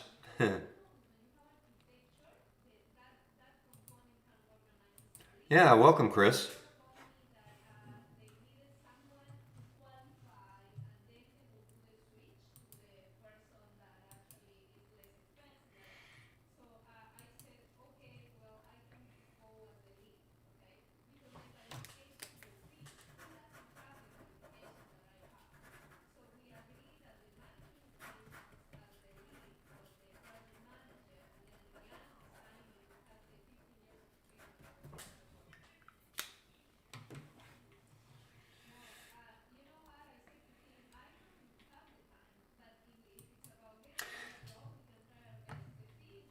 Is it down, really? Interactive Brokers is down in New York still? Really? It's still down. Wow. That's a major outage. It's interesting that different servers, obviously, I mean, they must have, I don't know how many servers Interactive Brokers have. Okay, Chris, so I'm going to give you a link to my homepage, all right? I'm talking to somebody in the YouTube feed, and this might be able to help you.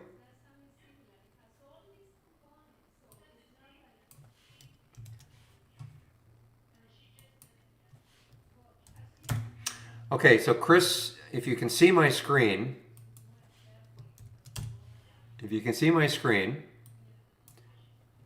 then if you click on my link, my homepage link, and then one of the tabs you can click on, click here for my scans. And so you might be interested in something like this, okay? I've got pre-market actives up and down, but also the gap up and down, gap up shared and gap down shared, they also work in the pre-market, okay? So you can try these four. This is what I've been using these for years and years. Okay?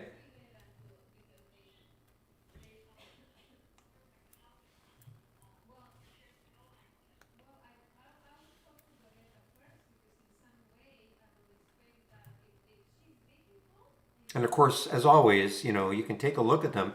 You can always make adjustments.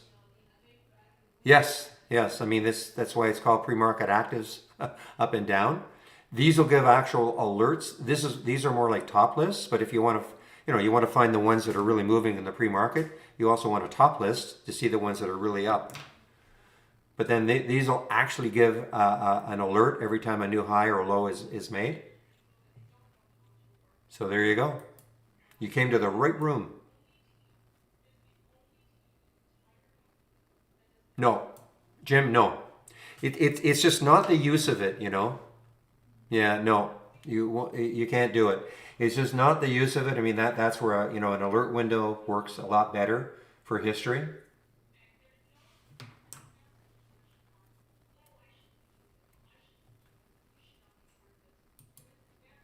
If you load it right now, Chris, I mean, it doesn't stop at the pre-market, but we start getting our data at 7 in the morning Eastern time. So depending on what time you get up, I don't know what where you are in the world, but we start getting our data at 7 in the morning. So if you load that one at about 6:45, you'll start getting data in that top list window. And then of course when the market opens, I mean, you can still have the window up, but I mean that from 7 to 9:30.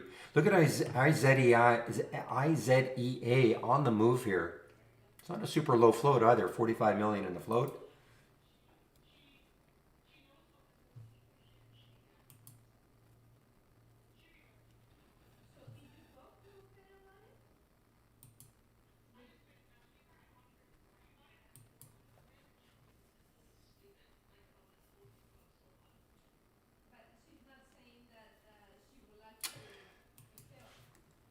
I shall reiterate. Why have a stop? Well, remember I was in this RATA. I took about, what was it, about a 6 cent, 4 or 5 cent loss on it.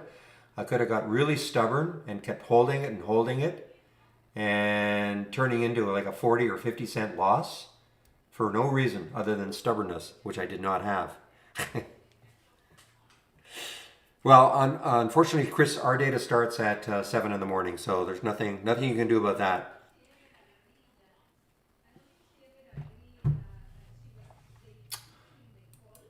And my being on the West Coast, that's fine. That's 4 in the morning my time. But no, I get it. You guys are on the East Coast.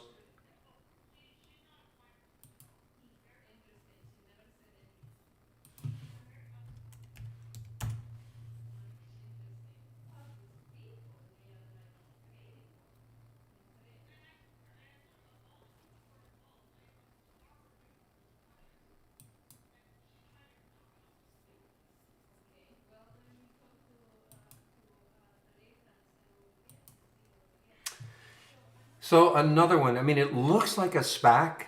This actually looks like a SPAC. The reason I say that is because if this was an IPO back here, virtually all these SPACs seem to open at 10. And I'm just looking here, though it doesn't appear to be. Yeah, I mean, this is not really a SPAC.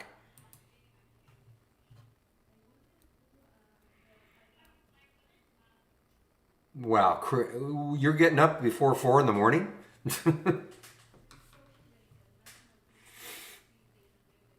I'm talking to somebody in the YouTube feed.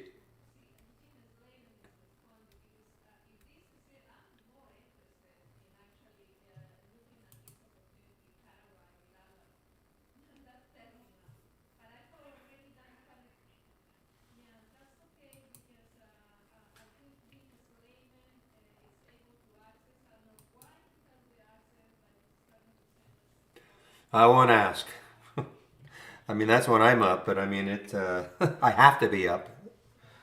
If I didn't have to be up, I would never be up at 4 in the morning.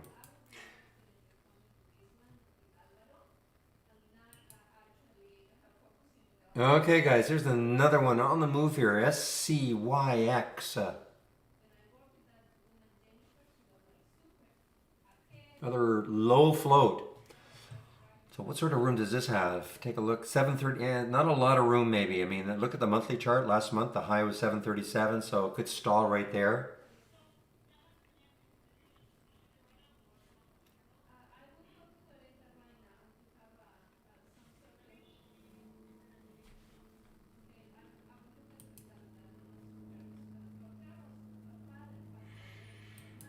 BVXV. Let me see what this is doing. BVXV.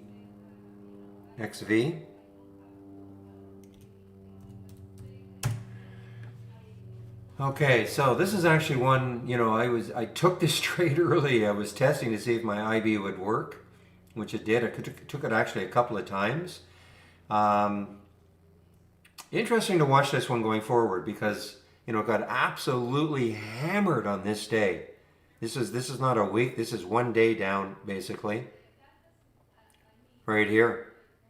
From 38 all the way down to $4 on bad results. It's a bio. Horrible results. It has been, it's been really consolidating all the way down here. A little glimmer of hope right there for anybody who was long. Hopefully nobody got nailed on this one. But it could get interesting. The high right there is 447. So what did it get to today? Got up to 461, so a little bit above that high. So I have an alert set up here around 450. Probably won't take it out today. It may never take it out, but I definitely want to know about it in case it really, attempts to fill in this void.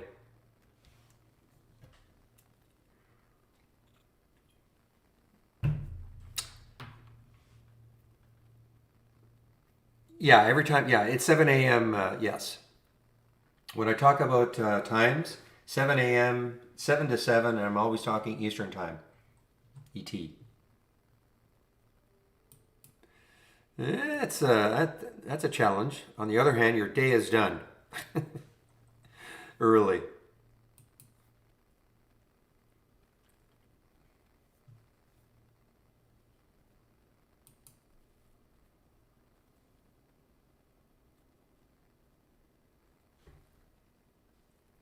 Well, congratulations. I know somebody was taking the CAAS right around 7, so nice trade for you.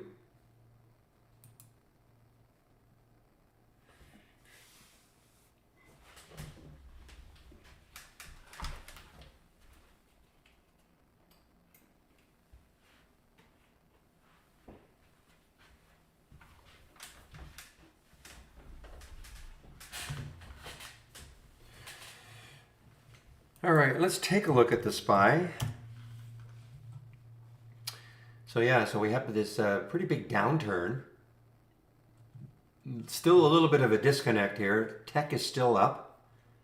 Dow's down. The SPY now but it's trying to recover just a little bit here. It really was basing well for the longest, looks like about 2 hours before it finally took a downturn.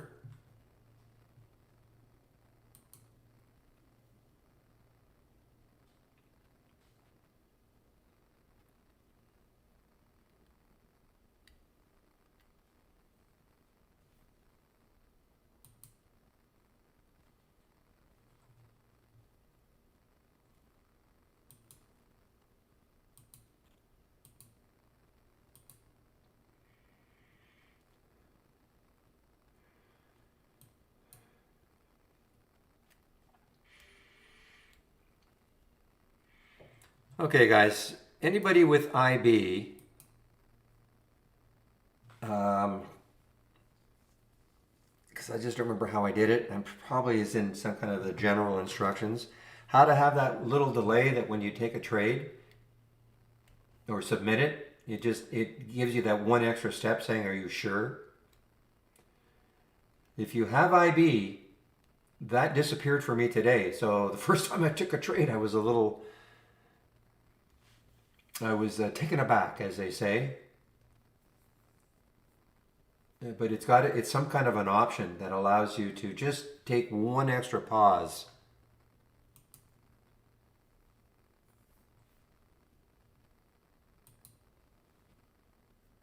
Do you really? Oh, okay. Well, I thought maybe it was because of the whatever happened today, because that has disappeared for me, and I didn't do anything. I'm sure I'll figure it out. Okay.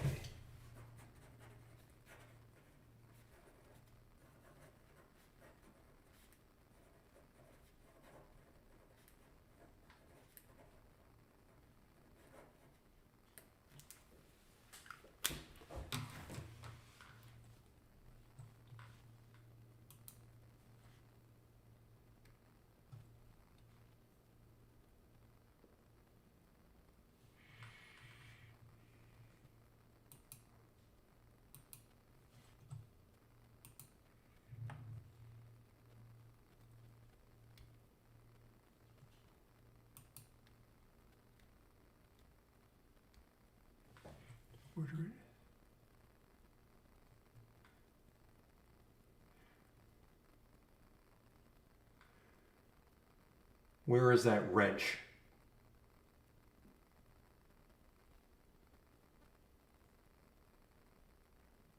Thank you though. Thank you for that though. I just can't quite see the wrench.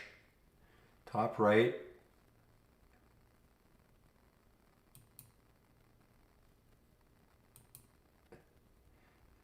Not the settings icon.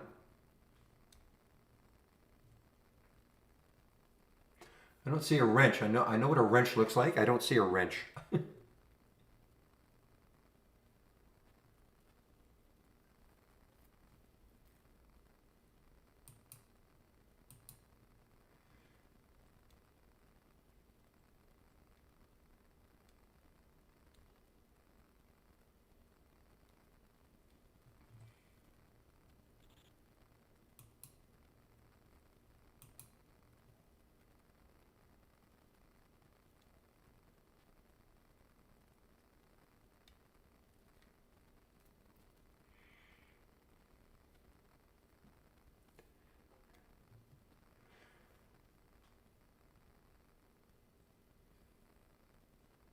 Okay, I'll figure it out. I sort of see, but I don't know what I'm checking. Anyway, I will figure it out. Thank you. Oh, wrench groups. Okay, but it's in the settings. Anyway, I'll figure it out. Thank you. Thank you for trying to help.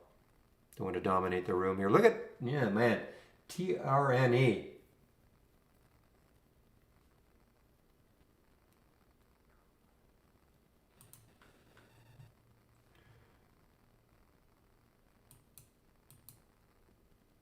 I do see the order. I know I do see the order entry box. I just don't see the wrench. I see the settings.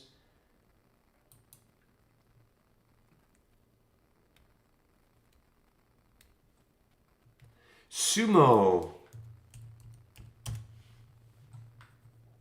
Yeah, look at this. What a downturn. Yes.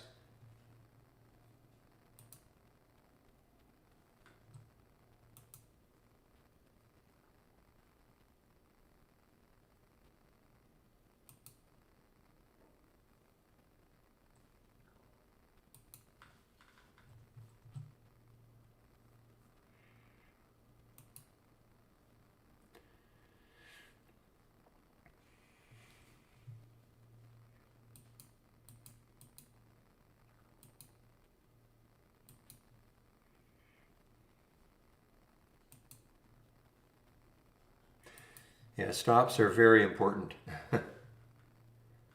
Okay, guys, I'm kind of watching this SON, S-O-N-N, for a potential short here. S-O-N-N.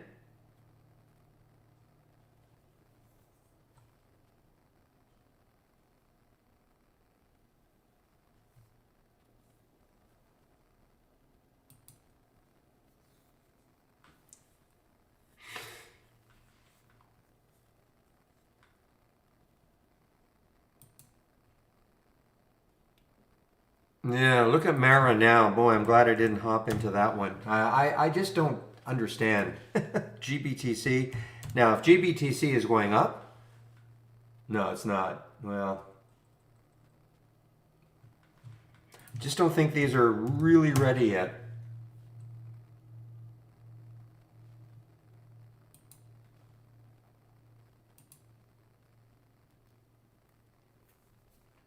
Well, there's no absolute 100%, but when you see a stock that does something like this,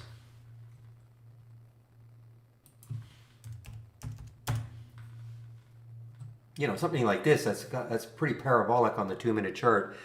The other thing is that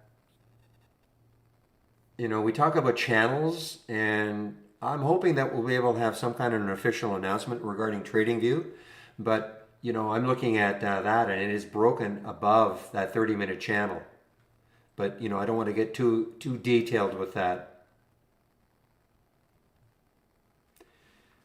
Do I have any idea? I have no idea. I was very skeptical of the press release, but I have no idea. I mean, you know why it popped though, right, Praveen? Okay, so your guess is as good as mine. I mean, do people really believe that now it's all under water under the bridge? I mean, it might be. I just think there's a lot of skepticism about that. No, I know it says it got cleared, but do you really believe there's no insider trading? But that doesn't matter. I mean, if it's official now that it's been cleared, it's official, I suppose.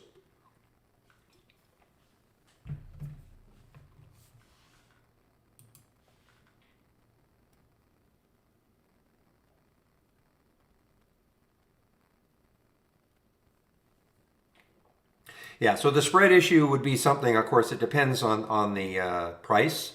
Obviously, Apple with a 5-cent spread is not the same as GMDA with a 5-cent spread, which it is right now. I don't have any hard and fast rule. I mean, obviously, I don't want to get into something with a 20 or 30-cent spread. I'm not going to go in at the market, that's all. With IB, I might try to hit a bid in between and see if I get a fill. But I mean, if it gets too crazy, I just shy away from it.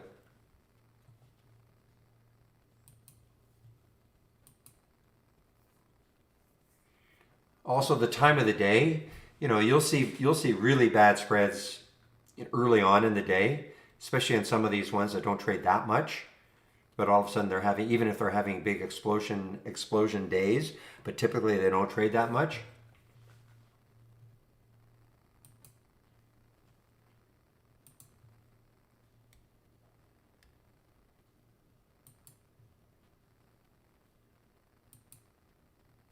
Yee.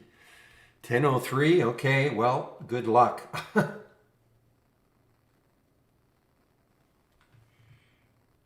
Again, guys, a watch list. The AI as a watch list. Look where the AI got out of the trade from 771 to 814. Okay, but if you use it as a watch list, there are all sorts of areas where you can get back in. You could have got back in right here at 922 on that, or 930 or so on that break right here. Use it as a watch list.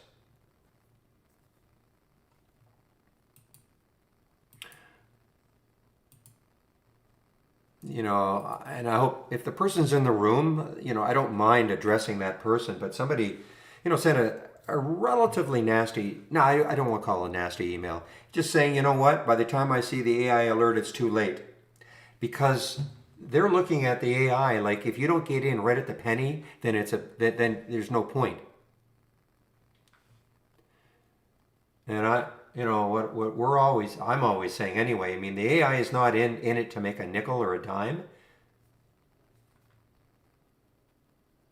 Meanwhile, KBNT. So you get, I mean, I rarely take an AI alert right at the time. I'll watch it, see how it's trading a little bit. What's the market doing? What sort of room does it have? So I might even give up 10 or 15 cents on a $10 stock. Who cares when it's going to move maybe $1 or $2?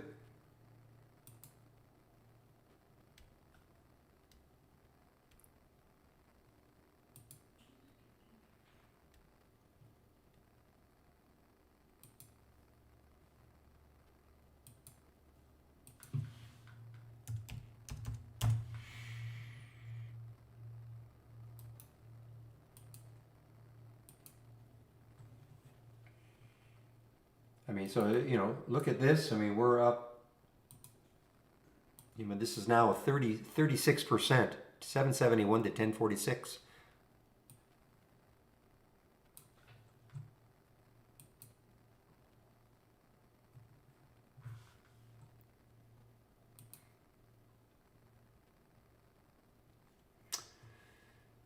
Nope.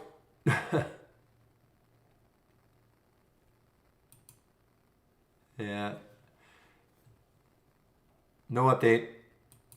Though I'm in a development meeting at 2 o'clock today. I think there's one today, first Monday of the month, I think. So if I can always ask the question.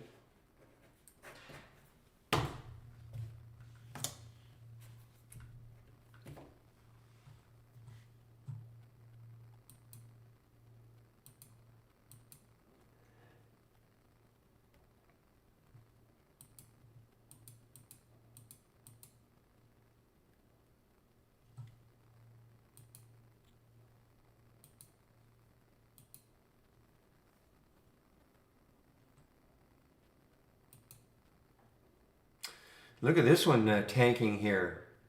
Chris, remember this one? I mean, this went from $1.09 all the way up to two something, 226 in about 3 weeks. And, I kind of rested on Friday. Look at this now. They're doing a financing.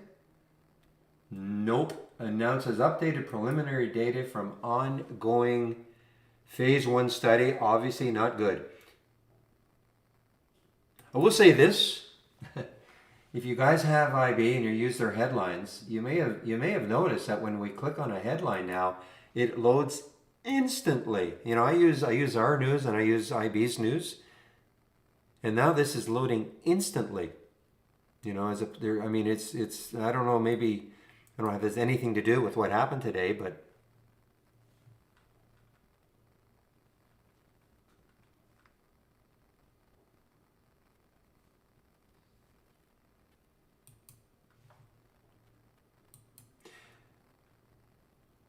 Meanwhile, GMDA just, there's another entry, guys. I mean, look at the 5-minute. So where was the alert? The alert was at 771, all right? So you might have said, man, I missed it. Look at the 5-minute chart. Look at the base. And then all of a sudden, volume comes in. So from 923 to what, 1070, that's a tremendous percentage increase. So again, don't get so hung up on feeling, if you miss the original alert on the AI that it's a complete wash.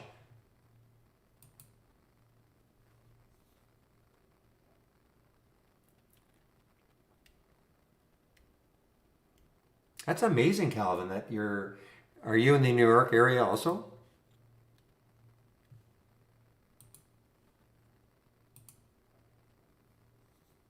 Oh, just below. Oh, yeah, wow, it's interesting because maybe the Canadian IB is on a different server.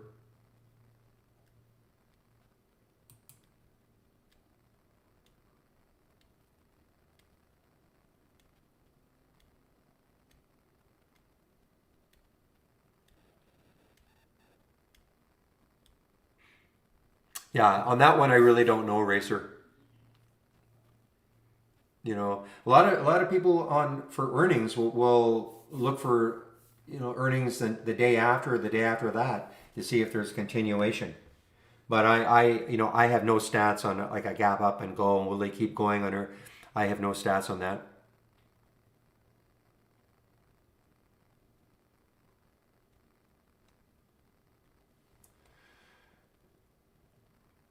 Yeah, it depends. So I was asked so at various times, obviously the GMDA has been awesome, 771, but at various times, the LI was great, the HCAC was great at various times during the day, Izara. But, right now, GMDA is still, it's up 36%.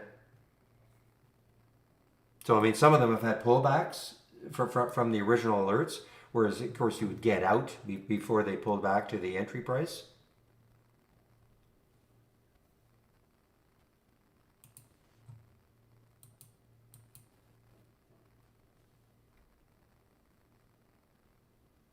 And I wouldn't look at what percentage the number. I would just look at, things like, I could have a strategy in which I had 9 losers and 1 winner, but that winner really ran. I mean, I'm saying exaggeration. You wouldn't want to have a strategy like that. It would be pretty tough on you. So I don't get so hung up on how, like, the percentage of winners. It's more okay, when they ran, what was the percent that they ran? Okay, guys, I will be right back.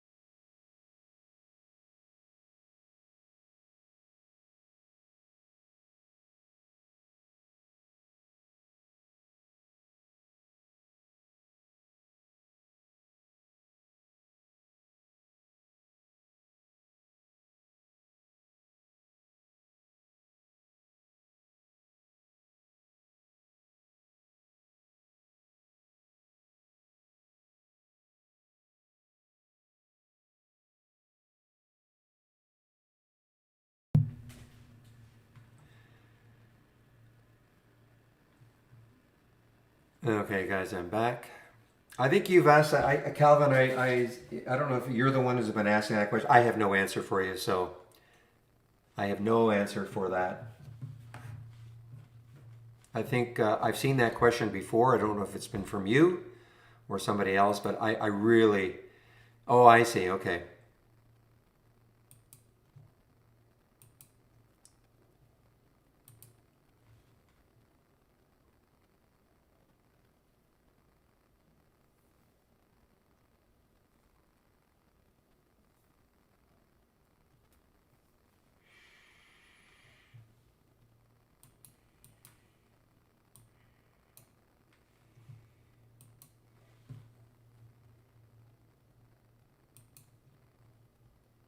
Wow, what a nice alert here. KBNT at 137, 765. It got all the way up to 830, 837 before a little bit of a pullback for KBNT. Look at Mara. Man, oh man, am I ever glad I didn't take it again. Just bad price action. Zara, both long and short, yes.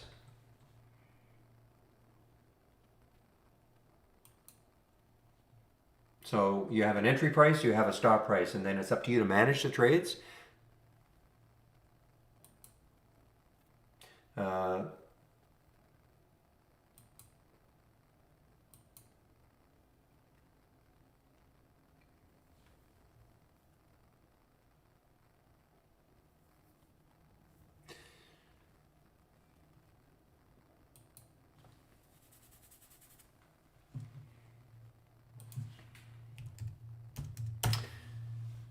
Boy, this has been all over the place also. Choppy action. Look at TRNE.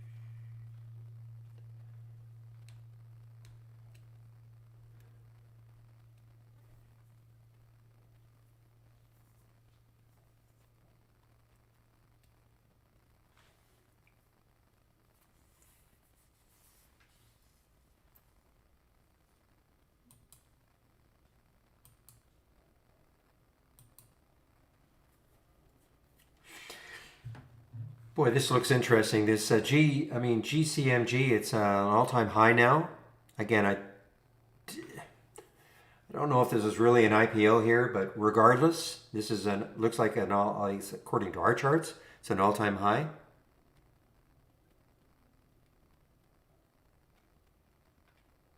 Yeah, so Zara, I cannot give any advice like that, okay? Um, when I look at SONN, I mean, it's, it's obviously, it's a beaten up stock back here. I mean, how many months ago is that? That is April of this year. It was 16. So, I mean, hard for me to give any advice on something like this. I mean, it's up 11%, pretty good volume. It's a low float, very, very speculative, those low float situations.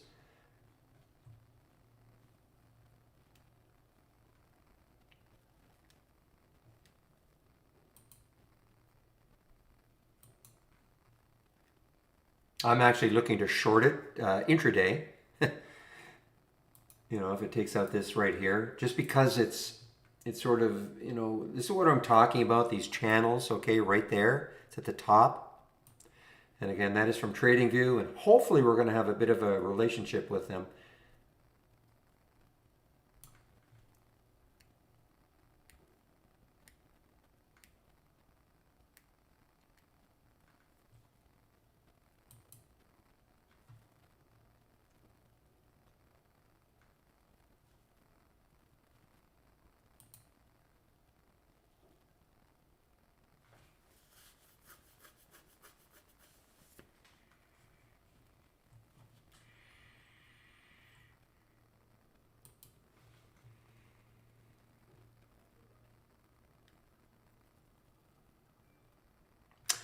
All right, guys, maybe keep an eye on this one. BCRX.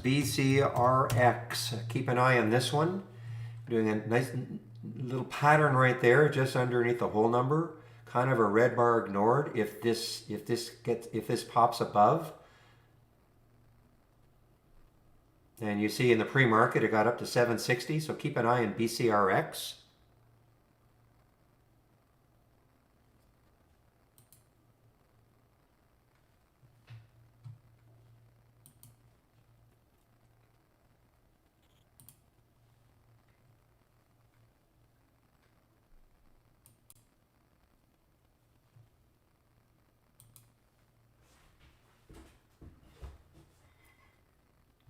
And meanwhile, GMDA, wow. I mean, this could be very interesting tomorrow also, guys. I mean, we're going to ask the question all the time, is AI only good for day trading? Well, look what happens here. I mean, what if this just wants to keep going? I mean, if it closes well, there's obviously no resistance. You can make up your mind. Now, the only thing is, being a bio, and with this pop here, you run the risk of something of them they're doing a financing. You always have to, with these bios, you just have to really be aware of that.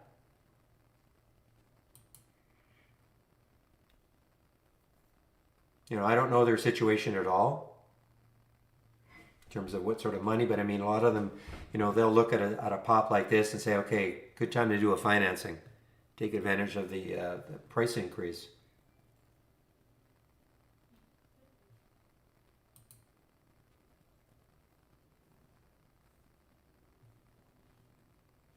All right, guys, I am going to put myself on mute now. This development meeting, the monthly development meeting is going to start. So I'm going to put myself on mute.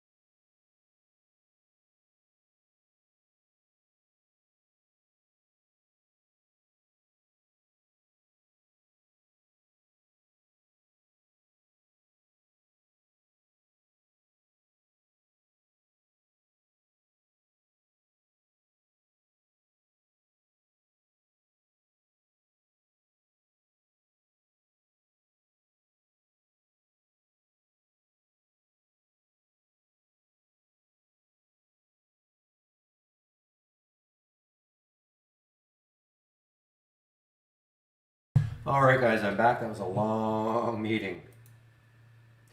Almost getting set to wrap this up. Okay, so Walt, as far, I don't know how to answer the first part of your question, but you know, this discretionary long, is it still there? Or these are in your, all right, yeah. Don't worry about these two things. They have to be there. There's nothing to edit, okay? Okay, and as far as the VWAP stop better than a smart stop, I can't answer that. I mean, the best thing for you to do is to try it out. I mean, you know, we have it. We do have the smart stop. We do have the VWAP stop. We have lots of different stops. You're talking about your own personal strategies, right? I mean, there's no answer to that. Is one better than the other? What I would do is use our simulator and try it out and see what you think is better for your trading style and maybe for the strategies that you got. Okay. How to change a stock name on a chart? Tang, if you're still around, if you left click on a chart, so that Trade Ideas knows that's the active chart, and then just start typing. Usually that'll bring up the change symbol box, and then of course you just click on the change, or you can hit return in your keyboard. For the odd person, and I don't know why it happens, when you left click and start to type, nothing happens. If you hit the space bar on your keyboard, that should bring up the change symbol, okay?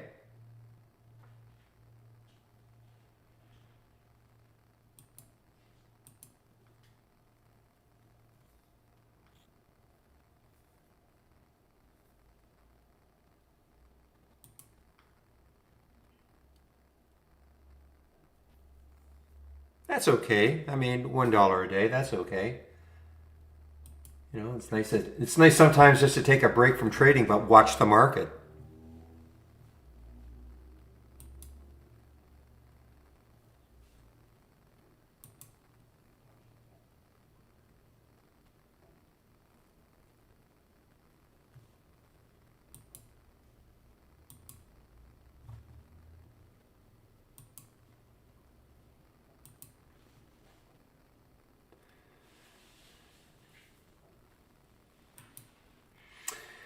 Wow, look at this space here for GMDA. What a that's what you look even on a 2-minute chart. I mean, that is a huge base for GMDA. So this is what I'd be waiting for. Let's see, you get some volume. I'd be putting an alert at around 1050, maybe 1049 or so, a price alert, taking out these highs right there. The high of the day was just underneath 11. See if it takes out 1050, but on volume. You know, I don't want it to do it on no volume. Maybe get like at least a volume bar, like I would say that. It doesn't have to be it's not the absolute volume we're looking at. We're just looking at a relationship between the previous ones. So get like a big volume pop. But that's a pretty big base now, both on the, you know, the 15s, the 5s, the 2s. All right, guys, so I'm just going to put the announcement in, closing the room at, and hopefully we'll have no IB problems tomorrow. Hard to believe there would be, but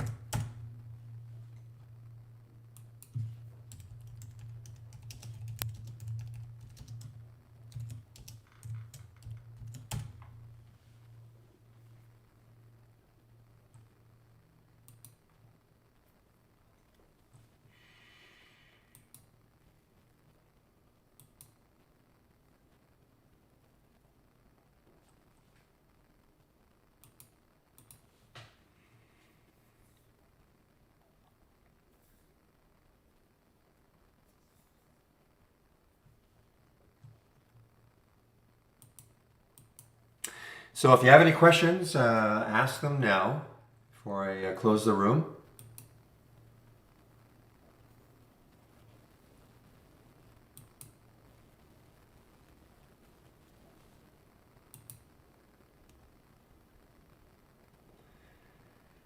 The best channel bar. You could always make your own, you know, Dave, but I mean, Let's just see. I don't know. I'll have to see if maybe account builder. I don't know. But you can make your own.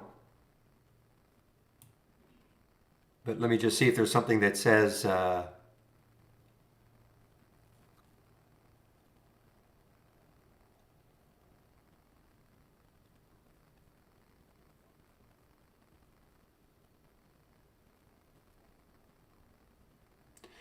like maybe fundamentals, but you could easily make your own. So for instance, what is your definition of a large cap as an example?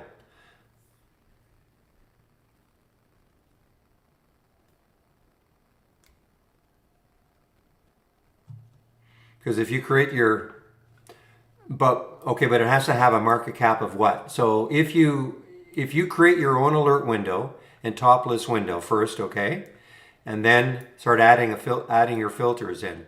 So if you right click, configure, search, and so I'm going to type in cap as an example. So there's market cap. Add the filter. So now it's up to you to put in what you think, what you want as a minimum market cap, whatever that is. And then so you're now able to create your own. You can put your own minimum market cap in and then start adding the other filters that you want, like maybe a price range, maybe a minimum volume today, so you can kind of do it yourself. I think it's a lot better to do it that way than try to even find something from our channel. Does that make sense? Because then you can really customize it.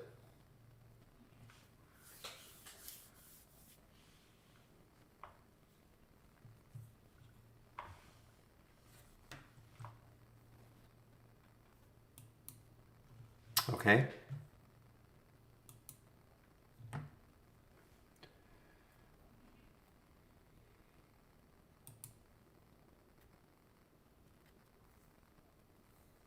I don't even know what Apple's market cap would be. It'd be pretty big. but seriously, yeah, that's all I would do. I would just create my own and put a minimum market cap in and then start building your filters around that.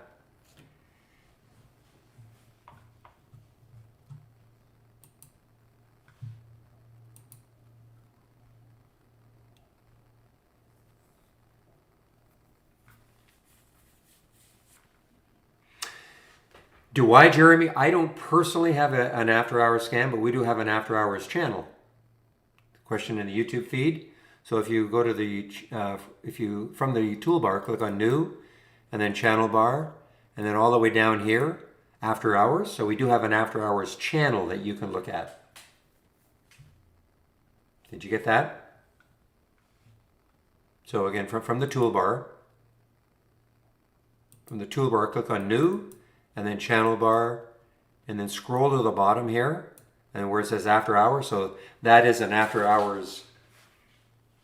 Okay, great. So I don't, because I don't really trade. Well, I don't ever trade after hours. So, but for those of you who do, there is an after hours channel.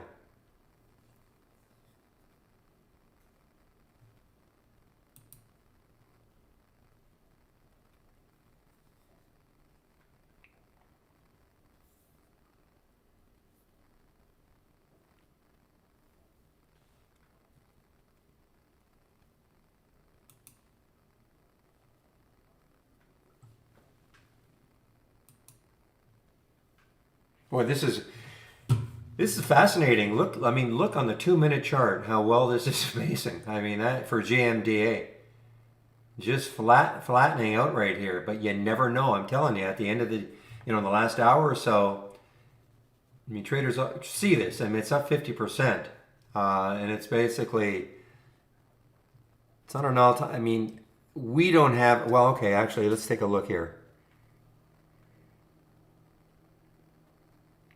All right, so it looks like last year. So last year, April of last year, in that week, those were the all-time, not the all-time highs, but the highs. So about a year and a half ago, a little over a year and a half ago, approaching those highs.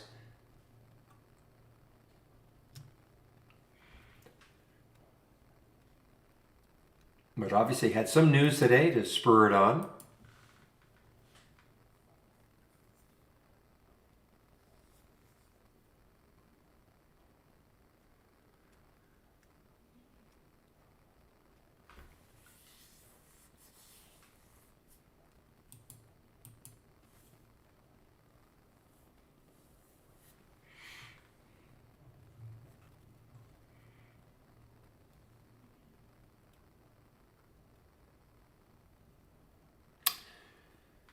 All right, guys, I don't see any other questions.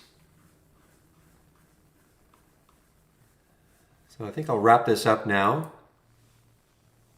Sorry, a little bit of a disjointed day with the IB stuff, and I had some personal stuff in the background that I had to take care of. So hopefully no distractions for me tomorrow.